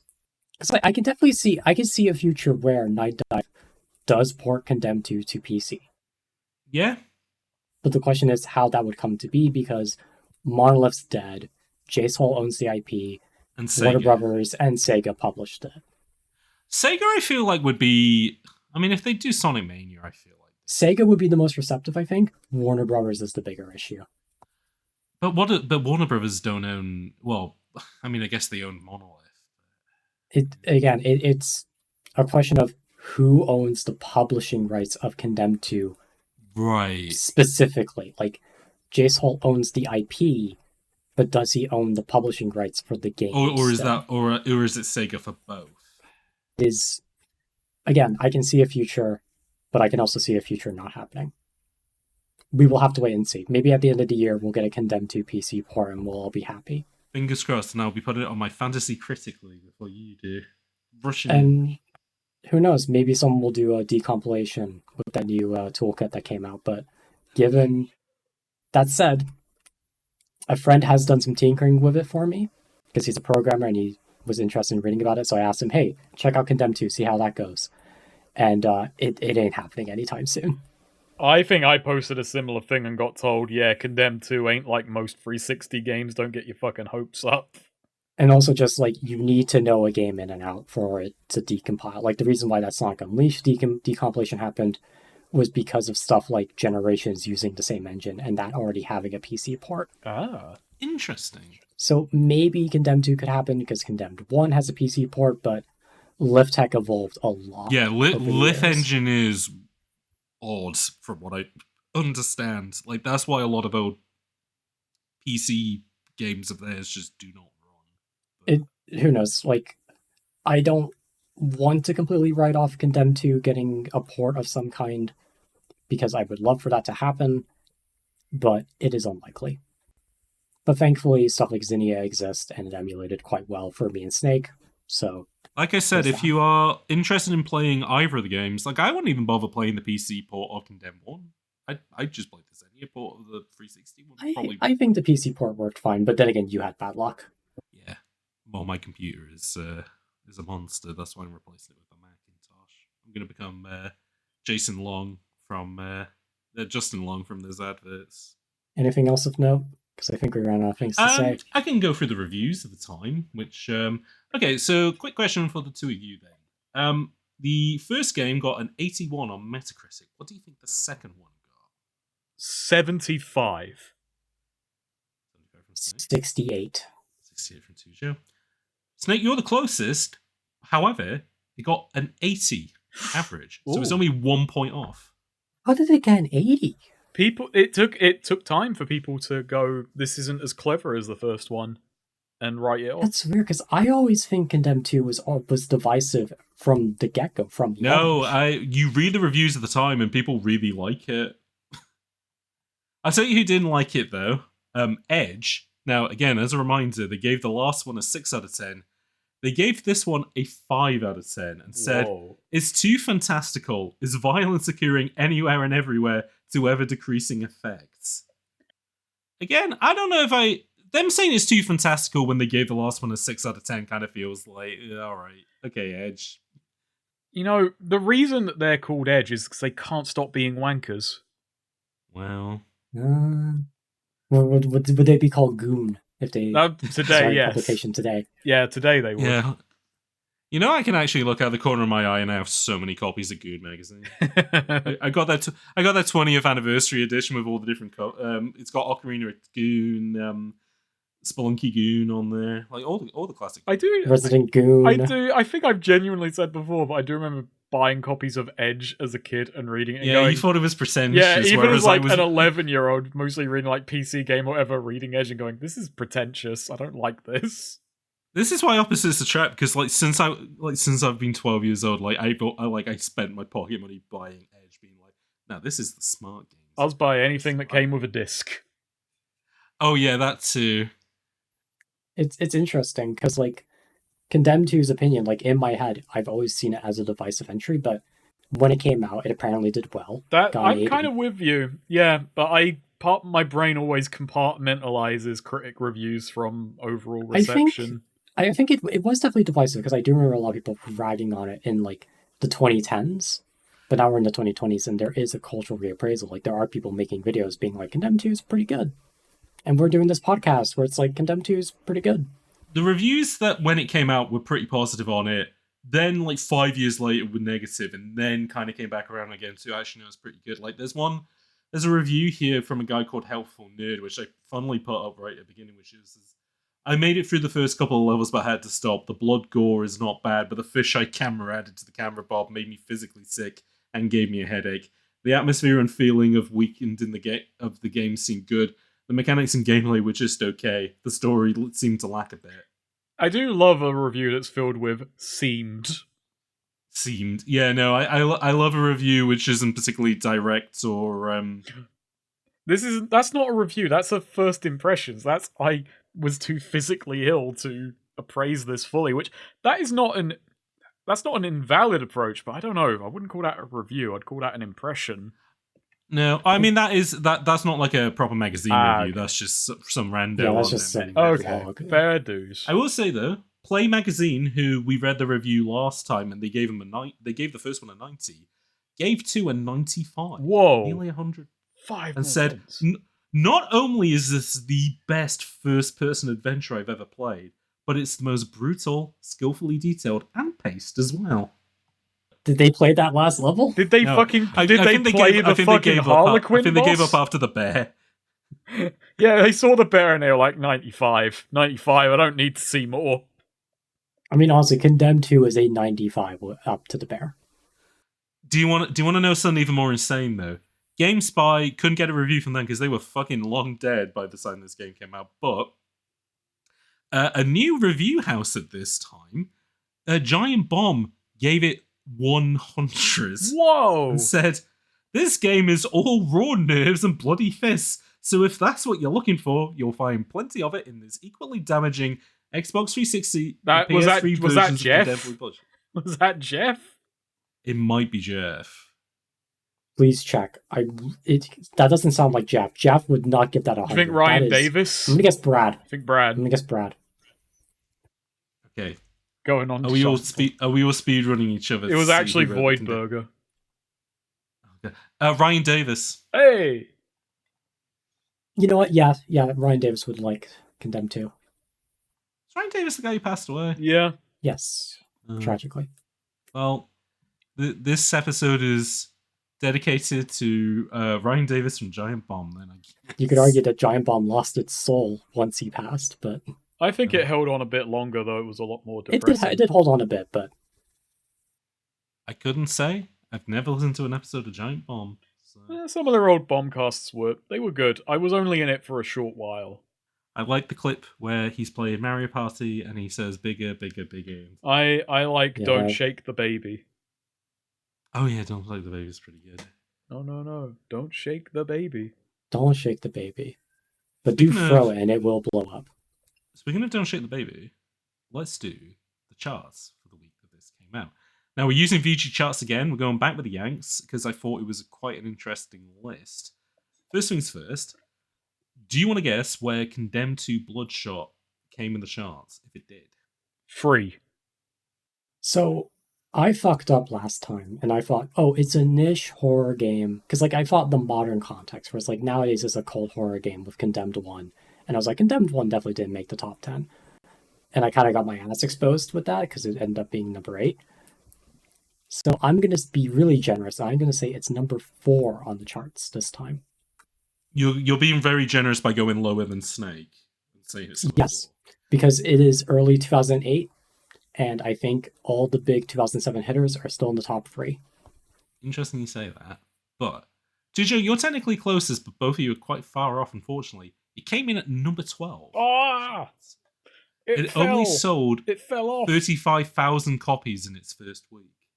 This is why there's no Condemned 3. That's probably why there's no Condemned. Again, I'm really curious what the tail off was. Did it... Because you Go- said it was sold. it it 35,000? seems like it didn't make that much more money after the fact, but again, VG Charts isn't very good at tracking. You said it sold okay. Apparently it did. But it just didn't start strong. No, I think it was a bit... I think it came out... well, I mean, 12th place isn't bad, especially considering, some of the ones that are further up, which are, fucking money monsters. But Again, I think a lot of the 2007 hitters are still at the top, but I also do not remember most games from 2008. Well, let's put that to the test. Because at number 1 is a new entry this week. And... Oh, fuck. It is... I'm trying to think of what clue to give with this, which wouldn't give it away immediately. Actually, I'm going to fuck with both of you. It's a fighting game. Street Fighter 4. It's not Street Fighter 4. Or any of the, Super Street Fighter 4 or anything like that. Oh god, is it fucking Mortal Kombat versus DC Universe? It is not Mortal Kombat versus DC Is Universe. it Street Fighter versus Tekken? Or the other way around? That wouldn't have been out at that point. Okay. No. Okay. Just no laming it out just yet. No. I'll give you a clue. Not a Street Fighter and it's not a Mortal Kombat game. Is it Fight Night Round 3? Not a Fight Night Round 3. Is it a Japanese game? Yes. Fuck. It's not Anarchy Reigns. Nope. It's never gonna be. Tekken 6. No, wait, Tekken 6 is Virtua Fighter 5. Yeah, of course it's Virtua. No, it's not Virtua. Yeah, that's never going in the top 10s ever. Yeah, I don't think that even made the charts. This is tough. Is it Dead or Alive 5? No, it's No, not that Dead wouldn't or be Alive. at that point. I'm really glad I said it's a fighting game to fight with a perfect. Oh, I'm gonna make this even easier. is it UFC? No, it's not UFC. It's a game for the Nintendo Wii. Oh, Punch Out. No. Oh, fucking Brawl. It's It is Brawl. Super Smash Bros. Brawl That for the was- Nintendo Wii. That's horrible. That is You horrible are fucking evil. with us. That's mean. That's a party game. According to VG Charts, its tags are Nintendo and fighting. I'm fighting that definition. It sold 1.3 trillion copies on its Yeah, first week. It was a big... It was a monster. It was all Sonic. It was nothing else. It's just... To be honest, I'm sure Sonic helped. No, he didn't help. He was the reason. There was a guy I follow on YouTube. He's been doing videos for 10 years with 1K views. And he did a Brawl review where he bought 8 copies of it. Why did he do that? To fuck he with did it us for on the this lols. chart, clearly. Wow. He had to bump the numbers up. Another Brawl anecdote is Brawl came out in, what was it, February? March? Well, it came out in March, same time as this. Yeah, so it did not come out here in the UK until June. Nope. It took a while for us to get Brawl Now, here. would you believe that I imported a copy and had a fucking you had to buy a disc to change the region on your Wii. Oh, freeloader disc. Yeah, I had a freeloader disc and I had Brawl early. I would not expect you to import Brawl. No, I'm surprised as well because I wound up realizing I don't like Smash that much. Wow. But I liked, but I played a lot of Melee when I went on summer holiday when I was a kid, just because I had a couple of friends who Controversial opinion. played it. Brawl is my second favorite Smash game. I What's number one, like Ultimate? It's Melee. I could only pretend to care that much at this point. I guess I was supposed to say, I think Melee. The thing is that like I like Melee for not the competitive reasons. I just think Melee has a great single player suite. Fair. Yeah, the single player Melee is fun. Oh, I mean, controversial opinion. I only own Melee, so is it Brawl controversial also has a number great. Is it controversial or boring to say that I found Subspace Emissary like snore-inducing? So I went over when that game came out in the UK. One of my mates from secondary school was like, "I bought it. I'm going to be playing it from midday onwards. Are you going to come?" And I was like, "Absolutely." I was there until midnight, and it was still going. And I was like, "This fucking sucks." It's ambitious. Yeah, but fucking the ambitious Unabomber was ambitious. Good. No, it doesn't. I wish they did it again, but they didn't. Wasn't it because they can just watch the cutscenes on YouTube and that was. That was partially also what inspired doing the character reveal trailers. Was like, why did we waste all the money doing CG for that? A lot of really funny Nintendo CG stories. I told this on the Metroid Prime Hunters episode, but they had got a ton of pre-rendered CG for that, but they went over Miyamoto's head to do it, and when he found out, he hit the fucking roof and basically blackballed that company from ever working with Nintendo again. While smoking. Yeah, while smoking and talking about climbing trees. Speaking of, the number 2 in the charts, my only clue for now is it's been in the charts for 69 weeks. Halo 3. Not Halo 3. GTA 4. Oh. Not GTA 4. It's 69 weeks, so it's a Nintendo. 69 weeks, that'd be Wii Play? Wii Sports? That's cheating to say.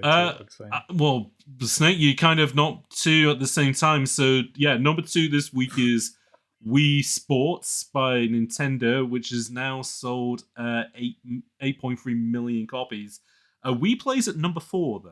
So I guess I'll take that off the board as well. Yeah, that sold 4.4 million copies. Because Wii Sports is just Wii sales, and the Wii was still trucking. Yeah.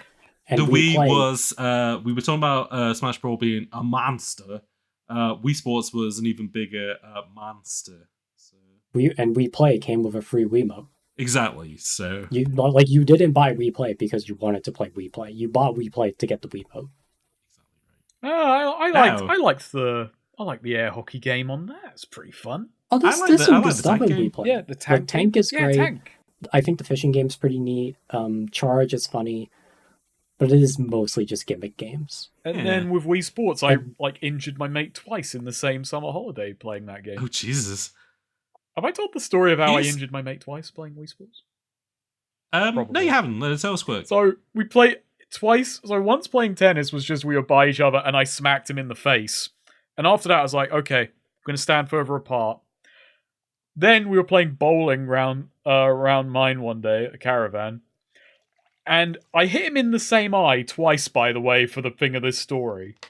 Oh, jeez. But we were playing bowling. I launched my arm up, let go of the remote, flew up in the air, ricocheted off the ceiling, and hit him in the same eye while he was behind me. That's pretty good. Is he okay? Yeah, he's fine. He's still got both. Oh, does he wear glasses? No. Maybe it was jealousy because, I have to and he didn't. I'm very impressed that the Wiimote shot upwards. Well, I kind of just lost grip on it as I was swinging upwards with the bowling ball, and then it. Because usually when you lose grip, it hits the TV. No. I mean, no, it only does that when you play tennis because you're doing like an overarm throw kind of thing. But with bowling, it's kind of like a scooping up motion. What a funny story. Yeah. What a great story, Mark. You always have such great stories. That's like, it's funny enough, I have one more story of injuring someone on holiday when playing a video game, but I've told that one. Oh, yeah, you have said that. Yeah, smacked a child in the face while playing House of the Dead 2. I just love smacking people in the face. Don't know if I hit him in the eye. I wasn't looking. I just was reloading really fast while people were watching, just went zoom, and then just heard crying afterwards and realized I'd fucking walloped this child in the face. I'm gonna be careful if I ever meet kid you. with a red gun from the House of the Dead 2 machine.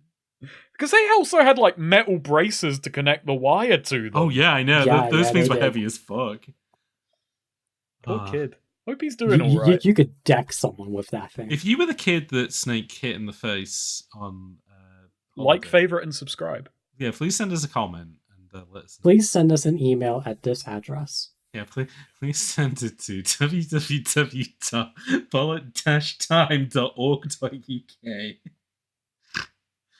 By the way, speaking of bullet time, number 3 is a fucking bullet time game if I've ever seen one. I mean, granted, I don't know if we'll do it yet, but we'll definitely do it in the future. Okay, so it's This is going to be impossible to guess if it's a bullet time game. Oh, I don't a know. 2008 bullet time game? Well, and it's one been in we the haven't charts. done. Well, I'll give you these clues. It's been in the charts for 2 weeks and it's a third-person shooter. A 2008 third-person shooter in the charts. It's not 50 Cent. It's not 50 No, because Cent, this is one. This is one we haven't done, as James said. Like, this is one that we have not done. Oh yeah, Is you it did do Blood on the Sand. Is it Army of Two? Two? Snake. It is Army of Two from Electronic Arts. Oh my goodness! It has sold 356,000 copies so far. Yeah, Army of Two was pretty big. Yeah, that is a It was series so- that had no lasting relevance, but just it was big at the time. Great sequel. Terrible third game. Oh, what, 40th Day? Or There was a 40th Day was great. There was a fourth game as well, right? Yeah, didn't they No. reboot it? I only remember the first 40th Day and Devil's Cartel. I didn't play I don't remember I didn't. No, I did play the third one, but I didn't get beyond the third level. Me and a It's not friend very like good. beat the first two together. Teacher, how do you feel about that fucking video that EA put out a couple of weeks ago where it's like, all of our studios are making Battlefield? I mean, Fucking I hope depressing. the new Battlefield's good. What do you mean it's good? We're not getting any more racing games. I mean, yeah, you're right. We are not getting like It's They 'cause said, no- they said no one was buying Criterion them. get in the box, you fucks. there's a lot to unpack. You've been Yeah, enjoying there the new, I say new, the most recent Need for Speed, haven't you? The 3 Hero Need for Speed Unbound. Yeah, no, it's pretty good. Did cause my laptop to overheat when I tried streaming it to you, which just means it's such a hot game, really.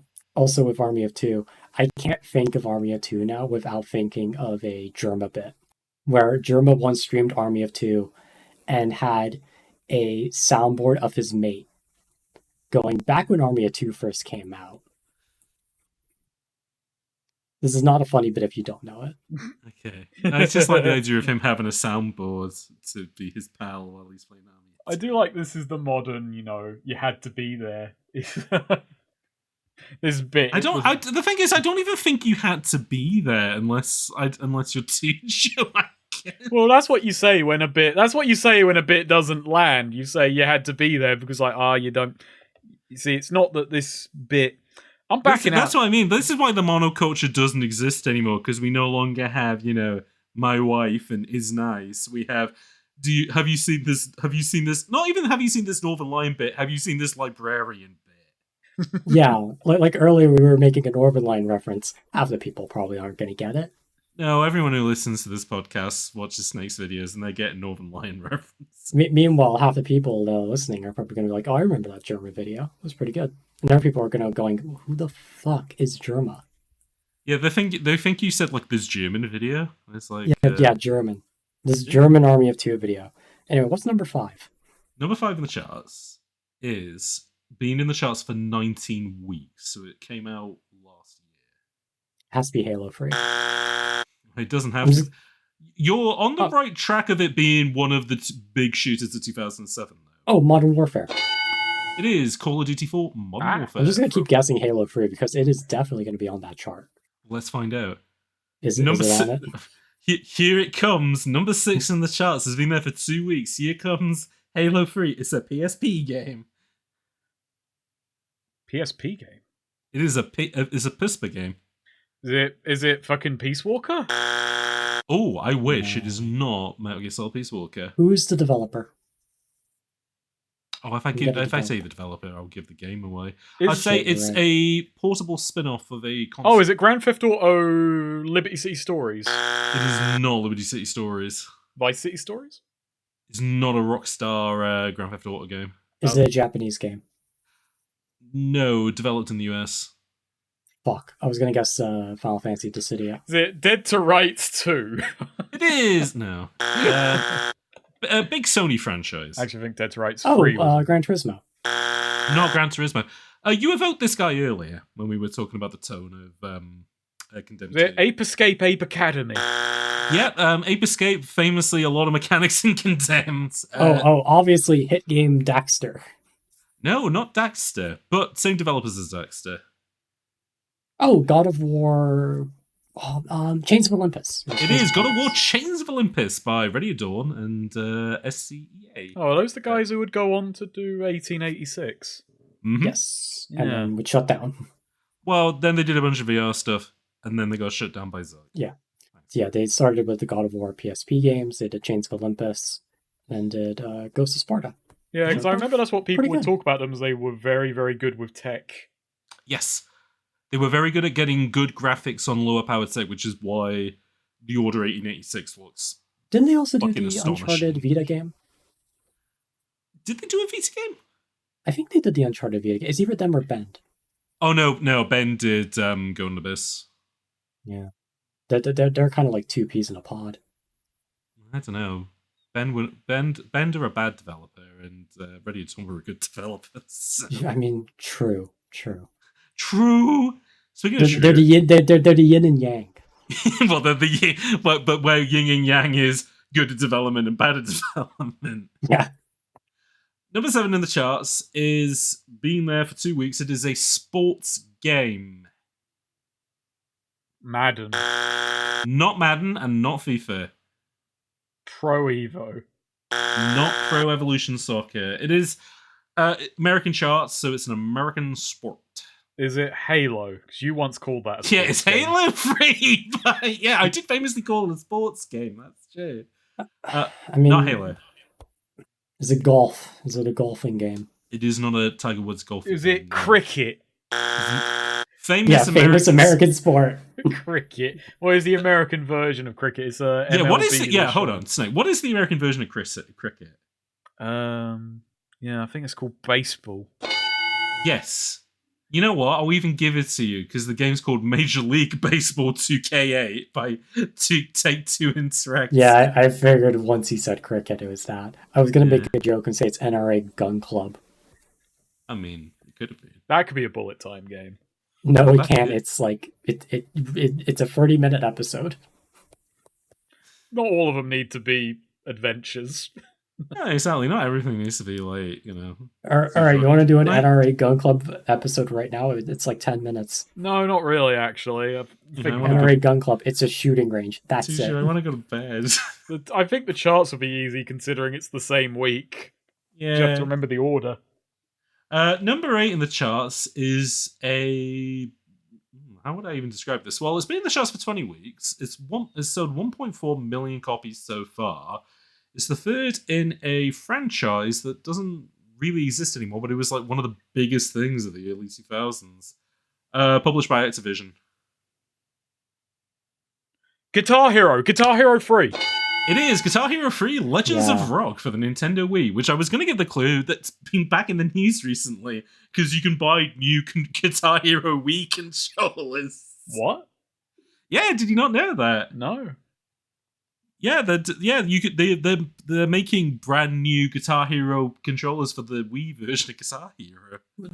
I thought you were talking about like the Fortnite stuff, but no, like actually for the Wii version. Yeah, That's pretty cool because those Wii controllers are some of the best for connecting to your PC. they basically said we still have like the plastic molds for them, so it's like there is a, we can do this as a small batch thing for the audience that wants it. I might So, look into yeah. that. Because Just went back in production, which is really cool. I might look into that because I really would like to get a controller to connect to my PC.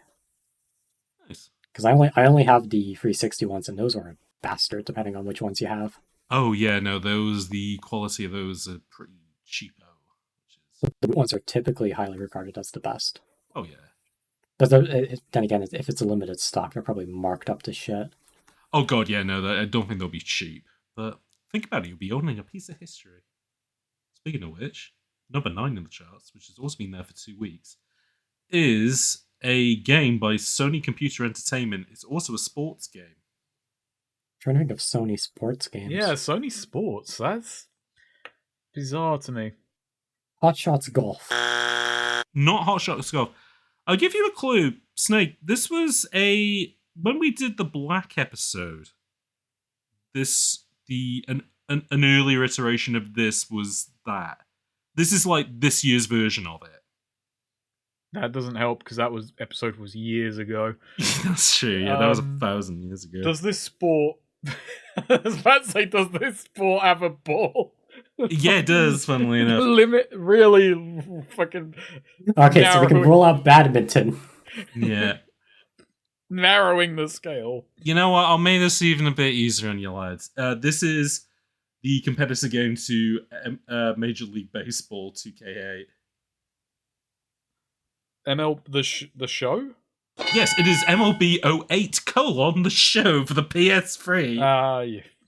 It is sold 96,000 copies. So wait, what was the other? Oh, so there's 2K Baseball and then there's Sony Baseball.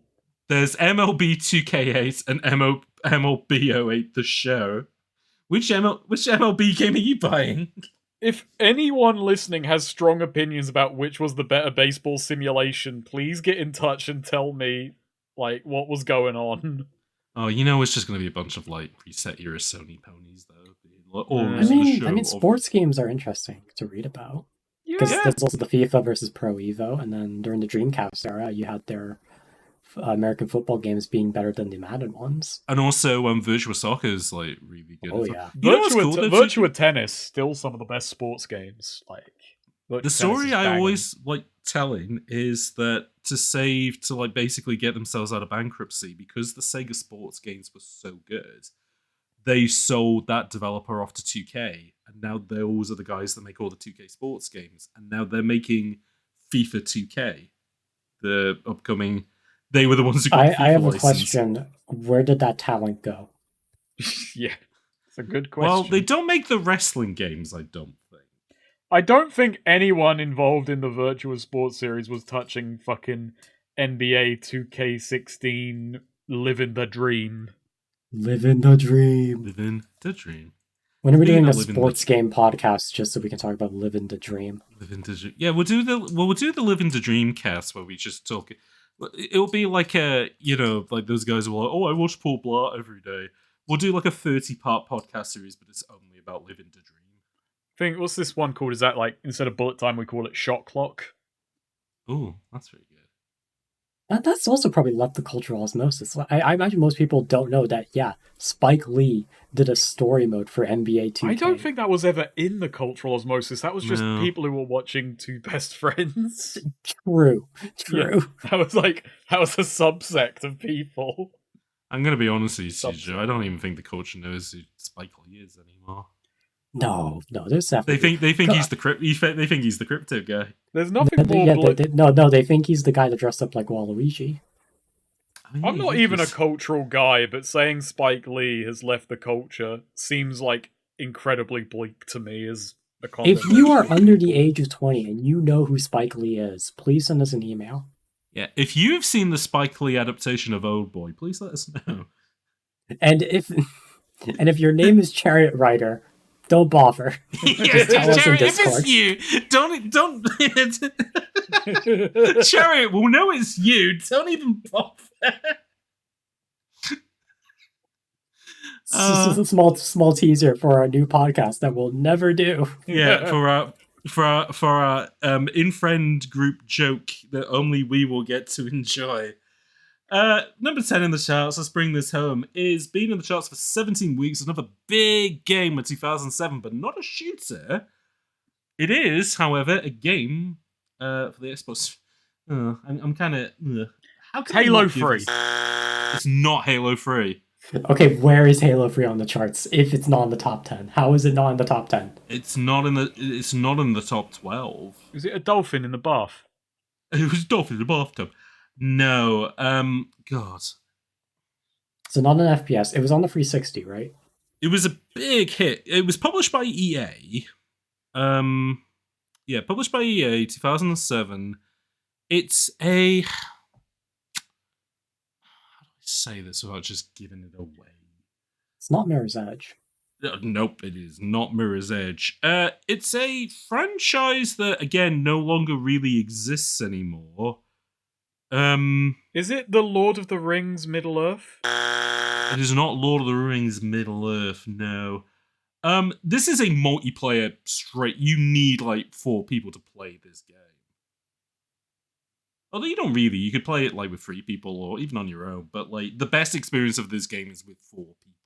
SingStar still exists, so it's not that, and I don't know who publishes that. You are on the right lines with SingStar there. Oh god, I don't know the other singing one, so Well, this is a game where you can do singing, but you can also do other stuff. Rock Band. It is Rock Band by Harmonix and MTV Games and EA. Yeah, Rock Band was EA's answer to Guitar Hero. That was the problem, is that I didn't just want to say, oh, it's like Guitar Hero, but not. Because then, yeah, Rock Band. And I didn't want to say MTV Games, because they only published one game, Rock Band. And I didn't want to say Harmonix. You could have said, oh, it's like Guitar Hero, and I could have gone, oh, it's Rock Revolution. Yeah. It's Beatmania. No, Joe, you wouldn't have said that, because you know that Rock Revolution was done by Konami. Yeah, you're right. So get in the bin, Tujo. Why are you even fronting like that? Yeah, Rock Band. It's okay. I had the band in the box.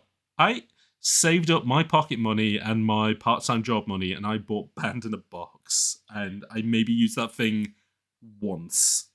I'm gonna be a nerd, and I think Guitar Hero 3 has a better set list. Is that the nerd opinion? I thought that was just like, because Guitar Hero 3 seems to be the one that just really took off. Yeah, Guitar Hero 3 is like the Burnout 3 of the franchise, where people go, no, well, actually, it's Guitar Hero 2, which is the best one. And it's like, no, it's kind of 3 that's the best one, and then they all just kind of peter off from there.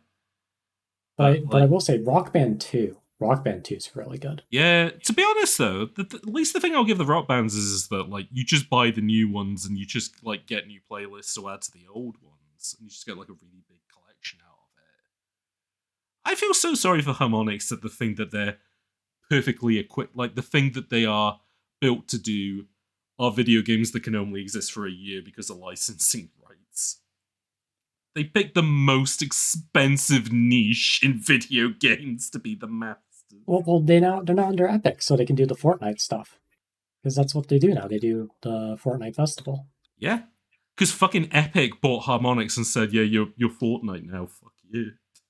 Not only the most expensive niche in music rights, but also you gotta get people buying peripherals. And when that was fresh, people went fucking crazy. Like, Guitar Hero dominated. I was a big fan of the peripheral era games, although I didn't fall for shit like Tony Hawk Ride or like the Skylanders. But I loved like plastic guitars and shit. I imagine you're a big DJ Hero guy. Oh, I had DJ Hero. Was it DJ Hero 1 or 2 that had like the Eminem like 3D model in it? There was a DJ Hero 2? Oh yeah, they took a second chance on that. Yeah, I thought that shit flopped so hard. They were like, "We're not doing that again." This was when like Activision were like in their big cocaine era before they decided actually everything is Blizzard, everything is COD. I really wish game developers got back into cocaine because they were way better when they were on. Well, no, the devs are absolutely no. It's the fucking money guys that need to be hitting big rails like they're Tony Hawk. The problem is just like games take too long to make. Like DJ Hero, you could shit out in a year. Now DJ Hero would take 2 years. Well, that's kind of like what the whole thing with Monolith that's so depressing as well is like Condemned 2 comes out a couple years later and then they spend years in the pits. We probably said this during the first episode, but we could be up to Condemned 5 by now if they were keeping the real pace going when games were at this scale. I think it was just the thing of just like every successive console era has made game development longer and more expensive. Yeah, I mentioned this last night with a mate. It's never going to happen again, but I miss PS2 era Capcom because every 3 months there was a new game from Capcom that was weird and different. Although it's funny because since they figured out the RE engine, they're kind of back to that, but the games are still taking too long to make. There's Like still only 4 big games a year. No, and like they will still do weird stuff like Kami, Path of the Goddess, and what's it called, Ghosts and Goblins. But like, and like Exoprimal and stuff. But yeah, like, just games take long. Yeah, games just say way too long to make. I mean, look at Resident Evil. Like, the last Resident Evil game was 2 years ago. Meanwhile, mid 2000s, you had Outbreak, you had Gun Survivor, you had. Oh god, yeah, like you had like 3 a year at one point. Yeah. They were fucking prototyping RE4 so much, and it didn't even take long to come out. You got Devil May Cry out of the fucking bargain. And Haunting Ground. And then after Resident Evil 4, they look at that and go, this difficulty thing's interesting. Let's throw out some God Hand while we're at it and fucking... Well, not only that, but like the engine that they used for RE4 became like the backbone of MT, which then became like Dead Rising and like all sorts of stuff. So if you want to know why the game industry is really struggling right now, it's because they just can't throw these things out at this speed anymore. You're not getting hit with crazy shit. It's also interesting because now there's more games than ever coming out. Yeah. On mostly indie level stuff, but yeah. I can only be faux cynical because, hey, Haste might come out any day now. Well, what a very interesting industry. Yeah. And that's why we love to cover it, and by it I mean a very, very, very, very small and niche subsection of it, which even we find hard to define. And when I say we, I mean me, finds hard to define episode by episode, but that's okay. A strange snapshot in time where the AAA was like, let's do a crazy shooter, and missed their mark. The shooters that missed their mark, like this game, which is only really a shooter in small bursts. But more than the first game, and that's part of the problem, depending on who you ask. Definitely part of the problem. But I tell you what isn't a problem. Tujo, thank you for coming on to both these episodes to talk about Condemned as vibes expert and bear expert. I wouldn't say I'm a bear expert. I think you know more about bears than I do. I mean, he was saying you're like a bear expert, bruv. Yeah. Bear expert. When I said bear, I mean I'm a bears expert, as in like other bears, but you are bear expert, as in the bear from this game. So, I know all the frame data. Yeah, you pulled the model out and you did like you poly counted it. You're like, damn, that's an impressive bear. It's like 2 polygons. It's really impressive. It's like postcard 3D, like Doom, like the really impressive parallax on the bear. TJ, thank you for coming. Is there anything you'd like to promote or tell the folks at home about? Tetrachroma. Oh yeah, it's a new game. I can't believe you got into that. I can't believe you got thrown into it. The reason I finished Condemned 2 mere hours before recording is because Tetrachroma ate up my weekend. Just that good. I shouldn't have shown you that game. I've condemned you. Oh fuck. TJ, when are you playing Nubby's Number Factory? Eventually. Okay, it's on the list. We're getting there. It's on the list. Once we've done Fear, then then you'll be free and can play Nubby's Number Factory. Oh. Snake, also thank you for coming back to talk about the Condemns. Is there anything you'd like to tell the folks at home about or promote? I'll shout out a channel. I don't actually know if I've done it before, but I'll throw it out now because we talked about trophies earlier. I'll shout out Adam McDermott, who I find his trophy hunting, his Platinum Journey videos rather, find them quite charming, quite entertaining. What would you say is your, like, if there was like one video out of the trophy journeys that you would recommend? I like his Metal Gear Solid 4 one, though. It feels bad to say because that was the one where he fucking suffered the most. Oh no. Because Tujo, you mentioned why, and then I thought, oh yeah, Adam McDermott did a Metal Gear Solid 4 Platinum Journey, and that was an absolute hell of routing through that game to figure out how many titles can I get in one go. I just remembered another achievement in that game. You have to activate all the flashback sequences in one playthrough. Yep. So you cannot rest. You can't skip any cutscenes. You have to be ready for them at all times. Was that the thing where you had to press like the L1 button at exactly the right time to just get like a JPEG or something that happened? Yeah. I also like his Call of Duty one. He does stick to mainly like mainstream big like ticket games. So I guess I'm not sure whether you can call that a weakness or not, but meanwhile, I've been James. You can follow me over on X or Blue Sky over at Hot Cider, HCCYD. If you like the podcast, be sure to leave a like. Until next time, though, I mean, obviously, there's only one thing that I can say at the end of the episode, which is keep on. keep bumming. Keep bumming. Keep bombing. Keep bumming, everyone.